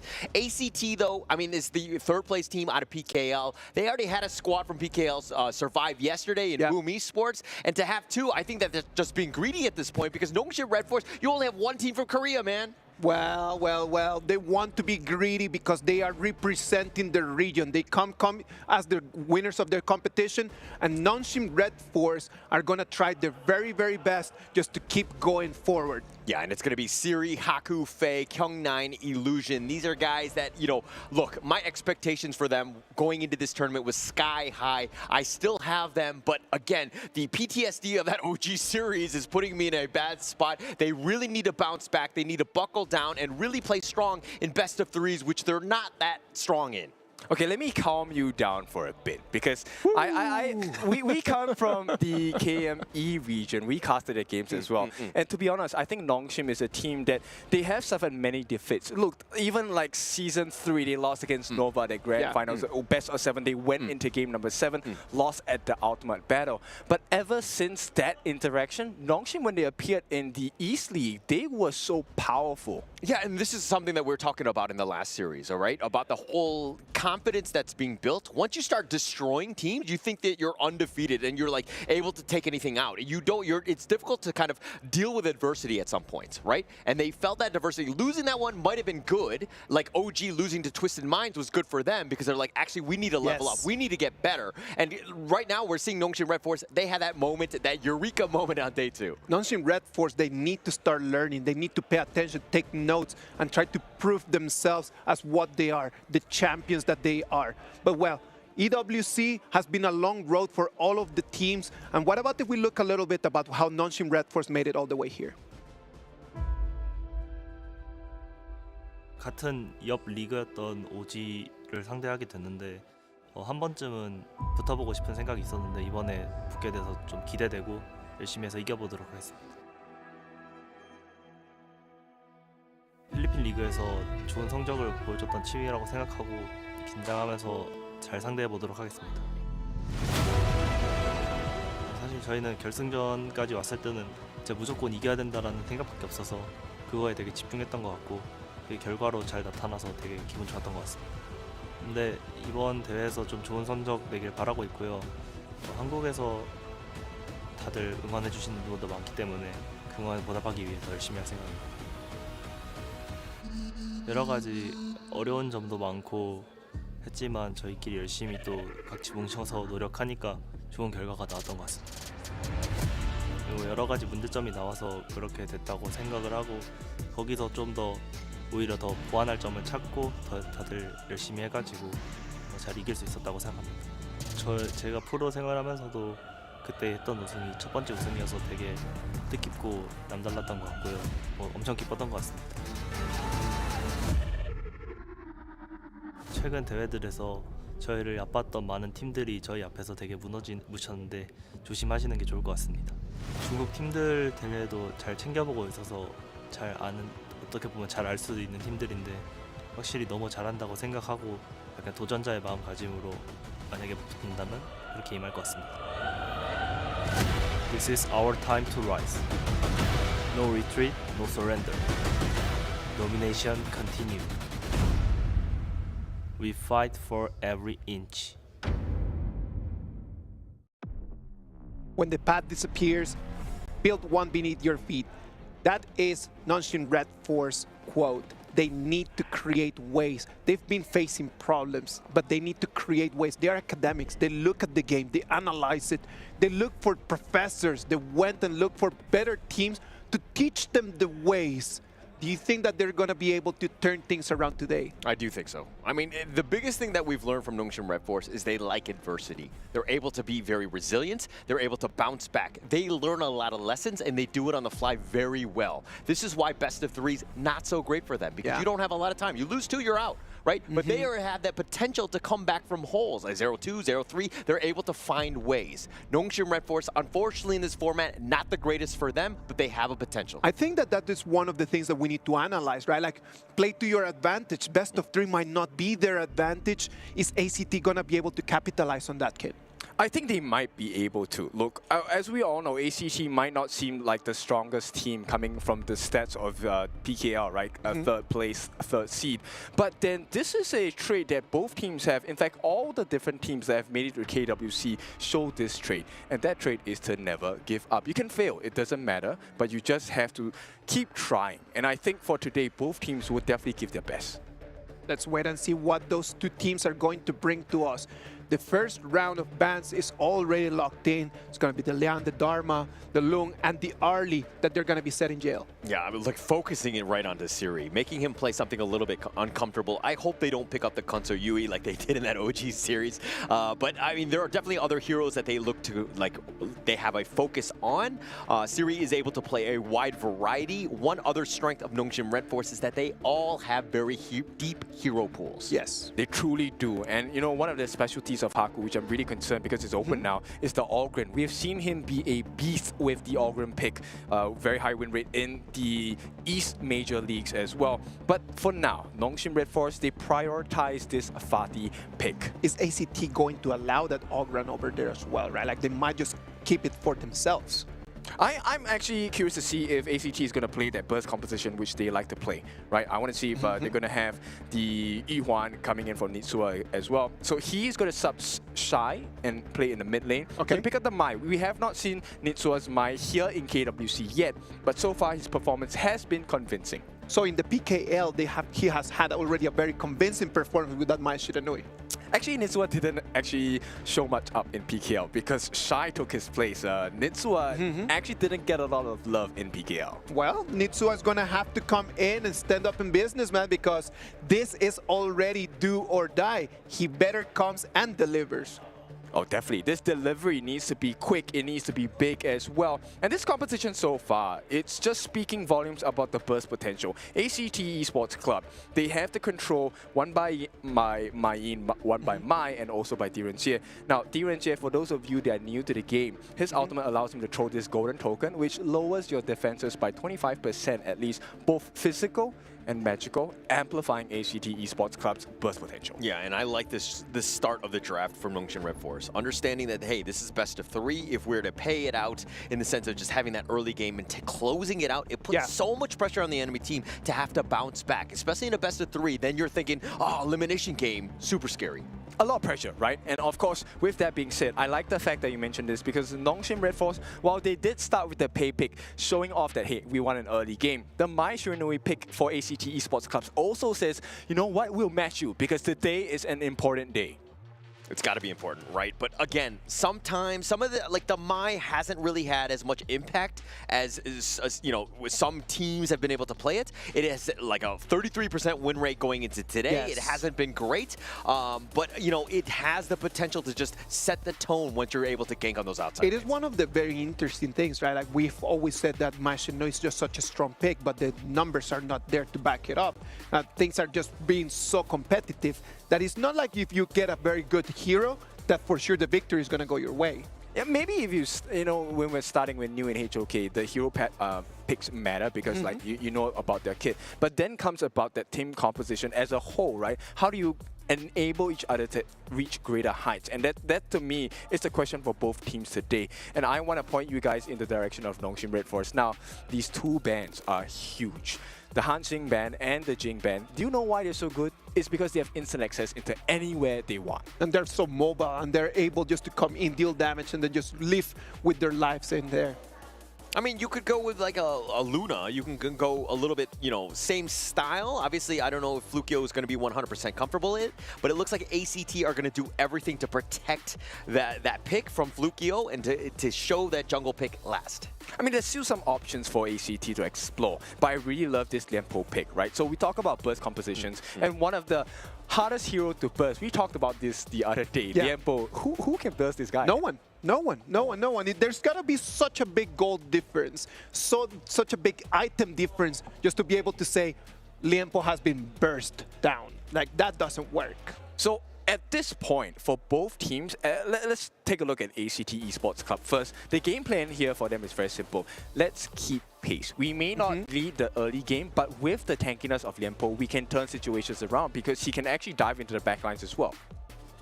Look, the Marco Polo going to be picked up for Siri. He's definitely very good on this one, as well as the Illusion Yixing, which I really like. Again, just setting it up. If that Lianpo wants to go in, he might get stuck in the box. Exactly, and with the box, he has perfect synergy with Marco Polo's ultimate, which is the Fever Barrage, the one where he spins around, shooting gun after gun after shot after shot. And it's so hard to escape, and I don't think they're tanky enough, because actually, if you take a look at it, Mai and Direnzier, they're not exactly the tankiest picks here. We said that Flukio was going to be the key for success for ACT, and that last pick puts him on an Agudo. Okay, Agudo, I like this pick. It's able to melt down players like Fatih, Pei, Fatih, Yuhuan. They are all heroes that are very scared of burst potential, right? If you're able to get the stun on them, burst them before they can use their ultimates or their skill sets, you essentially have a guaranteed 4v5, 3v5, and with numbers advantage, you rarely lose a fight in Honor of Kings. All right, who do you think has the most pressure from the Nongshim side? Like, who needs to really perform in this one? I think Haku needs to perform because they are riding on the success of his farm. If this Pei is caged up, locked up, they will not have a good game for Nongshim. Let's talk about the other side, the ACT side. Who needs to step up on this one? Funnily enough, I think the Lianpo does. You think so? Ormson, really? Okay. The Lianpo needs the items because I think Lianpo is the turning point for ACT. Okay, I'll be honest about it. I think ACT is not going to have a very great game here. We have seen how Nongshim perform. They are definitely a better team for now. But they need a saving grace. They need a lifeline. And that lifeline can come from Ormson if he can tank appropriately and set up team fights with his Tremor Smash. I think that the opportunity of Ormson just to get there and just provide information. I'm not going to even jump into initiation. Just provide the vision, just to know exactly what the Pei is doing. And that information is going to allow ACT to keep the options open.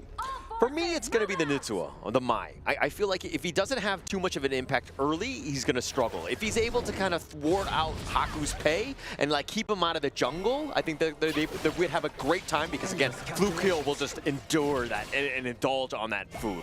Yep, talking about it, and Nitsua is not exactly having the best start. It's a 3-man push in the mid.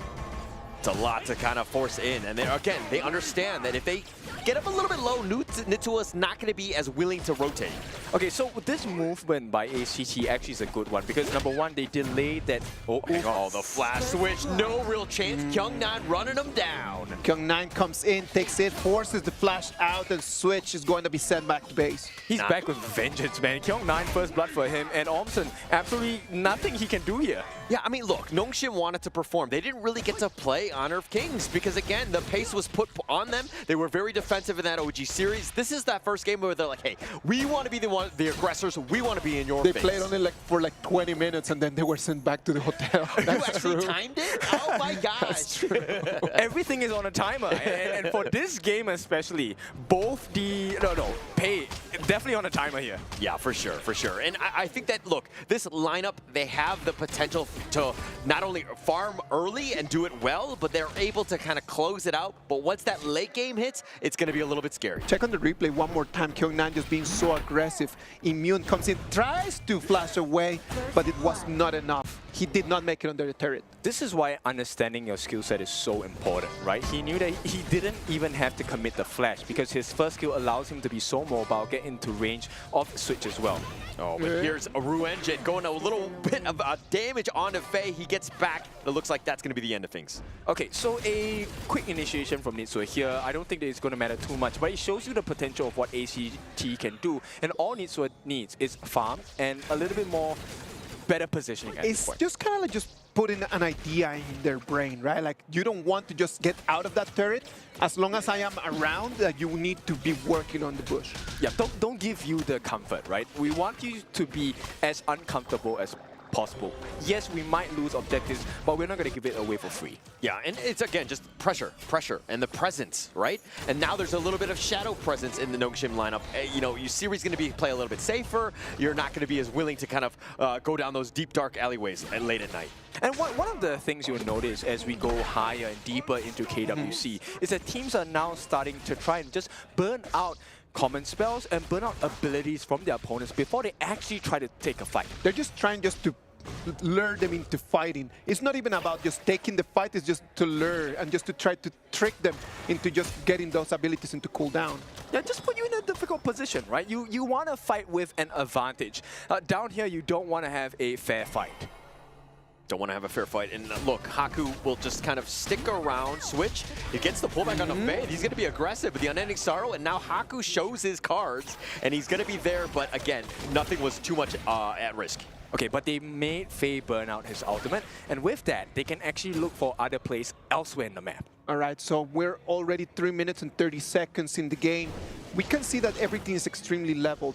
We have a Nongshim RedForce advantage of 1,000 gold for them, and that might mean a little bit of pressure for ACT in this moment. And this is the Nongshim we know. They tend to farm well. It's the early game. Yes, there's only 1 kill on the entire game, but this is how they like to play. They kind of take that lead, then they slowly extract those minerals across the entire map to ensure that they've got that farm and let Haku get going. And I can assure you, at this point, Nongshim are definitely ready to fight. 4 minutes coming in. They have 2 meteors on their side. Armor Pet. Yeah, the Tyrant is already at half. The board is going to be set up just to kind of zone them away. Faye still up in front. The Tyrant is going to be picked up. Beautiful. Perfectly played by Nongshim. Beautiful board right over there. It was not even to box people in, just to take them away from the Tyrant. Yep, I really like this restraint coming from Nongshim. They understand, hey, what are the actual intentions we want to achieve down here, right? Push them away, get this beautiful... Oh, but see, he had to burn his ultimate for that. Yeah, just to stay alive. I mean, that Fever Barrage is keeping him alive. JC1 was potentially running him down. He has expended his flash as well, though. Oh, okay, that's a good trade. That is actually all right for him, I would say. And it's sad because that Marco Polo does not have a flash. It came in with Purifiers in it. Oh, Switch is calling out to his teammates. He has seen 4 different people here, and they're making a push at that T1 on the bottom. But series rotated into the mid lane. The bottom is going to be taken up by JC1. He'll be happy with that free farm in that bottom lane. And now ACT trying to slow it down a little bit by, again, putting pressure on this mid. He gets a little bit serious on this one. They have the Furball, and they decide to go on Illusion, and they do get the kill. Beautiful teamwork coming in from ACT. This is what is necessary for both teams, right? You need to know where your limits are and how to get the combination in. But for now, they have to throw quite a bit of ultimates to get the kill onto Illusion. Yeah, I mean, literally everything at that point. But, you gotta secure that kill when the opportunity's there. Illusion tried to make it a little bit tough, even under the tower, but it's just the T1, and again, 5 minutes in, not the worst thing in the world. But Nitsua gets picked up. Haku finding him down, pounces on him. That was a gut punch if I've ever seen one, and this is not a good sign for the side of Nitsua. Nitsua needs farm. He needs to have itemization. Oh, look at that. Respected Revolver right into the face of JC1. That teleport was coming down. JC1 eats it, and he will protect the bottom, but Haku over the wall finds JC1. I don't think JC1 survives, and Haku with yet another. The ambush. Haku right now, as Holler mentioned at the beginning, the person that we need to be looking forward to if we want to see Nongshim RedForce to take the dub. If you notice that moment, Siri actually took a couple of turret shots. This is just to save and make sure Haku has a bit more time on his hands. Why don't you ever do that to me in our team games? You never take the tower shots. You're never. Like, oh, you can't bounce the aggro, huh? Come on, Ken. Please. Wow, guys, I know it's a team game, but sometimes you have to take a look at the map, and I'm always taking a look at the map. Nice rebuttal, nice rebuttal. I'm going to give you that. Sometimes I don't look at the map. It's too small for me. I got old man eyes. I need my glasses, please. But ACT being aggressive, even down 3K. You gotta put a little bit of pressure on. You gotta kind of slow the game down, make things a little bit uncomfortable for Haku, who's been literally across the entire map. Everything is working for Nongshim RedForce at the moment. They've got the pace, they've got the advantage, and there is nothing that ACT can do right now. The waves are not on their advantage either. It is quite scary because now the T1s on the top and the bottom are opened up. Yeah. So Nongshim now has a lot more vision control. But the saving grace for ACT is, look, the T1 in the mid still available. They just need to make sure that they stay in comfortable and safe positions in their own jungle. I mean, look, we're talking about the mid lane. I mean, Nitsua is actually outclassing Illusion right now. He's done well in terms of the net worth, but most of that farm has gone in the hands of Haku, though. That's a good sign, right? You want Haku to be at the top of the table. 6.1 thousand gold, about what, 500 gold ahead of Flukio. Yeah, Faye's going to get burst ran by Ormson, just zoned away more than anything else. But with that Tyrant going to be up in 40 seconds, what the big objective that they want is going to be this mid T1. Yeah, and they are flanking. They saw an opening onto Kyung9. Can he make it out here? I mean, he's going to dash, double dash for good measure. He's going to get back to safety. Kyung9, no skin loss. Nothing was lost here.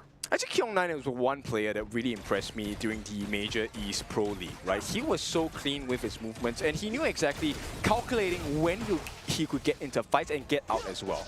And I mean, that's kind of the power of Nongshim. It's something that we never really got to see because the games were like, what, in 20 minutes, both of them. But Furball is going to go right onto Kyung9. They have the pull back, and they do find Kyung9, and they do get the kill by Switch. Yeah, Ormson, though, taking the brunt of the damage. They're looking for more. He wants to go for more, but the Unending Sorrow mitigating most of that. Nongshim, yes, down a member, but this Tyrant could be in trouble, at least for the Nongshim side. There's so many decisions to make here. Do you go for the Tyrant? Do you defend the T2? And it looks like ACT, they want everything. Oh, they want everything. Flukio will take that, and they do. Now they find Haku. This could be bad for him. He pounces away, and he does get to safety, but that was pretty close. Okay, so 2,000 gold ahead. It doesn't feel like Nongshim have a lead, though. Yeah, it definitely doesn't. I mean, ACT, they're doing a good job. They understand that, hey, we are behind, but we're fine. We need to play like we have that map control. Let's be aggressive. We have this Flukio Agudo. We can be aggressive. Wow, Flukio at about close to 7,000 gold. And this is not a good sign because Haku, he's keeping close, but you want to have a major goal lead against your respective opponents so they can get the burst damage in. Yeah, and this is more props to Flukio. The fact that he's able to find that farm, and some of it has not been easy for him to take, but he's been taking that mid farm as much as possible, and he's doing a great job of literally putting the team on his back. Yes, Flukio, the carry for the side of ACT, already has a Blood Rage. That gauntlet, that red gauntlet that you see, will give him a shield, and I think that could be a game changer in a true 5v5. Yeah, it could be definitely there. I mean, look, JC1 also a little bit behind Siri, about 700 gold or so, and he needs to kind of just ensure that he stays steady. He gets that farm. Whatever Flukio's not getting, he needs to get online because it's, again, him and Flukio that win this game. True, and we should turn our attention to Siri as well. Siri has completed one of the core items as a marksman for the Marco Polo. He has the Frigid Charge, that armor. He's able to stun people up in an AoE, and that might change the fight for Nongshim. The potential damage is definitely there. It looks like they're going to be thwarting Flukio away from actually coming in. Ormson is now here. He's going to be that frontline bruiser. They have the taking liberties, and they do set up the board, but here's the Furball. They kind of push them away. They've zoned him back, but Furball's still on that offensive side. Do they really want to give this away for free, though? Ormson, he's giving vision. There's no way. Switch is looking to go. He's going for the hunt. He wants to go for Siri. He has to actually use the Fever Barrage to stay alive. Faye has already been killed, but now the Tyrant has been switched. Switch has been killed, and it looks like they find Nitsua. And with a numbers advantage, still Nongshim right now, still looking to take the Shadow Tyrant, the first one of the game. Important markers, they will get it. So Nongshim, this is a good fight for them. They get the rewards here. Still a 2,000 gold lead, but map pressure is definitely in their advantage now. And you're feeling it, right? ACT understanding the state of the game, how to get back in this one. We're not out of that one. Yes, we lost the Shadow Tyrant, but it's still not game over. Switch, once he went down, you're kind of like, okay, we really can't proceed on this one. I mean, in this game, if you take a look at Siri, Haku, as well as Flukio and JC1, these are the 4 different members that are so important in team fights. Any one of them dies, then the whole fight swings in their favor. Yeah, and look, Haku's starting to be a little bit aggressive. Kyung9 is going to be backing him off as well, so it's going to be a little bit of map control available from the ACT side. They've been kind of pushed back, and now they have to play the Nongshim game. I like this little nibbles coming in from Haku as well as Siri. It might not seem like much, but it does slowly melt that T1 in the mid down. Yeah, and look at this one. Flukio will take that red buff, ensuring that he has it. They'll continue to protect this mid T1. ACT understanding that, hey, yes, we don't have that top T2, but if we keep this mid T1 alive, this will slow the game down. True. Oh, hang on, Kyung9. He is maybe caught out there throwing everything, but they don't catch him. And this is a lot of space bought here because Siri now, look at the access he has. Yeah, and he does have minions. And it looks like ACT are like, oh crap, this is a little bit of an opening. Siri gets a little bit of a shot. The Siege Catapult is going to do a little bit more structural damage on this bottom T3, but they overall will hold. This could be a good fight for the side of Nongshim. They catch them? Nope. No, Kyung9 was pretending to go in. They've got the Fever Orbs and just taking some damage with that Resplendent Revolver. They will be backing off. Siri's at half-life, so they take the mid T1, and that's pretty much all they wanted. Yeah, damage limitation here. Switch actually has to try and save that T3 on the bottom. They can't afford any more damage here. And right now, there isn't a lot to play for on the map. Nongshim, they could punish them. Yeah, Kyung9 actually has to flash away. He gets caught out by Nitsua here, but a lot was committed on that one, but a Comet Spell was used. Mind you, it looks like here's the rebuttal, the retreat, and Haku, he's taking a lot of damage. He does get back, but now here's Siri with that Fever Barrage, hitting on the 3. He's going all in, and he will die. He weathered them down. He took them all down, but he didn't take a single kill. Not a big situation for the side of Nongshim here. ACT actually performing better than we expected. Ormson, very good calls, but the one player that I keep hearing here is Switch. He's making the calls. He's catching Haku out. He's catching Siri out. Yeah, and look, Haku, once he was starting to disengage, there was no reason for Siri to continue on. That Fever Barrage, just not that level at this point. You want that combo, you want the stuns, and then you can do that free damage, and not able to do it. Kyung9, he's hiding. Oh, look, the Overlord. He wasn't going to actually go for this one. ACT securing that big objective, and now this game, you can feel it in your boots right now. The momentum is kind of shifted in favor of ACT. Yeah, the goal difference doesn't seem to matter at this point. They have taken that Shadow Overlord. This is a big one for the side of ACT.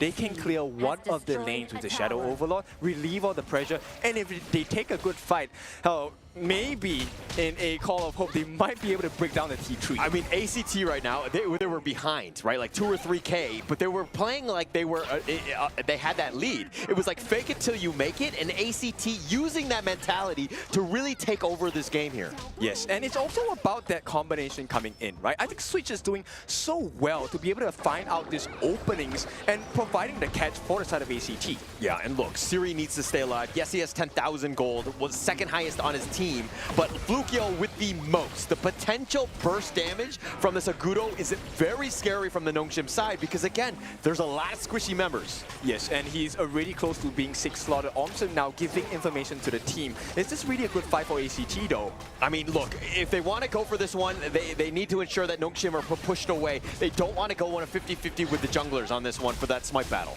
Okay, they have an advantage in the lanes. The Vanguards are flying down. They also have the Overlord on the top. Haku. Oh, they're looking to go for this one. And the burst ram, the Tremor Smash is not going to connect onto Haku. He goes back into return. Bro Ormson is on the run. Flukio taking a lot of damage. He gets over the wall, but he gets picked off. Haku finding him out. He looks like he wants to get for Ormson. That's a double thus far. The flash away from JC1. Nitsuo decided to go in for the Ruenge, but it's a 1 for 4. I'm not sure if you're going to do it. And he goes down as well. 4 members down. And now Nongshim knocking on the doorstep. It is a huge switch of an advantage. And Nongshim, this could be game. Switch, he can't do much here. Yeah, not really much. It's just one last hurrah. 1 versus 5. How are you going to get it? PA looks like Illusion will stay alive. And Nongshim, RedForce, take this one down. It's a matter of time. Get those minions, and Nongshim will strike first. Okay, that's a big strike here. The greatest red. We have missed that line for so many times, but finally. We're here. This is it. And that was the moment, right? Nongshim RedForce being able to close that one out. It was off a single team fight. Understanding how to play that one out, Haku was able to kind of catch them out one by one. And it's to like take them down piecemeal, and he did such a great job. So do they claim the title of greatest red once again, or are we still a ways from there? No, I think you run with the nickname that was given to you, and you just stick with that for now until we see a little bit of a roster change or something that would completely shake up this lineup. Yep, but I admire the confidence of Nongshim here. That actually was a very scary fight to take, because if things had gone wrong for Nongshim, number one, there were Vanguards flying down on the bottom side, the top side as well. They also had the Overlord at the top side, so it was an instant T3, maybe even access into the Crystal. Actually, that's a very good point, and I kind of want to think that, like, you know, ACT probably should have played a little bit more defensively and not gone in for the Tyrant, like tether it a bit. You don't actually have to force it out, because the longer it goes, that Shadow Vanguards is then going to crash in the top lane, and so that you have that a potential backdoor opportunity. I mean, they were watching the video, right? I mean, Faye or Siri was saying, no retreat, no surrender. They should have watched the video and listened to what this guy was saying. Well, you know, look, it just happened right before the series. I'm sure they're super focused on their comms. They don't have time to be like, oh, what is the trash talk you said? What is that video? I need the summary, please. Okay, point taken. But yeah, this one, I think Ormson was a little bit too careless with his ultimate. The Tremor Smash didn't come at the appropriate time, and I think that's what really costed them the entire fight, because there was no disruption available from that point on. You're right, and that's kind of where, if you're looking at this lineup, you wanted Switch to make those initiations, let him be the attractor, because he has that speed to potentially get out, and then once they start grouping up, then Ormson comes in with a perfect Tremor Smash, which is much easier to hit too. I mean, okay, we talk about trusting your teammates, but at that point where Switch found Haku out, he was screaming behind us that he found Haku, and the team trusted him to go in. And unfortunately, that was the wrong call, because Ormson went to commit his ultimate because of that call as well. And this is why the coordination of this team is just a little bit off. I mean, they clean that up. If they get in and they find Haku and they have those, like the damage dealers, like JC1, they kill him, right? Because he's so squishy at the end of the day. Exactly. I mean, okay, so here's what's happening. ACT, end of the day, you have to remember, they came from the grassroots level. So this is their first ever KWC. And I think regardless of what the result is going to be for today, it's a huge boost of confidence. Oh, it's a huge boost of confidence, for sure. And it's an impressive one, right? Being able to kind of play onto this level. It was not easy for Nongshim. It was kind of at a situation where ACT kind of, I mean, the net worth was definitely in favor of Nongshim, but they were able to kind of play the game, play the macro, play the board, and getting back in this game. But it was just that last team fight in the end. Exactly. And I want to point this out. Take a look at the difference of the team fight rate across the two different teams. Nongshim, significantly lesser than what was on the side of ACT. This means they were actually pushing a lot more waves. They had more map control, which led ultimately to the decision where, hey, do we want to take macro, or do we want a team fight here? Yeah. I mean, look, if we're looking at this one, the big stat to me that's sticking out is the 0% team fight rate by JC1. Look, I get that you gotta farm, but at some point you gotta commit, especially since Flukio is still that frontliner. You have that potential. Then you see Switch and Ormson there, but to get no kills involved in any of them, you still gotta make an impact here.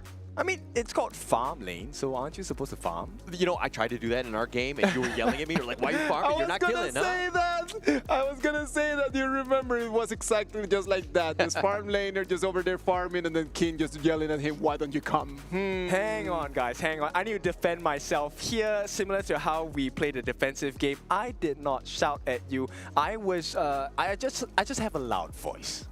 A loud lad. Yeah, definitely. Yeah, Dare I say annoying?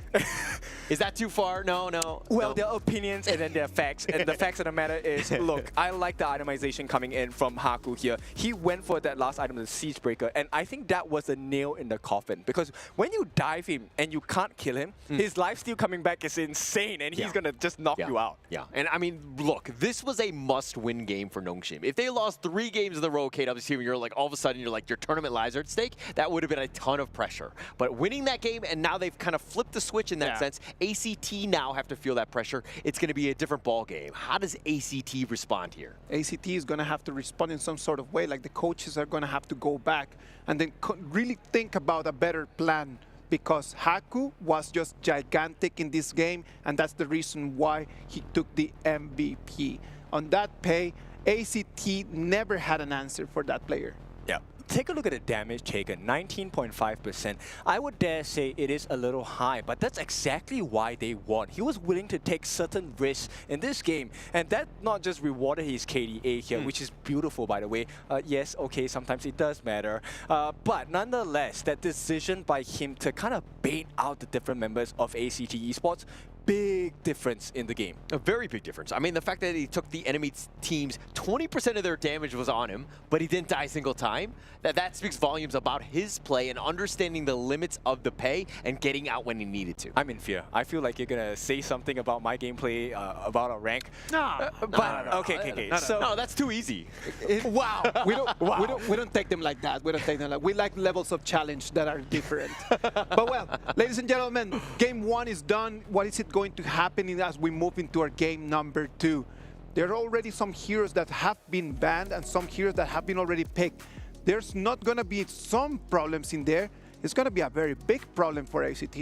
Okay, if you take a look at ACT, Nitsua, yesterday he was playing the Yuhuan, and I felt like his Yuhuan was much better. And Yuhuan as a hero doesn't require you to dive as much. This time, Nitsua on the Mai. I think I like the gameplay he has given so far, but I think maybe Nitsua needs to take less of a risk here, be more of a team player. There were some times in where he just jumped in a very nice, flashy fashion, but did not get the result that he wanted out of that. Exactly. I mean, you can pop out the balloons, you can have like all the confetti in the air, but there needs to be a result, right? There needs to be a statement like, I don't know, happy birthday or baby boy, baby girl, or something like that. There was none. It was just confetti in the air. Yeah, and look, I think it's coming back to the trying something new and just understanding that, hey, this is right? It's a, top pick. Teams are going to be vying for it. We want it. We want to try it. Nitsua, unfortunately, and this one didn't have as much of an impact as we wanted in this game. And you're kind of seeing, it looked like Nongshim were kind of more focused on him more than anything else. I think just really having a different vision. You can see their eyes, but you can't see their vision in this game, right? But for ACT, I just want to highlight, look, ACT in PKL, their experience in PKL hasn't been the best. They are familiar with this situation. They have been put down by much stronger teams as well. So I think ACT has a chance to recover here. Well, they always do. And I mean, ACT, again, they need to get going. I think that there were some moments where you were talking about Ormson missing some of those tremor smashes. There was JC1 just not farming and getting those, into the team fights. So those are the guys that really need to step up. I think if we're looking at the rest of them, I mean, the stats tell a story, right? Where Flukil was able to get that farm, but he can't do it by himself. That's true. And to make things more difficult, we have YK, the coach of Nongshim RedForce. This guy, I always have to mention him whenever I see him on broadcast because the way he drafts is so smart. He makes life so difficult if you're the opponent coach. He's smart. He understands his own players' limits and understanding just how to counter properly. I think that that's the biggest thing. And again, I've been preaching it from the first minute I saw Nongshim RedForce, is the fact that they're able to outdraft people and they take time to get going. Best of threes hasn't been amazing for them, but they did strike first in that first game. Okay, so here's one particular trait about Nongshim RedForce, which is we all love Kyung9's Dharma, right? But you know what? There's one more hero I love on Kyung9. Even though it doesn't have the best result in KWC, I love the Sun Tzu coming in from Kyung9. So I think that just largely he's been, he's not such a great laner, and I think teams are really honing in on this because they're just making sure that he has a bad time, and then you're kind of like a secondary support in terms of counter initiation. I feel like teams have been picking it to counter the Liang, which is got that control, and then you get the boat to kind of crash in and to kind of have that secondary initiation. But I thought Kyung9 is a very good Sun Tzu player, to your point, but I think that they need to move on, at least for now. I would think otherwise. I would think Nongshim RedForce, one of their most successful combinations actually came from the Dolia flexibility. Right, so Dolia lane, Dolia Sun Tzu. This was something that Nongshim brought to the table many a times in Major East, and it worked so well for them. But, formula is going to be different. It is going to be a Nua and Byron, the big burst, big catch potential from Nongshim RedForce. Look, I'm not a huge fan of Nua. I've been saying this from the beginning as well. It's 2-4 thus far. It's been picked 6 times, 33% win rate, not great. And while I do think that Illusion can play it, it's a situation where you win more. And trying to find it and to counterpick the Loong with this, I'm not a huge fan of this pick. Okay, I think as a matter of perspectives, I think the Loong has just been punishing Nua much more in KWC, right? We have seen across all the different regional leagues where Nua is actually also an answer against Loong. If you manage to force him to take to the skies early on, you can kind of use Nua's ultimate, the Annihilation, to snipe this Dragon Boy down. Yeah, I mean, easier said than done. It's going to be tough. I mean, the Lung has been, dare I say, the hero of the KWC in terms of the farm lane, right? Just so much impact. It definitely has a lot of potential for outplay. It has everything that you want in terms of an escape as well. So it's a good hero, and it's tough to like really pin down. That's true. And one more thing, I want to just highlight on this Fatih. Fatih, as we mentioned before, one of the strengths is that he's able to deal consistent but very strong damage. But in order to do so, he needs to be in range of his opponents. And having a hero like the Nua and Byron, where control is so big of a kit for them, like first skill for Nua, the creation, it actually pushes you back, creates a matrix. I'm not sure if they're going to have a good time for Switch here. Yeah, might not have the greatest of times, but let's talk about this Yuan. You were talking about the fact that Nitsuo likes to pick it up. They have that flexibility. If they want to go with it, I mean, they could flex it to Ormson, but I think that you would put it in the mid lane at this point, right? I would think, no. I would like the Yuan to stick with the Lung. While we know that Lung is a pretty independent hero, you're going up against a Diadea. It's a nobody plays Diadea in a mid, right? So there's going to be healing. And you want to make life easier for your farm laner. Now, Siri, I think one of the best players that has come out of the Major East region, but he still needs help. This is a team game. Yeah, for sure. So, okay, if it's going to be more of a Yuan support, you know, who are you looking to, damage building as well, then who are you looking to pick up for Siri right now? I would think getting someone who's able to stun. So, okay, I know this is an unpopular pick, but I think Hoi works really well in this particular composition because you get that Burning Sun arrow, long stun duration, you get the Nua free, but Chano, I think that's a good replacement as well. Yeah, and look, it's gonna be weird because I was gonna agree with you, but on the pick, the Hoi, I think that it has a lot of play. But if we're looking more towards the draft, Siri definitely favors the Chano. He really likes this hero. Yeah, because the wolves are so irritating, right? Okay, for all of you players out there, I'm sure you have had the pleasure of playing against a Chano and playing against a good Chano. The traps it's traps galore. You're constantly fighting not just one but a pack of wolves. Yeah, it's. I mean, you need AOE to kind of deal with it. I mean, Lung at the end of the day sometimes likes to kind of, you know, just like focus fire on them, and sometimes those wolves kind of, you know, detracts away, and the flaming palms hit the wrong guy, for instance. It's not great. Yep, like you mentioned before, it's overwhelming because he is a single target boss. And one of the skill sets for Chano is with the summoning of the wolves as well. When he summons his ultimate down, you're fighting against a pack of wolves, and Lung wants to be in a situation where he's presented with gifts. Okay, you just hit this guy, we get the burst, you take to the skies, and then we win the fight. Wow, and in the end, they're going to give Haku his Ogren. I don't think that caught me off guard in terms of how they would prioritize it, but the fact that it was picked last, that surprises me.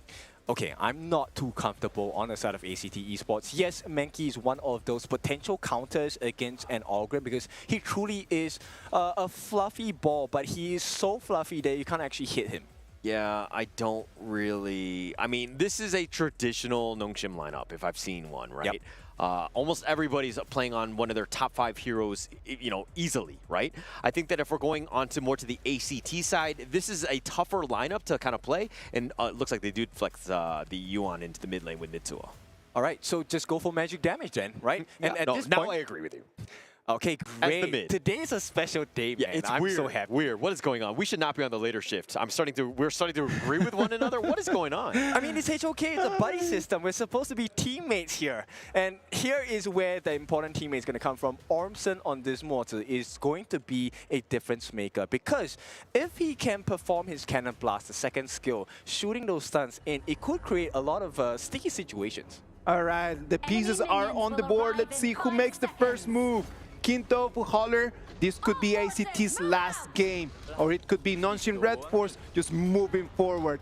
Take it from here. Thank you so much, Isaac. We're going to go into this one. Again, backs on the wall. How does ACT respond after that game 1?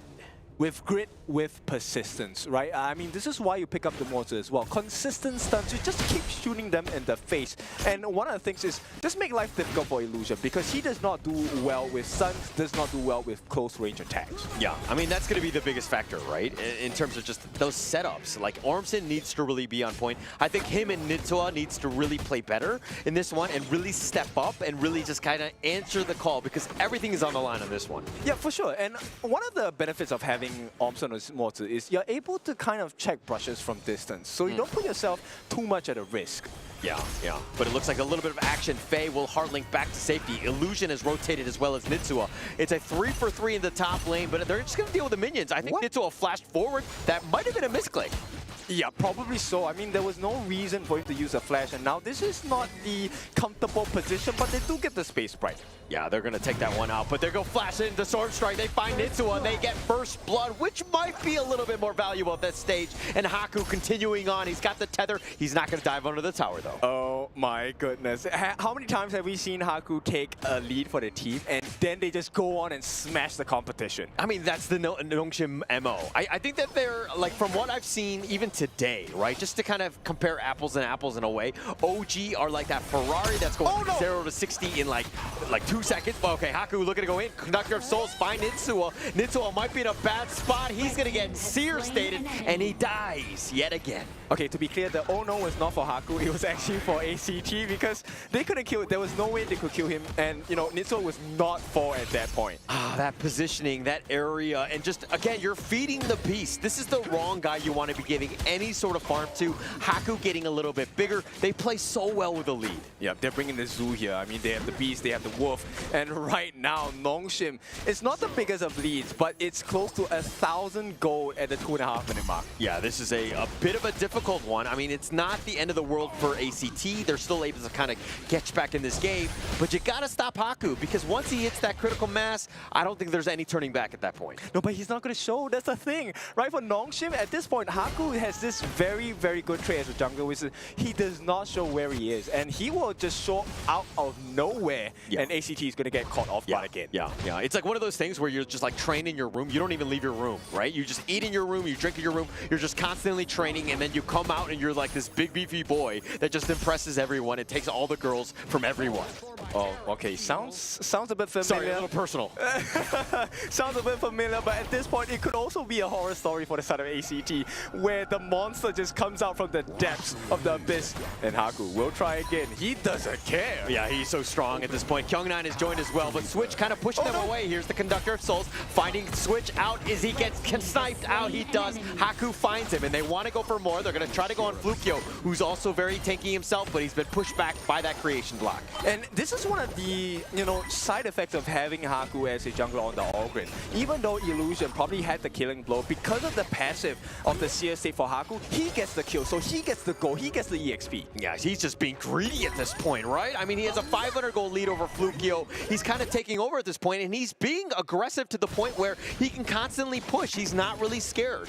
Yeah, and this forces the roam to go into the hands of ACT in the mid lane. This leaves JC1 super vulnerable against Seaweed. Seaweed might be able to force out the dragon. I mean, look, a lot of pressure being put on. Faye's going to heartlink back to safety. The Tarian is about to be started at this point. But ACT, I mean, are they going to go over the wall? Yes, the Dream Roam. He's looking to go in. He goes to the stall, and Flukio with the highway robbery. Kin, what is the number to 911? Oh my goodness, but Flukio, hang on. They've got the thing inside the box. They find Kyung9, who gets cannon blasted. He's going to use the force field suppression. He will run away. This is that familiarity about ACT. You can put them in a bad position, but they will come back. I mean, Flukio with that play. I thought the Dream Roam was a little bit early, but it was perfectly timed. He did the 360 donut, got the Smite steal. Perfectly played by Flukio. I mean, that's why one word can have so many different meanings. I felt like it was a dream that he was going to get the steal, but it was a dream come true as Flukio actually got it. He got that one. He gets the steal on the Crimson. This is a bit of a shift. This is how ACT gets back.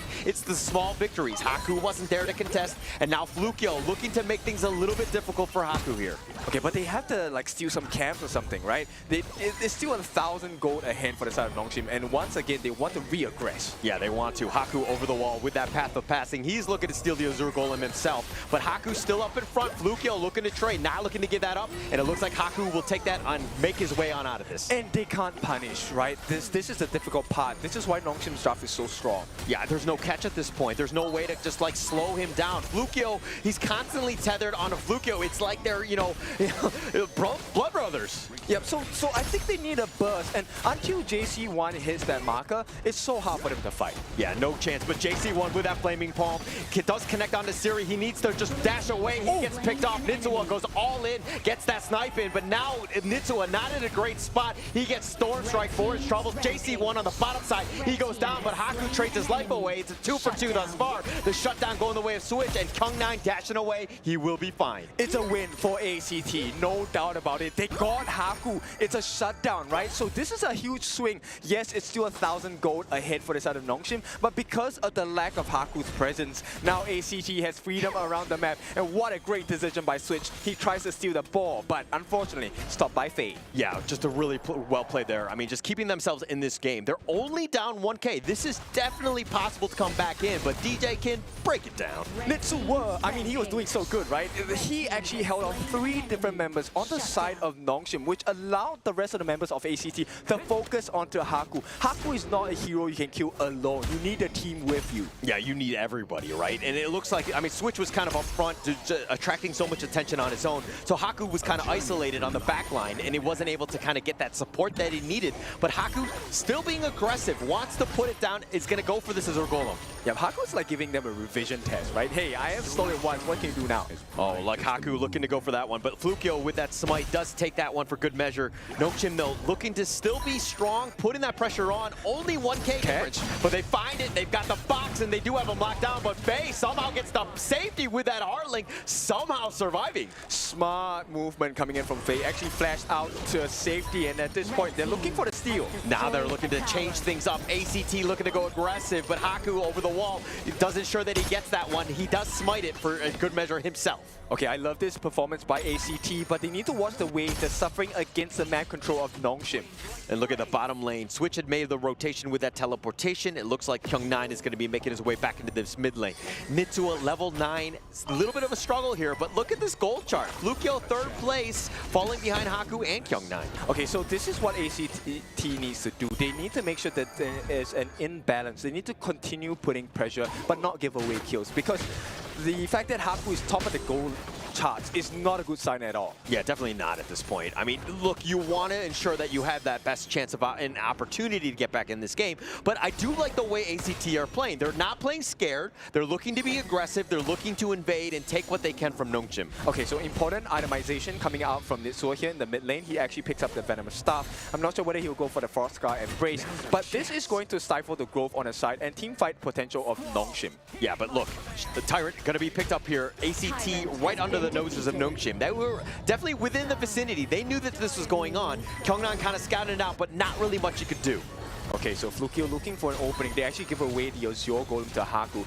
I don't know if that's the best decision here. Yeah, and ACT now looking to put pressure on this mid T1. The force field suppression onto Kyung9. The Annihilation gonna be a little bit off the mark in that way, but not really connecting on anybody. It looks like both of these teams are gonna disengage. It's so smart. Haku is actually buying time so that Siri can get that T1 on the top.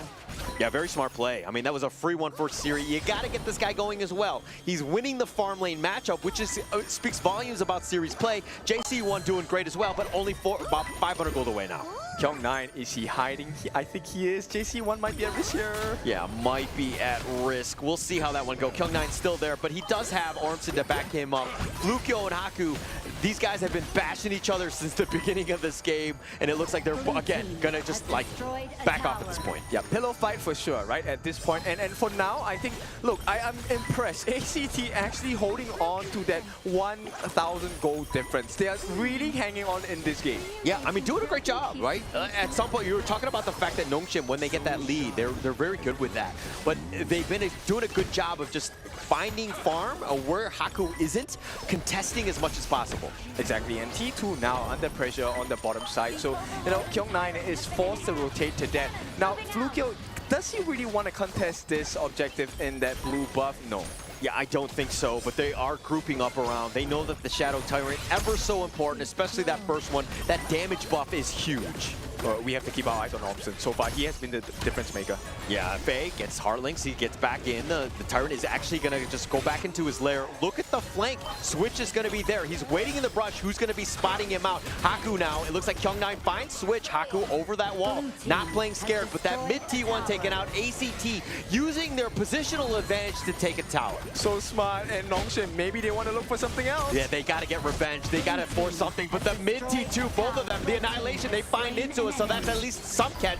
Flukio with that Dream Roam, he's the emergency, wants to go forward, but Flukio too tanky, but not fast enough. Haku tethers him down, gets that kill. He continues on, and now with 5 members and a 2-man power play, they're now looking to just repeat it. No, they're going to go for the Shadow Tyrant instead. Yeah, now with Faye, there is heals galore coming in for Haku. They can take this Shadow Overlord, Shadow Tyrant for free. They're going to try on the side of ACT. This is a huge risk for them. It is a bit of a risk. They will take this. The Overlord is going to be taken in as well. They're looking to trade, but they've taken those 2 kills for those 2 towers. Was that a good deal in that mid lane? I think, okay, if they don't die, Ormson, no!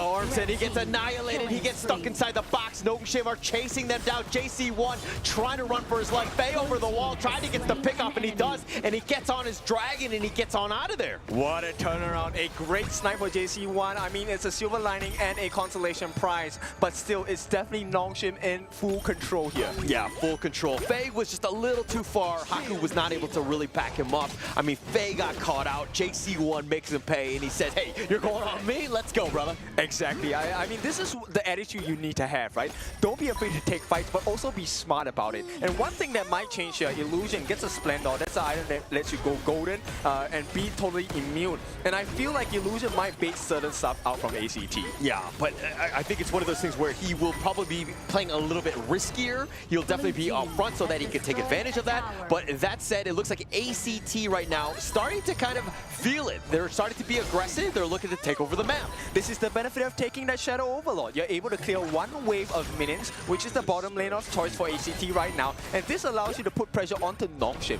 Yeah, and look, Nongshim technically have the net worth lead, but without those middle towers, this is a game that's kind of 50-50 at this point. It's not an issue at this point. ACT understanding that and using those Vanguards to their advantage, they're going to take a top T2. They have studied them from the major East Leagues for sure. Nongshim didn't have the best macro games during their Pro League, and it's exposed right now. Yeah, you're seeing this, right? I mean, they're putting even pressure on this top T3. Kyung9 is there, the Annihilation, not sniping him out. He gets on his Draken, but Haku's still up in front. Switch is going to be backing off. Illusion not able to kind of connect them. Do they get the catch? If they want to go on to Switch, they get the Destined Encounter, slowing him down even more. The Dream Roam into Flukio, and that was like a perfect disengage by ACT. Yeah, nobody falls, right? And also, now they have to deal with the wave at the top, and they get to play that game, which is long-range poke on the side of ACT. A lot of poking and prodding, and Nongshim not getting anything out of that. Yes, you've chased them away, and they're outside of your base, but what did you get? You didn't get a single kill. ACT playing that one to the T. You know why they're having success? Because Nitsua is going for the magic build. Okay, no, look, as a mid laner, Yuan, I agree. That's the way you want to go. They need some damage to really help mitigate this, right? You're going to put a lot of pressure, or you're going to take off the pressure off of JC1's shoulders to really do that damage. Okay, but there is a big difference maker here. Yes, not a lot of goal on this Nuwa Illusion, had to sacrifice for the team, but he's really close to either the Savant's Wrath or the Tome of Wisdom, and the fight will change majorly if he gets that burst potential. Yeah, but Kyung9 on the run at this point. Illusion, again, you want to get Haku going. He has a sizable lead, even in the jungle lane against Flukio, so this is the matchup. Again, he is the raid boss. You're staying alive. You're just locking them in so Haku can take them down. But for the first time in a long time, JC's positioning is pretty sick at this game, right? He's staying close so he can get the burst potential, but not staying too close that he gets damaged by the Nongshim lineup. That's the perfect positioning that you want when you're playing footsies with them and keeping them at arm's reach. You're understanding the limits of your hero. That's the perfect place. But Kyung9 getting dove on here by Switch 1. They're looking to go. They have the Destiny counter right onto it, and they find Switch, who was doing some serious damage onto Kyung9, and now Nongshim, the great chase. Who else do they get? Faye has been setting it up. He has to flash back the Annihilation on, but not too much damage. The Dream Realm keeping Flukio alive. It looks like that's going to be the end of this chase. Yep, Ormson and JC really pairing up really well. At the same time, Flukio always consistently looking for an opening. While Switch did give his life, hang on, this could be an opening. Nongshim not actually in a very comfortable position now. Not at all. I mean, it's tough. Flukio is still that frontliner. They really don't have the answer. Siri hasn't been able to burn him down. He's just been staying alive, being that tanky nuisance. Okay, so they don't want to, use the smite at this point. So Haku does secure the Azure Golem. Yeah, they do, and here we go. Looks like Faye has to back off. He's so low. The Annihilation gets the snipe out, and JC went down for the count. Here's the Dream Realm. Flukio just running back. Nitsuo has to flash, but they're under the tower. The box is gonna cover the retreat of Nitsuo. He does get back, but now Nongshim continuing on. Switch gets the snipe out, finds Siri, and that's a huge win. They even get Faye and Switch with a double. So back and forth, both the farm laners down, which means it's not a very comfortable fight for either side. Now Illusion, he's hiding. If he makes this play, it could change the state of the fight. Oh, the Switch. I mean, the fatigue just completely you think you got him, but those dashes, those bursts of slashes just completely catch you off guard. Siri and Faye, both of them got caught off guard. Oh, they find Haku. He's fighting this 1 versus 4. They have the box and they're doing some serious damage, but here's the Conductor of Souls looking to turn this around. Do they have enough? Haku just slowly trying to get it to safety. Not able to do it. Flukio snipes him down, gets that kill, and 2-3 members down from Nongshim, and now this is going to be a free Shadow Tyrant in the favor of ACT. Major discomfort for the side of Nongshim at this point because it is Haku has been taken down. He's the tankiest member on the side of Nongshim, and the fact they get the lockdown, that is insanely good from Ormson. But why is Haku going in? Siri and Faye were both down. You have only 3 members. You're going into the heart of the enemy team, 1 versus 5, and you're trying to use your path of passing to safety. It's not going to work. I mean, Haku, he does have his ultimate. He did have his Blood Rage as well. So I can understand the confidence, but in times of stress, decisions are hard to make. Okay, well, when you're down members, I'm going to make the decision easy for you. Don't go in. Okay? Yep, and that might have been the wrong decision as the T3 is under pressure from the side of ACT. Yeah, I mean, this is not a great spot for Haku at this point. I mean, he's still up in front. The mid T3 has already been taken out, and ACT finding ways to take over. Even the kills, it doesn't really matter. It's all about those objectives. And Nongshim with no catch, Flukio gets away yet again. Out of all the PKL teams, I did not expect ACT to put up such a strong fight, but they are. The T3 in the middle is open, and for the first time, Nongshim in this game under tremendous pressure. Pressure. That's what it's been all about. The net worth has completely shifted in favor of ACT, finding ways to crack into this Nongshim lineup. This is a very predictable lineup. ACT playing it well. Yes, the stunts coming in Ormson, we talked about it. All those stunts are so important in this game. And now JC1, critical mass. He has hit the strides. Power spikes galore. Power spikes galore. Haku's still up in front though, and this is a moment. Look at Switch in the bottom lane. It's going to make things very uncomfortable for Nongshim to want to leave this base. They have to deal with so many different lanes at this point. The macro game has not been in their favor right now. Yeah, this is one of the rare things. Look, I have not seen a team expose its weakness aside from OG, but ACT, a grassroots team, is actually doing it. I mean, the Overlord is going to be picked up. Flukio doing such a good job of just pushing them away, making it difficult, but it looks like the box is going to be whiffed. The Storm Strike for good measure. Kyung9 just says, haha, you missed, but he's going to just back off at this point. The Crimson Golem is about to go. Tempest Dragon in about 80 seconds at this point. That one is going to be a spicy one because, look, until they can take out Flukio or Haku, both teams are in a very uncomfortable position. This is not a great spot. This is a tight little alleyway. The Overlord is just kind of, he's going to heal up, he's going to stay in his lair and just kind of push them back. Flukio is there. This is kind of in favor of them because, again, the Tempest Dragon about to be spawning, but look at how Switch is in the bottom lane, using this space to put even more pressure on that bottom lane. Okay, I would also argue this is a great situation for Illusion because that Mega Matrix actually fits right snugly in this Overlord pit. Yeah, it could potentially be there. And look, the Overlord is about half the Annihilation used early. Tried to go for the snipe out on Nitsuo. The Unending Sorrow, but who gets the Overlord? And Siri over the wall somehow gets the crucial kill stuff. But Switch just trying to go for this one. He wants to go. The Soaring Signal is doing some damage. The Heartlink on back, but Haku, the raid boss, has already been killed. And who does it? The Sage of Sanctuary for Switch. He gets right back up, but Siri in a bad spot tries to get to safety. He is so low. Does he go down? Oh, no! Finds him down. They find Faye. The double kill from Nitsuo. And ACT putting the pressure on. They're looking to dive. Illusion is back in his fountain. And the Sage of Sanctuary. And it looks like ACT with a 4-to-1 man advantage at this point. How does Illusion hold?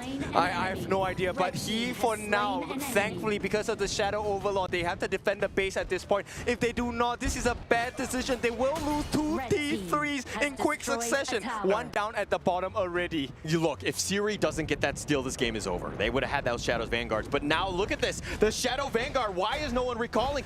Nobody's looking to go. This is a bit of a rush. This is a huge issue. Okay, Switch is now here. Who's the burst? Do they have enough? It's not enough. It looks like the Shadow Vanguard is slowly pinning it down, and somehow Nongshim coming back. Oh, he goes down. One last hit, and somehow ACT holds on. This is the fine line, the line between success and failure, and ACT have made it out. It was so close, and during that period of time, Switch saves their lives, but Nitsuo, Flukio, and the rest of the team, they're all helping. They got the Tempest Dragon on their side. You could see Switch, and he's just like, calculated. I got this one. I know exactly how much damage it's gonna do, but my God, that's literally 1 HP on that crystal. And now Nongshim somehow, yes, the bottom lane is vulnerable, but man, ACT know that. They're gonna look to defend that one before they move on. ACT Esports Club fans, do you feel the floor quaking? A Tempest Dragon, 3 waves flying down, 3 different chances. Yeah, Nongshim just have to hold somehow. I mean, this buff is still on there, but let's check out this replay here. This one, it was too close. I would have just put my hands in the air. Look at that pixel health. But the fight may ensue at this point. One hit. That was all that Shadow Vanguard would have taken. And to win that game, that was how close it was. That was crazy. And the fact that ACT are like, no, we're going to continue on with that Tempest Dragon because we need to put that pressure on. But now they are. ACT still up in front with Flukio in that front line. Haku is responding in kind. Nongshim, if anything, they do have good wave clear, though. Yep, that's true. But for now, T3, this is going to be disrupted. It's a Baron base. All the towers have been taken. Faye, what's he doing? Faye, what are you doing? He's going to go golden, at least for now. He's just going to try to stay alive, but he gets killed first. A little out of position. Flukio still alive as well. Haku is going to be there. Flukio is so low. That's going to be Sage's Sanctuary. Haku looking to tether them. Looking to deal with the Vanguards for now, just to kind of stop this minion wave. Okay, so this is a successful defense because Nongshim actually keep the Tempest Dragons at bay with out of the reach of the crystal, so the disruption does not happen. But once again, another attempt. ACT. Oh, the nice little two-man stun. Siri back in. The Sage's Sanctuary. The crystal is vulnerable. Get the base. They go in. They go for the crystal. And the ACTs take game 2. Always dare to dream. ACT, they did not expect this performance against Nongshim, but this is where at KWC you break all expectations. Never say die. Never say never. We're going to continue on to the bitter, bitter end. And that was as close as you get, right? I mean, ACT digging deep. They're like, hey, our tournament lives are not over just yet.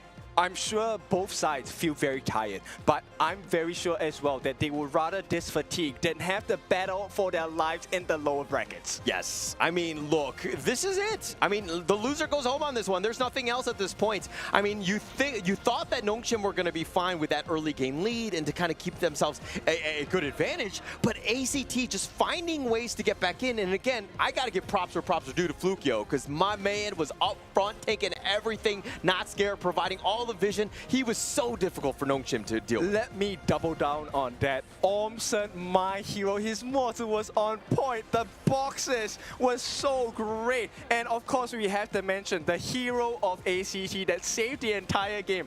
My dear Switch with the Fati, that last pixel health save of the crystal. Look, if they won that game off of that Shadow Vanguard because they didn't recall back, ACT, they would have been devastated. Oh, like for losing sure. like that when you won the team fight, you're like, oh, I got this one, I got the Tempest Dragon, we're going to continue on. That was that moment, that opportunity. But they were like, no, no, no, we got this. It's totally cool. Let's calm down, guys. I find that this is the most tremendous game because ACT is probably, in all honesty, the last PKL team you expect to be able to put up a fight against Nongshim and to put it in this particular way. I mean, look, all of the teams are very good, and to get to this level, you're seeing upset after upset, and just the potential there, but that Shadow Vanguard. What? Pixel, there was nothing. There was nothing. There was literally nothing.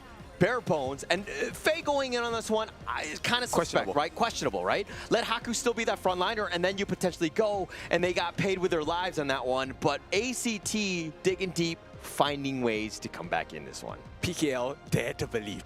This if there's any time, Carl talked about heart, right? We want to have heart in this game. ACT is showing you what that heart is made out of. Steel and love and trust. I mean, everything. Everything that you would want in terms of a game. The drama, the back and forth of how that game played. Isaac, your thoughts on that one? I'm telling you, I'm just right over here just looking at your screen, looking behind me, just looking everywhere. And this whole place was going crazy. Everyone in that last moment just thought that it was going to be for Nongshim, but then ACT stood up and then they completely took this game to put it 1-1. I mean, it couldn't have asked for a better story, right? Especially in that game. I mean, just being able, the Shadow Vanguard literally one hit away. And I mean, I don't know if this is going to be, I mean, let's check right this over one. there. It's like if you start counting and then you can see like how Switch comes in desperately. I don't think that he believed that he could have taken that one. I'm sorry about that. I don't think he did believe in that. He actually stopped for a moment and I was like, wait, why are you stopping? And then, look, there was nothing. Really nothing.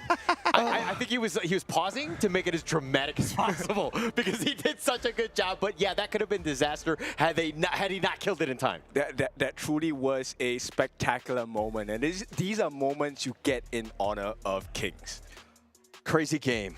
I think we all need a bit of a breather on that one. That was like a typical stock standard Nongshim draft. ACT were like, we know how to solve it, but we need to ensure that our crystal's at 1 HP before we win. True enough. And now, ACT, I want you to pay attention to their damage taken. This is the exact percentage of stats that you must have. Flukio on this Mankey, he's meant to be the tank, tanking over 230,000 worth of hero damage, close to 40% of the team's damage taken. Yeah, it's just so much damage. I mean, look, if we're looking at what happened, I mean, look, if we're looking at what Haku did, I mean, 216,000 damage dealt, 250,000 or so taken. I mean, the guy was still the monster that you needed, and you just needed a little bit more to get over that hill in terms of pulling out the W. But ACT were like, no, no, no. Look at the KDAs. Kind of underwhelming, but they played the macro game so well. They were understanding the objectives and how to just win the game. That's true. And let me put into perspective why that last fight was so spectacular between the two teams. Yeah. Both sides, they had their extra 20-minute Tempest items. These are items you can only buy after the 20-minute mark. All of them were there. Pure Sky Dome, and they also had the Moon Goddess as well. These are all items which require very strict timing to use. You need to use them only when you are comfortable and confident that you will win the fight. And with every single odd against ACT, they won. It was such an outstanding match.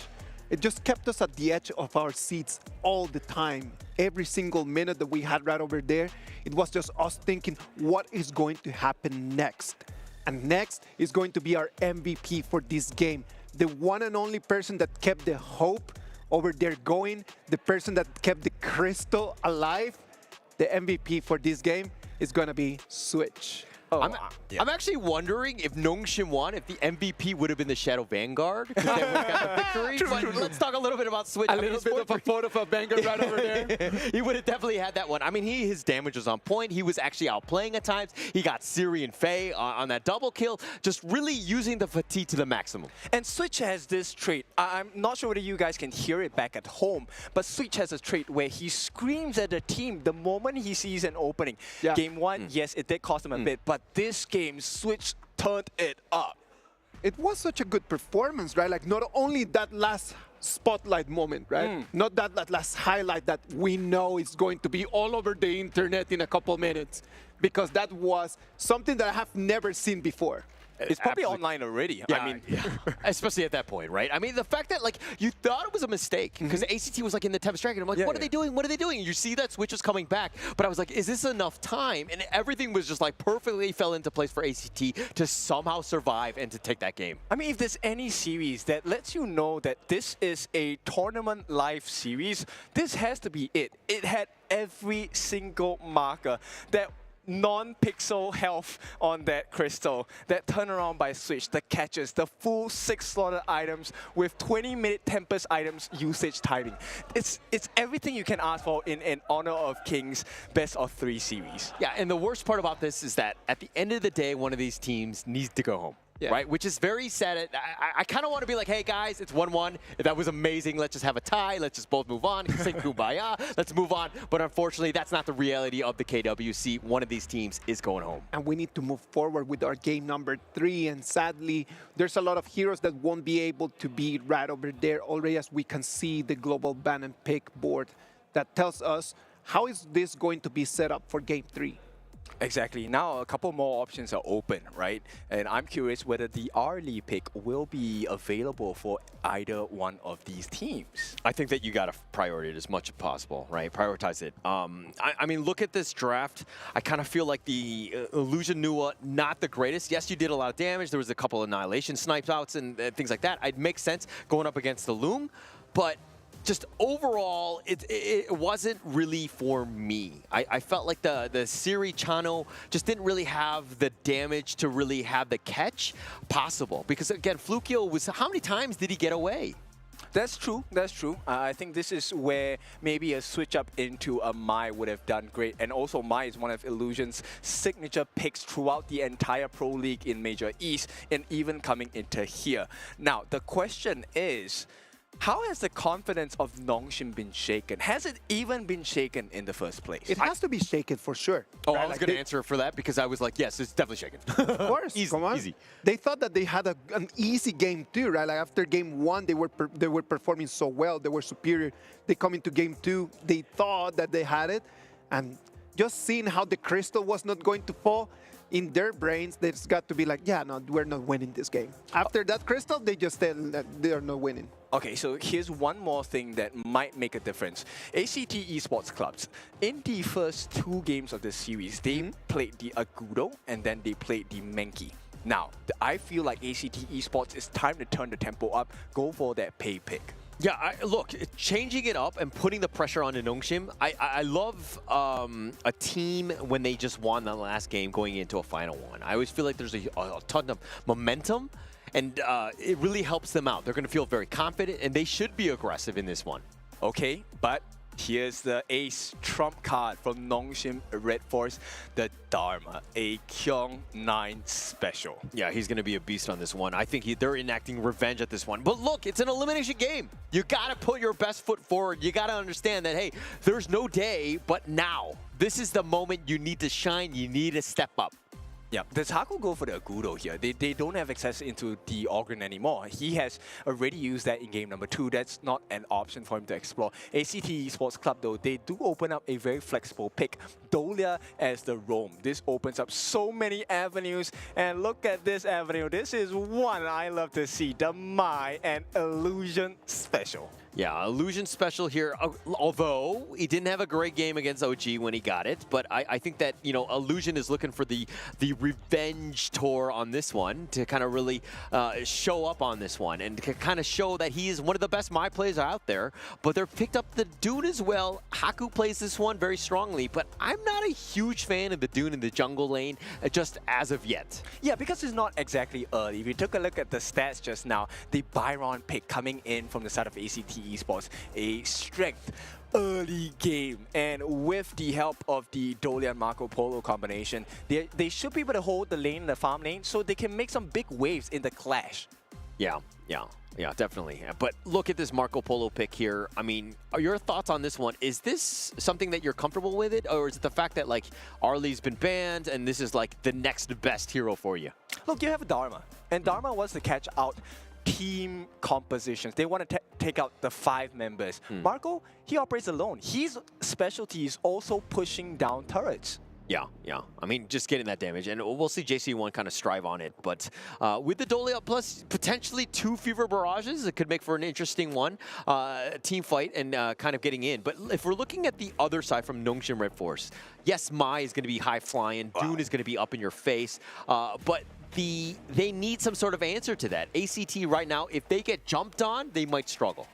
That's true. They don't exactly have a lot of tank. And Marco, if you're able to catch him out when his skills are on cooldown, he pretty much is an easy pick-off, right? And look, Nongshim, they know about the weakness of their draft. You cannot split Nongshim RedForce up. ACT Esports Club cannot be allowed to play on an individual basis. The Nerza ban is so smart because Nerza is adept at splitting team fights. Yeah, great ban there, understanding the flow of the game. But the Auguring going to be picked up by ACT. Flukio's like, buddy, I will show you how it's done, Haku. And I would trust Flukio. I mean, this guy, he is adept at playing tank jungles, and he so far has been very consistent. A hallmark trait of a great player. Yeah. I mean, he's got a lot of flexibility. He's an amazing player and from Thailand, and he's done such a good job here, just like really putting the team on the map. ACT has definitely impressed. I've been, you know, incredible the fact that they're the 3rd place team in PKL, and they're really taking the fight to all of the teams that they played in the KWC. Yes, oh no. Nongshim RedForce, they pick up the Flowborn. Oh wait, okay, this is not the tank, this is the marksman. So we're fine, but still, the win rate isn't as beautiful as we would like it to be. Now they have the Zhang Fei, which is a great combination in terms of shooting, so it aids in the laning phase. And now, ACT Esport, Nitsua, what do you have for us? Is the Nua a hero that is adept at playing from range, huge poke, similar to the playstyle of a Yuhuan? So we kind of saw the power of the new last game. It has that long range, the annihilation, you can have those snipe outs, but it's a win more hero, right? If you're losing, it doesn't really have as much impact. Yeah, you have that control, but like if I'm looking at the rest of this squad, they don't really have any catch. Like if Dune decides to Unruly Blade on out, Mai decides to dash away, like how are you catching these people, right? And so the lockdown is really lacking on this team. I agree with you, but that's why they pick up the Dolia. There's no catch, no need for a catch. It's about burst potential. And I mean, I know you're very supportive of Nongshim and you love them because they represent what we came from, which is the major East Pro League. But ACT, you cannot deny that they're strong. No bias here, definitely. I think that going into this one, it's going to be everything at stake. I mean, we're going in for this double purify. Why not? JC1 Ormson understanding that, hey, this is the only way they can affect us is by locking us down. Nongshim have plenty of them in spades. They could literally mute Kyung9 here. If they have purify, they could just get out of his truth mantra. Yeah, it could potentially. Holler, Kintofu. 1 game, 1 shot, win and advance, lose, and it's all over. This is gonna be it. Is it gonna be Nongshim RedForce, or is it going to be ACT? We'll see that in a minute. Everything at stake going into this one. Final game for one of these teams. Who moves on? it's going to be interesting going in. If we're looking at the drafts, who are you giving the edge to, though, Kin? I prefer ACT, but only if the game goes well. So. Okay. No, look, if you've got an Ogryn, you've got that late game secured. I think that you will be fine. I think it's really going to come back to Illusion and to kind of set the tone, as well as Siri. I want to see this guy step up. We haven't really seen him play the typical Siri games where he just takes over. Yeah, because he has no space, right? And I think ACT, this is a very different ACT team. Yeah, and Kyung9 actually fighting 1 versus 3. Illusion will join, misses the Kachusin. And Illusion, buddy, you got to step up. You got to start hitting them. Yeah, you definitely need. Kyung9 actually manages to secure that camp for himself, so he is having a level advantage against Switch.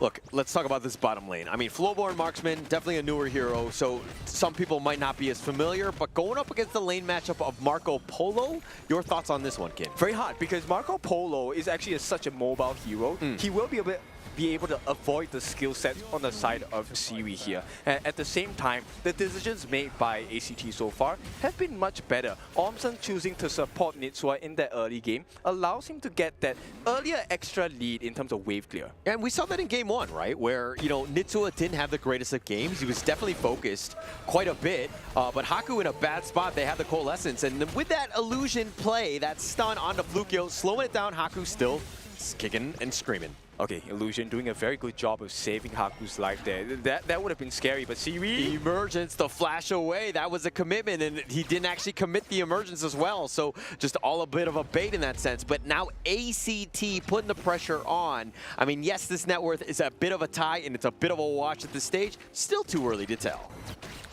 Definitely too early to tell at this point, but hang on. They're going to group up 3 different members. They want this advantage. Rotation is so important. Rotation speed even more important. Definitely. And look, Siri's left kind of by himself. Faye doing the rotation, providing vision, seeing what jungle camps they could potentially steal. Nongshim doing a good job, and they'll take the Sprite in the top lane. Okay, that's a big opening. Okay, look, I know I have repeated this before, but I do not expect ACT to match Nongshim in terms of gold. Oh, but the Fever Barrage, that's the first one, finds him. The Emergence, they're potentially looking to jump. Faye will now join, but Nitsua not able to get any more. Okay, comms maybe a little late coming in from Nitsua here. I think if they got that timing down, it would have been first blood, and onto Siri, no less. Yeah, I mean, look, if he gets in, that Emergence is such a huge signal, and Switch flashes away, but again, it's going to be, you know, if you're not really paying attention, you might get caught out. It's not the easiest thing to do, because the Emergence, that animation is huge. That's true. And also, bear in mind that this has been a pretty long series so far, so fatigue will start to set in. Yeah, definitely. And Switch finding Kyung9. Those guys will be duking it out in that top lane. Yes, there was a rotation by Flukio, but again, it's all about that jungle matchup. Haku, how is he going to just... I mean, he doesn't need as much farm. Like, he's a Dune, right? He needs to stay alive. He needs to be that tanky boy. But Flukio needs to get going. They're going to try to get as much farm as possible. The purpose of Haku's Dune is actually to force ACT into a corner. This is where Kyung9 is going to celebrate the benefits of having a Dune. But so far, if, let's say, the farm is matched up, it's not going to be an easy case for the side of Nongshim. Yeah, will not be easy. And it looks like Kyung9 teleporting in the mid lane because they know that the 4-minute mark is where things are at. The Tyrant have spawned. And then now the pushback with that creation rock, they're going to force him back, but the Tyrant back in his lair. Okay, reset. The buff is open though. Do they really want to contest this? They need that Azure Golem for Flukio. Yeah, he needs to pick that one up. And I think that they will just kind of slow things down, and Nongshim might suspect something is astray. But Illusion spotting out that, hey, if anybody wants to make that jump, he can go in.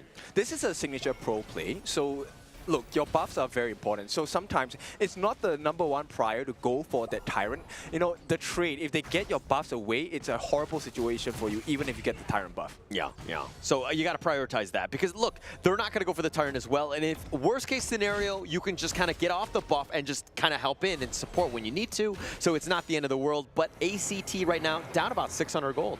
Okay, not the biggest difference. End of the day, they're still keeping tabs onto whether this Tyrant is being taken by Nongshim. Yeah, and look, in this bottom lane, again, the Siri, a slight edge, Unruly Blade finding Flukio. He's going to sidestep the Wind Slash, though, but he's tethered on. Flukio looking to back off at this point. It's so hard, I feel, because Flukio is an Ogre, and you're pretty mobile, actually, with the path of passing. Yeah, you have a lot of options. I mean, it's hard for them to lock it down. And Nongshim, this is why they were trying to bring as many stuns as possible, but now they've started the Tyrant here. Okay, this one ideal for them. Outburst, they find him, and they find Flukio. That's going to be first blood. Haku takes that one down, and it looks like that's going to be gravy as they turn their attention on the Tyrant here. This is a big mark of success. Haku securing also the Tyrant for the team here. T1 under risk at the mid. Yeah, they're going to put a lot of pressure. They're just going to turn this Tyrant into more. Switch just trying to outlast it. Here's the Fever Barrage, and Switch is going to be down. JC1 gets pushed back. He gets killed for his trouble. Illusion. This is why he's so good on the Mai. Very, very good play here from Illusion. This is his signature hero, and you have to give him some respect. ACT, I know that game number 2 was good for you, but you have to be very careful. Yeah, you don't want to get him going, right? This is the early game part. You want to get that space and time and the farm for Flukio, but going in like that, losing 2 and like literally throwing that lead into Illusion, not great. And Illusion now also has the timing of that Crimson Golem. So now, a lot more options for Nongshim to explore. What do they want to play? I mean, look, they've taken the top T1. They're going to take a little bit of this map. The Crimson Golem is about to spawn, but it doesn't look like they're going to contest. ACT right now need to somehow find ways to get back in, as this net worth lead is kind of grown in favor of Nongshim. Yep, 3 kills and 3,000 gold ahead. So not exactly the best situation for the side of ACT. Flukio, he should be able to handle the 1v1 for a short amount of time against the dude. And look at the emergence even on 4, finding Kyung9, but he's going to be backed around. He dodges the Annihilation. They will trade away the top T1. No minions, excuse me. The bottom T1 being taken out. Nongshim taking advantage of this space. Yeah, Nongshim identified the mistakes from game number 2, and that was the macro gameplay. They need to control the map. They need to, definitely. But ACT on the defensive, on the run. They're going to huddle around this T2 top, keeping themselves alive. Look at how aggressive Illusion is being, and this is how you want to play the Mai. Exactly. Aggression, you get free poke damage. You also get information for the team. Now T1 under pressure once again. Yeah, they're looking to go the Umbrella Outburst on the 3-man stun, and they find Switch, who has to use that force field suppression, but they've taken the mid T1. Illusion, though, has to back off. Here's the emergence, and it looks like Nitsuo will join, but Flukio taking a lot of that damage. He will survive, though. Oh, good restraint. A lot of people will be asking, why didn't Nongshim go for the kill? It would have put them at risk at that big burst potential from Nitsuo here. I mean, the biggest thing is why go in? You've already taken the mid T1. There's nothing to fight over. Yeah, you might get some kills, but you're kind of on the lower end. You need to stay alive. This is a smart play in the long term. Yep, it's not just about getting the advantage, but also keeping it. Yeah, definitely need that, right? And look at this. If we're looking at some of these, role matchups, jungle to jungle, the Dune over the Flukio, not the easiest thing to do, but Haku doing a great job in that jungle lane. Yes, and because of the lead, they actually have a pretty sizable kill potential coming in from the side of Nongshim. Now, if you compare in that farm lane individually, 1,000 deficit, Siri is going to slap JC really hard. Look, Siri needed to have stepped up in this game. I mean, if this team wants to have a chance at further rounds in the KWC, Siri, again, he needs to be the guy. He's doing a decent amount of damage. He's been putting the pressure on. This is what you want to do, especially as the Flowborn marksman. Yeah, Kyung9. Oh, hang on. The Winslash not going to be connecting on this one, but JC1 did commit the Fever Barrage just to stay alive. He's going to be pushing him back, but Nongshim, again, unruly blade forward. Haku not scared. Okay, so great presence of mind. JC1, yes, there was a pressure. He gave away his ultimate, but did not use the Purify. Yeah, but look at this, turning it into a bottom T2. They've been pushed away. Nongshim doing a great job of understanding that, hey, we just need to push. When do we push is when we have that minion wave, and we force them back, doing a great job in taking that one. And with a 4,000 gold lead, hang on. Yeah, but Ormson just limping away. He'll be fine. Nongshim, again, just sticking around in this jungle. This makes it very uncomfortable. ACT not even able to get near the Azure Golem, and it looks like Haku will pick that up with a smite. And Haku having a Azure buff is a big win, because as a Dune, you actually burn through quite a lot of mana. So the mana regeneration and cooldown reduction is pretty important. Yeah, it's one thing to have the blue buff, but it's another thing to have the enemy blue buff taken away, right? That's the biggest thing, is just taking things away, resources, resources going into your hands, and you slowly choke them out as now you have about a 4K net worth lead. Yep, and you control the timing of the buffs as well, which means that there is openings available where you can allow ACT to enter your jungle, but they realize there's nothing to take there. Yeah, there's nothing. It's a completely barren place. This is like looking like The Last of Us in that sense. Everything is completely open. Everything has just been stolen or looted at this point. But now ACT trying to find a way. They do not want to give up the Shadow Tyrant for free. They can't. This 10-minute mark, it's an enhanced version, so you get a lot more additional buff damage. Oh, the Unruly Blade on forward, finding the Wind Slash onto him, but Haku taking most of the damage. Faye needs to be careful. He Leaping Saber's in a bad spot. He's going to get back to safety. This Tyrant just looking to be pushed away, but the Annihilation on the Tyrant, who is just healing up. Nongshim now looking to go. The Emergence for more of a scouting expedition. Switch still up in front. Tyrant at about half. They go for the Wind Slash. They connect onto 2. The Umbrella Opera's on top of this, and they find Switch, and that's going to be the huge win. Haku, though, gets killed in return. He's going to change his life away, but they take the Tyrant, and that was huge for Faye. Yeah, but they're low. Haku is down. There is no more big tank available. Flukio, though, gets controlled up. Yeah, gets controlled up. Nongshim just surrounding him, and it's like they abandoned him. They let him go, and they have 3 members from Nongshim able to take him down. It was a 3,000 goal lead. Now he has snowballed. Okay, not a lot, but a 6,000 goal lead for the side of Nongshim now. 6,000, but Haku is down, and this is a little bit of pressure on that bottom T3. If they open up the base at the 11 minutes, this could be critical. Yep, this big ultimate coming in from the side of Faye was really what changed the fight. At the same time, the timing was just too tight for the side of Flukio to get into range to get the smite down as well. And look at Ormson. He just completely abandoned Flukio, knowing that, hey, we need to stay alive. We need to cut our losses. Flukio was not able to survive on this one, and they knew that he was going to go down. But now ACT need to figure out a way to get back in. They only have 1 kill at 11 minutes. Yep, 1 kill. Okay, it's not the worst of things that happen. Right now, the most painful thing is the fact that there is no T3 at the bottom. Yeah, no T3, and that's going to be a gaping wound. I mean, look, Kyung9, he plays an amazing split push macro game if they want to go. So they got to be super careful of ensuring that the lanes are been pushed away before they move out. Okay, so another problem to face is the damage dealt. Number 1 on the list right now is Siri, which means it tells you a lot.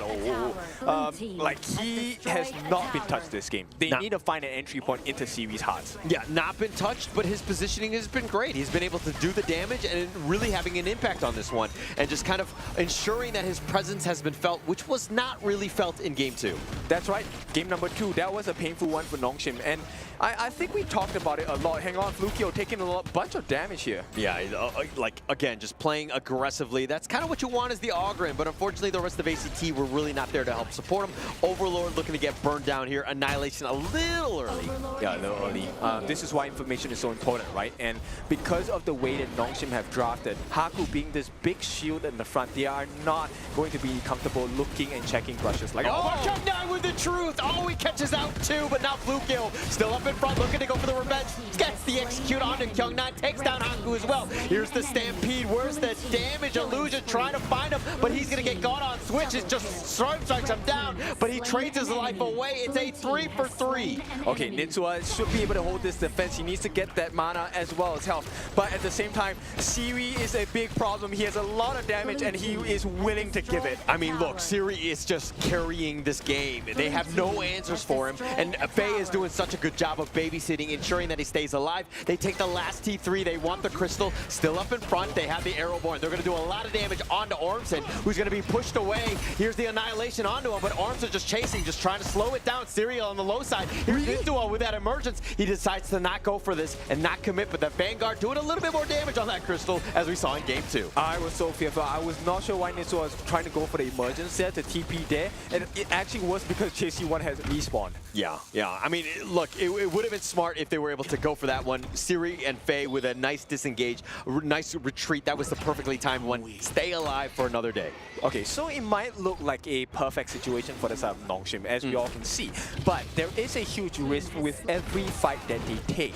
Now, this is the one that really made the huge change. Flukio actually gave the confidence for JC1 to attempt that Fever Barrage, which turned out to be the absolutely wrong decision because Nitsua was not available in that fight as a backup. Yeah, but JC1 needs to stay alive. He needs to stay on the outskirts a little bit more. I mean, the Fever Barrage is great, but you kind of don't want to start the fight with it. Yeah. You want to let Flukio do the damage, let them congregate a little bit around you, and then look to go, right? Use those Resplendent Revolvers as much as possible. Whittle them down. You have a lot of damage, and those basics do hurt as well. Yeah, but you don't want to fight into a team that has full abilities and skills to be able to stop you. Yeah, it's more about that positioning, staying alive. And this is the tough part about playing a Marco Polo, because you're on a knife's edge at a moment's notice. Flukio at about half-life, he's going to go back to the fountain to heal on up. But now with these minions slowly pushing, Nongshim doing a great job of putting pressure on. Okay, but they're also doing a great job on the side of ACT of defending, right? Right now, it's really about, can they find Siri? If they can get Siri down, there's going to be a big change and big swing in the fighting prowess. Yeah, Siri at about half-life. That was an annihilation. That did hurt. They do have the Celestial Melody if they want to reload and go for a double barrel on this one.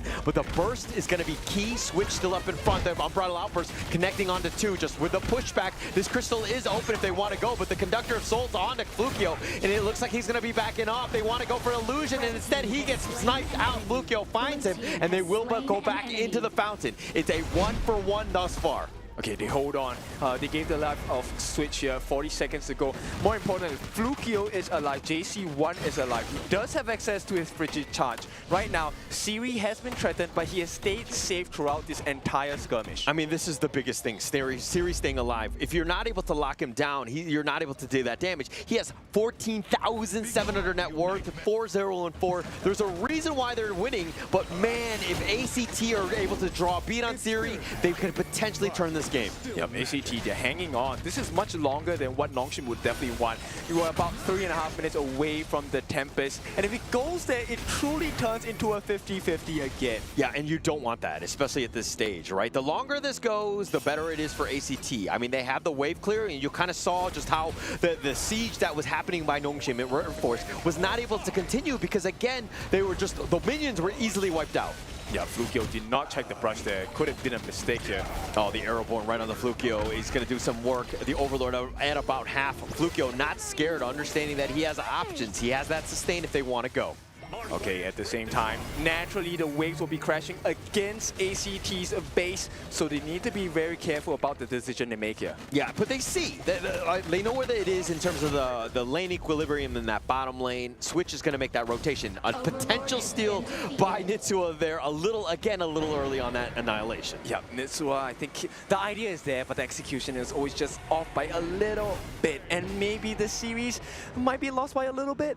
It comes back to those inches, right? Like, how close can you be? I mean, look, he's doing it blind. It's a game sense thing. He's slightly on. I mean, he's definitely within the vicinity of it, but unfortunately, he's just not able to connect, not lucky enough. Okay, multiple tests coming in from Nongshim. The first test comes in, the first wave on the top, and the Shadow Overlord in the mid. Yeah, this is going to be a potential game-ending push if they're able to go, but they don't want to make the mistake that Blacklist International did in that sense of just being a little bit too far up. They don't want to be caught out. The Annihilation is great. That will mitigate some of this wave clear in this mid lane. Yep, they're holding well, but Faye does have his ultimate if they want to push them back in.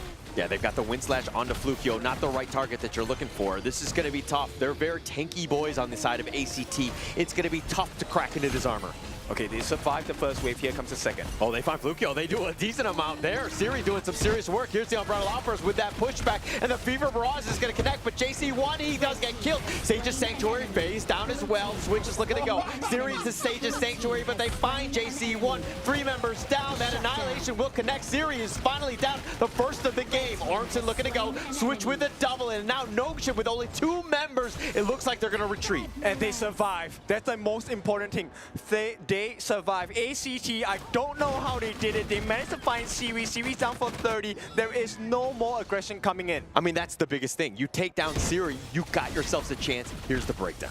I think it was the Fever Barrage that really changed that matter here. Siri was balls deep into that particular range here. And at this point, that flash coming in, comboed with the Annihilation, with the Noir as well, was really what changed the fight. Because once you don't have Siri in the fight, you have no more damage. Yeah, I mean, everything is lining up for Siri to make that play. So it makes it a little bit easier for Protect 1, protect the President. ACT, understanding what they need to do, how to counter this, they need to find Siri at every single moment. Okay, they have survived every challenge, every problem that Nongshim has thrown at them. Yeah. And finally, we reached that marker, Tempest Dragon. Tempest Dragon, 20 seconds. ACT finding ways. Are they able to claw back? Because they made it very difficult. Nongshim have not been able to close this game out. Haku looking to find at least Switch. Misses the wind slash. Switch will sidestep. Okay, this is a great situation for the side of Nongshim, actually pushing them back away. They're able to re-establish positional control for the side of that Tempest Dragon. Yeah, but look at Nongshim still sticking on this other side. The Tempest Dragon is there. They're not actually going to go for it. And ACT will definitely not start that, especially with all the waves crashing in. So this is ideal, right, for Nongshim? Just don't take a fight. Let the waves naturally work in your favor. Yeah, so again, slow it down, but again, you're giving a little bit more farm to JC1 and Flukio. And again, seeing as that Nongshim like to group up, JC1 has made them pay. Oh no, the base, Seaweed putting a lot of pressure here. They have to get that back from Nitsua, which means now they're outnumbered in the top half of this map. Yeah, the emergence was used just to keep him alive, but again, Siri kind of has to back off. He's still sticking around that bottom lane. Switch understanding that that damage could potentially hurt. Faye is there to babysit though. So many decisions to make right now. And Nitsua forced to use the flash. They are going in. Oh, and here comes the jump. Nitsua, he tried to make the play, did not expect the Umbrella Outburst and Haku to make an appearance here. Switch now fighting. This is a power play, but Siri still not in this fight. Yep, and they can't overcommit, right? ACT, you don't want to burn out everything before Siri gets here. I mean, Nitsua down for about 30 seconds. This is a huge opening. Does Nongshim want to continue on? It looks like the answer is so, but they do have the Tempest Dragon if they want to go. Okay, I think they might want to rush for this. I mean, this is a huge moment, opportunity if they're looking to go. They're trying to get the pullback. Illusion not able to find it. The Fever Barrage is doing a little bit of work, but JC1 is already down. Ormson is so low. Faye just trying to keep him alive with that Leaping Savior, and they find Switch. They find the damage. Flukio with a Blood Rage, and that's not going to be enough, and Nongshim move on. Game over. What a series between these two teams, and congratulations to Nongshim RedForce. That one was a little too close for comfort. Yeah, way too close. Nongshim, I mean, had to pull out all the stops. ACT making life so difficult. You're thinking that, hey, with super elite minions, everything crashing in, that, hey, we can close this game out. ACT are like, no. We're going to make this as difficult as possible. Yep, huge respects to ACT Esports Club. You guys are an inspiration. Coming in from grassroots, going into the leagues of PKL, making it out as a third seed, and putting such an impressive series against the #1 seed of Major East. Please take a bow. Yeah, respect. Nothing better than that one. ACT, if you were going to go out, that was the way to go. I mean, you just played your hearts out. Everything was at stake. You had your moments, you had the opportunities, and you struck the fear into Nongshim's eyes. Definitely. This is a lesson that Nongshim definitely will learn, because I'm pretty sure Nongshim did not expect this resistance. Yeah, that was a tough game, right? I mean, physically tiring and going the distance. No team, no game is an easy out in the KWC. Yep, definitely not. I mean, I did not expect this result for sure, and definitely not in this manner as well. But ACT, yes, you're going home, but I expect you to come back here next year, and even for the next season of PKL, our eyes will be on you. Yeah, building that momentum. I mean, there's so much to have learned on that one, and just being able to stay alive. The future is bright with this team, let's be very honest. Yes, very bright. Extremely bright. I mean, it's I don't know. I can't have a comparison now. Flashlight, I don't know. Okay, all right, that's one way. But look at how back and forth this is. There were so many opportunities for Nongshim to try to close it out, but they just catch out Nitsua, and that was game-breaking. Nitsua down for 30 seconds, and absolutely eternity. There's no way you can fight because they need the Nua for that wave clear. They need the Matrix, they need the pushback, they need the annihilation. So damage control, the two things that it's a benchmark, hallmark skill for the Nua. And because they got that kill on Nitsua, it was unfortunate. But ACT, once again, brilliant performance. Please, you have to take this with your chin up. This is a great performance. I was just checking on the floor a second, and it's just completely, everyone is elated with this game because it was so close. It was very, very close. I believe that ACT has been the team that has been the closest to just moving forward. All of the lower bracket semifinals have been actually pretty clear, except this one. In this one, ACT really deserved another chance. Yeah, I mean, like ruthless at this point. Well, what about if we go and we learn a little bit more from the game with the Nongshim RedForce players? Mara, what you got for us? We have Faye here with us. Congratulations. That series was heart-stopping. That was so intense. And you guys maintained a reputation of defeating Filipino teams that come your way in international competitions. Now, how challenging has this tournament been for you? Is it exactly the way you imagined it? Just because now you guys went down the lower bracket and it went all the way to game 3. So is it more challenging than expected? 일단 페이 선수 승리 축하드리고요. 일단 첫 번째 질문으로는 아무래도 이제 필리핀 팀을 상대로 또 필리핀 학살자라는 별명 그거 가지고 계신데 그걸 일단 잘 지켜내신 것 같고요. 근데 생각보다 그래도 무난히 좀 올라갈 거라고 예상을 했는데 이렇게 또 최종전까지 와서 또 3세트라는 또 혈전 끝에 이렇게 좀 힘들게 진출하시게 됐어요. 그래서 이거에 대해서 좀 예상을 하셨는지? 예상하지는 못했고요. 저희가 조금 약간 여기 와서 안 맞는 것도 있지만 다른 팀들이 되게 잘 올라온 것 같아가지고 좀 치열하게 싸움을 했다고 생각합니다. Yeah, it wasn't expected at all because I mean we couldn't bring our best in this series as well, but I think there like other teams has been bringing themselves really good positions and really good form of them. So I think that's why we struggled. Well, congratulations, because you're heading to the last chance. You're talking about the teams. If you got to see the list in the last chance, which team would you delete out of that list? And which team would you choose to face in the last chance? 이제 라스트 찬스 단계에 진출하시게 됐는데 이게 랜덤으로 또 이렇게 추첨하는 거잖아요. 그래서 그 리스트 중에서 이 팀은 좀 빼고 싶다 아니면은 이 팀은 꼭 넣고 싶다 하는 팀이 있을까요? BSE가 지금 되게 잘하는 팀으로 알고 있고 말레이시아에서 또 온 팀이다 보니까 라스트 찬스라는 이름을 가진 만큼 되게 잘하는 팀을 뛰어넘고 올라오고 싶어서 BSE로 하겠습니다. Actually, I want to pick BSE as our opponent because I think they're a very great Malaysian team and they're really formidable. But that being said, this is the last chance and we have to be as much desperate as much as possible. And I want to beat one of the strongest teams to go to the playoffs. So I want to face BSE. And that is exactly the winning mentality, going after the good teams. Good luck on the last chance. We wish you the best once again. Congratulations. And now we head back to the desk. Lead the gorge. Nongshim RedForce moving forward in the fashion that it should be, always wanting to beat not the weak, but the strongest out there. That is something that we need to talk about, no? Yeah, to be honest, personally, if I was in that position, I would want to attack the weak. Just saying. Yeah, but end of the day, I mean, that was a very inspirational line because end of the day in the competition, it is the survival of the fittest. And definitely you have to pit yourselves against the strongest opponents. And for them to choose BSE, okay, I know I'm putting words in his mouth, but then isn't Nova stronger? I think I understand what Holler wants to mean, what Holler means, man. It's just a matter of like, yeah, let's start from the weaker and then let's feed the stronger later. Yeah. Right? You know what I mean? It's like, let's build a little confidence. This is something that they did in Season 3, right? Rush. Let's just kind of take out some of those other teams, like you know, get our feeling out process. Why are you saving him? My job is to save people. My job is to save the show. He's the lifeguard. He was the worst bomb leader in our ranked game last night. How dare you? How dare you bring that up? I told you not to tell anyone about that game. Okay, but let's get down to business here. Siri, I think, was definitely the MVP of this game, in my opinion. 44%, 245,000 worth of hero damage dealt by this flow-born marksman. Take a look at his itemization here. That Sage's Sanctuary came pretty late. He took a huge risk to farm up and make sure that he had all the damage against the lineup of ACT.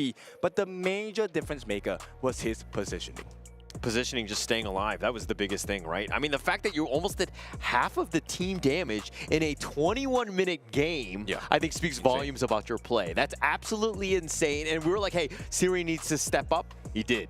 He was listening in for sure, right? Yeah. And now let's take a look at ACT. I just want to highlight ACT. I think, you know, this game, Flukio, he tried his best. And then Switch also tried to complement that by cutting the escape routes off for the side of Nongshim RedForce. But every single time, because of the performance of Siri, he was always in a prime position to just gun them down, and the health bars just melted like butter. Yeah, and they did such a good job of just like trying to like mitigate what Siri was bringing, because he was very aggressive and he was just kind of in your face in that regard. But ACT, man, like that was such a heartbreaking game.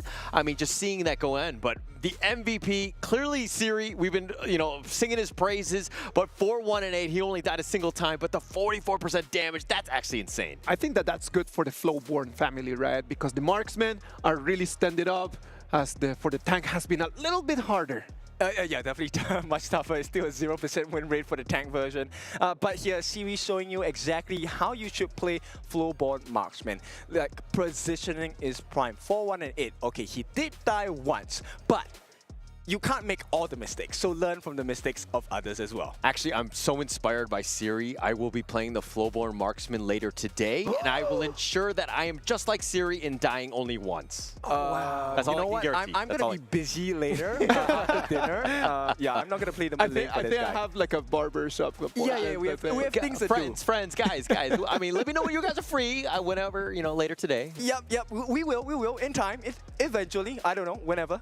Oh, it's been lovely. It's been just a lovely day. You can see that we are super hyped just to go home and then just to get online and then just go to Honor of Kings, get in the gorge and just start enjoying the game with our friends. And we hope that everyone at home is going to feel the exact same way, right? Like, we hope that everyone is going to just kind of like call your friends, call your brothers, sisters, and get in there and get a game on.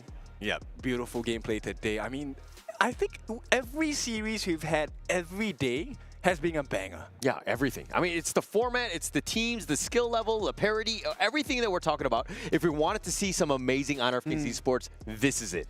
Today we have had a lot of action. And what about if we just take a minute and we look at the brackets just to let everyone understand what is going to happen tomorrow.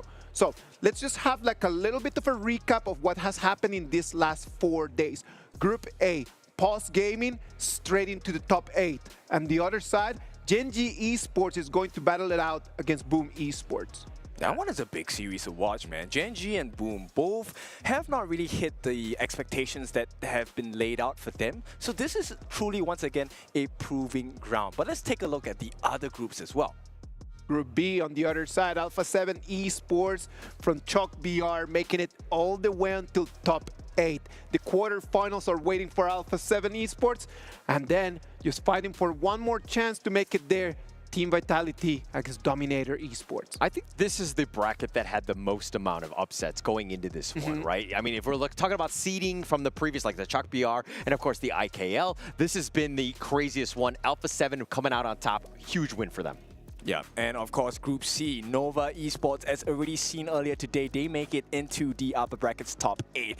And this monster match, Black Shrew Esport against Twisted Minds, we are divided on the talent roster here. I am really looking forward to that one because everyone is just talking about that game. Everyone's just got the stakes in there. I'm really looking forward to see what's going to happen on that. And lastly, Group D, as you just saw, OG Esports making it all the way to quarterfinals.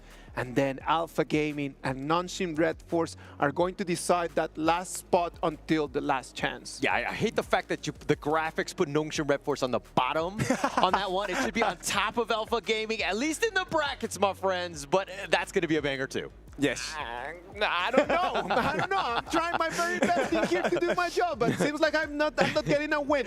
We're going to try our very best. You got to remember that that does not mean anything. But what means a lot is going to be the games tomorrow. They're going to be full on of electricity, energy, and everything that you could be asking for. Yeah, BSC against Twisted Minds. Like I said, we're divided about this. The results will matter, not just for them, but for us as well, because we want to have some bragging rights as similar to the teams. Now, Group B, they're also going to have Vitality going up against Dominator Esports. A rematch and a third time's the charm maybe for DMT. Yeah, it might be they need that one, right? I think that it's going to be a revenge tour, a revenge game. Group A is going to be the third series. Genji Esports going up against Boom Esports. And the final matchup, Group D, Alpha Gaming going up against Nongshim RedForce. Wow, already today we saw KAGENDRA and ACT say goodbye to our KWC 2025. Tomorrow we're going to see 4 more teams saying goodbye, just getting back into the plains. You know what? It is time for us to say goodbye. Another chapter of our KWC 2025 history has been written. Tomorrow, at the same time, with the same energy, we're going to be waiting for everyone over there at home. Before you go, please enjoy the Qiddiya top plays of the day.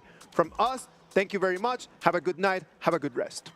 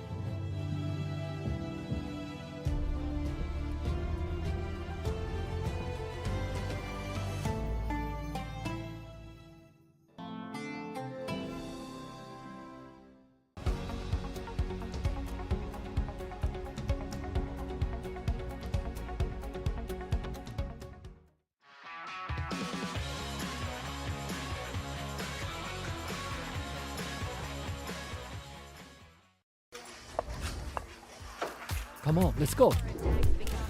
Rush mid now. Come on. Jungle combust. Rotate back to low HP. Victory!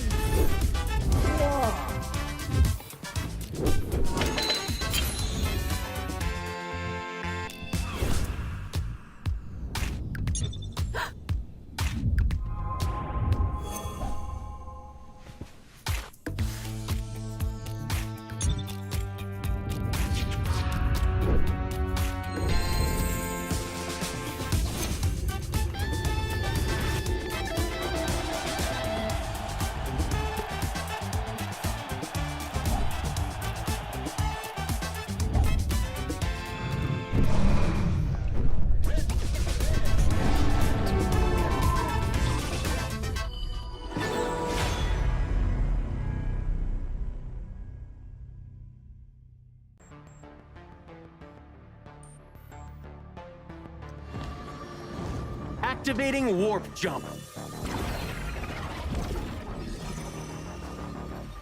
Destination? The brightest star.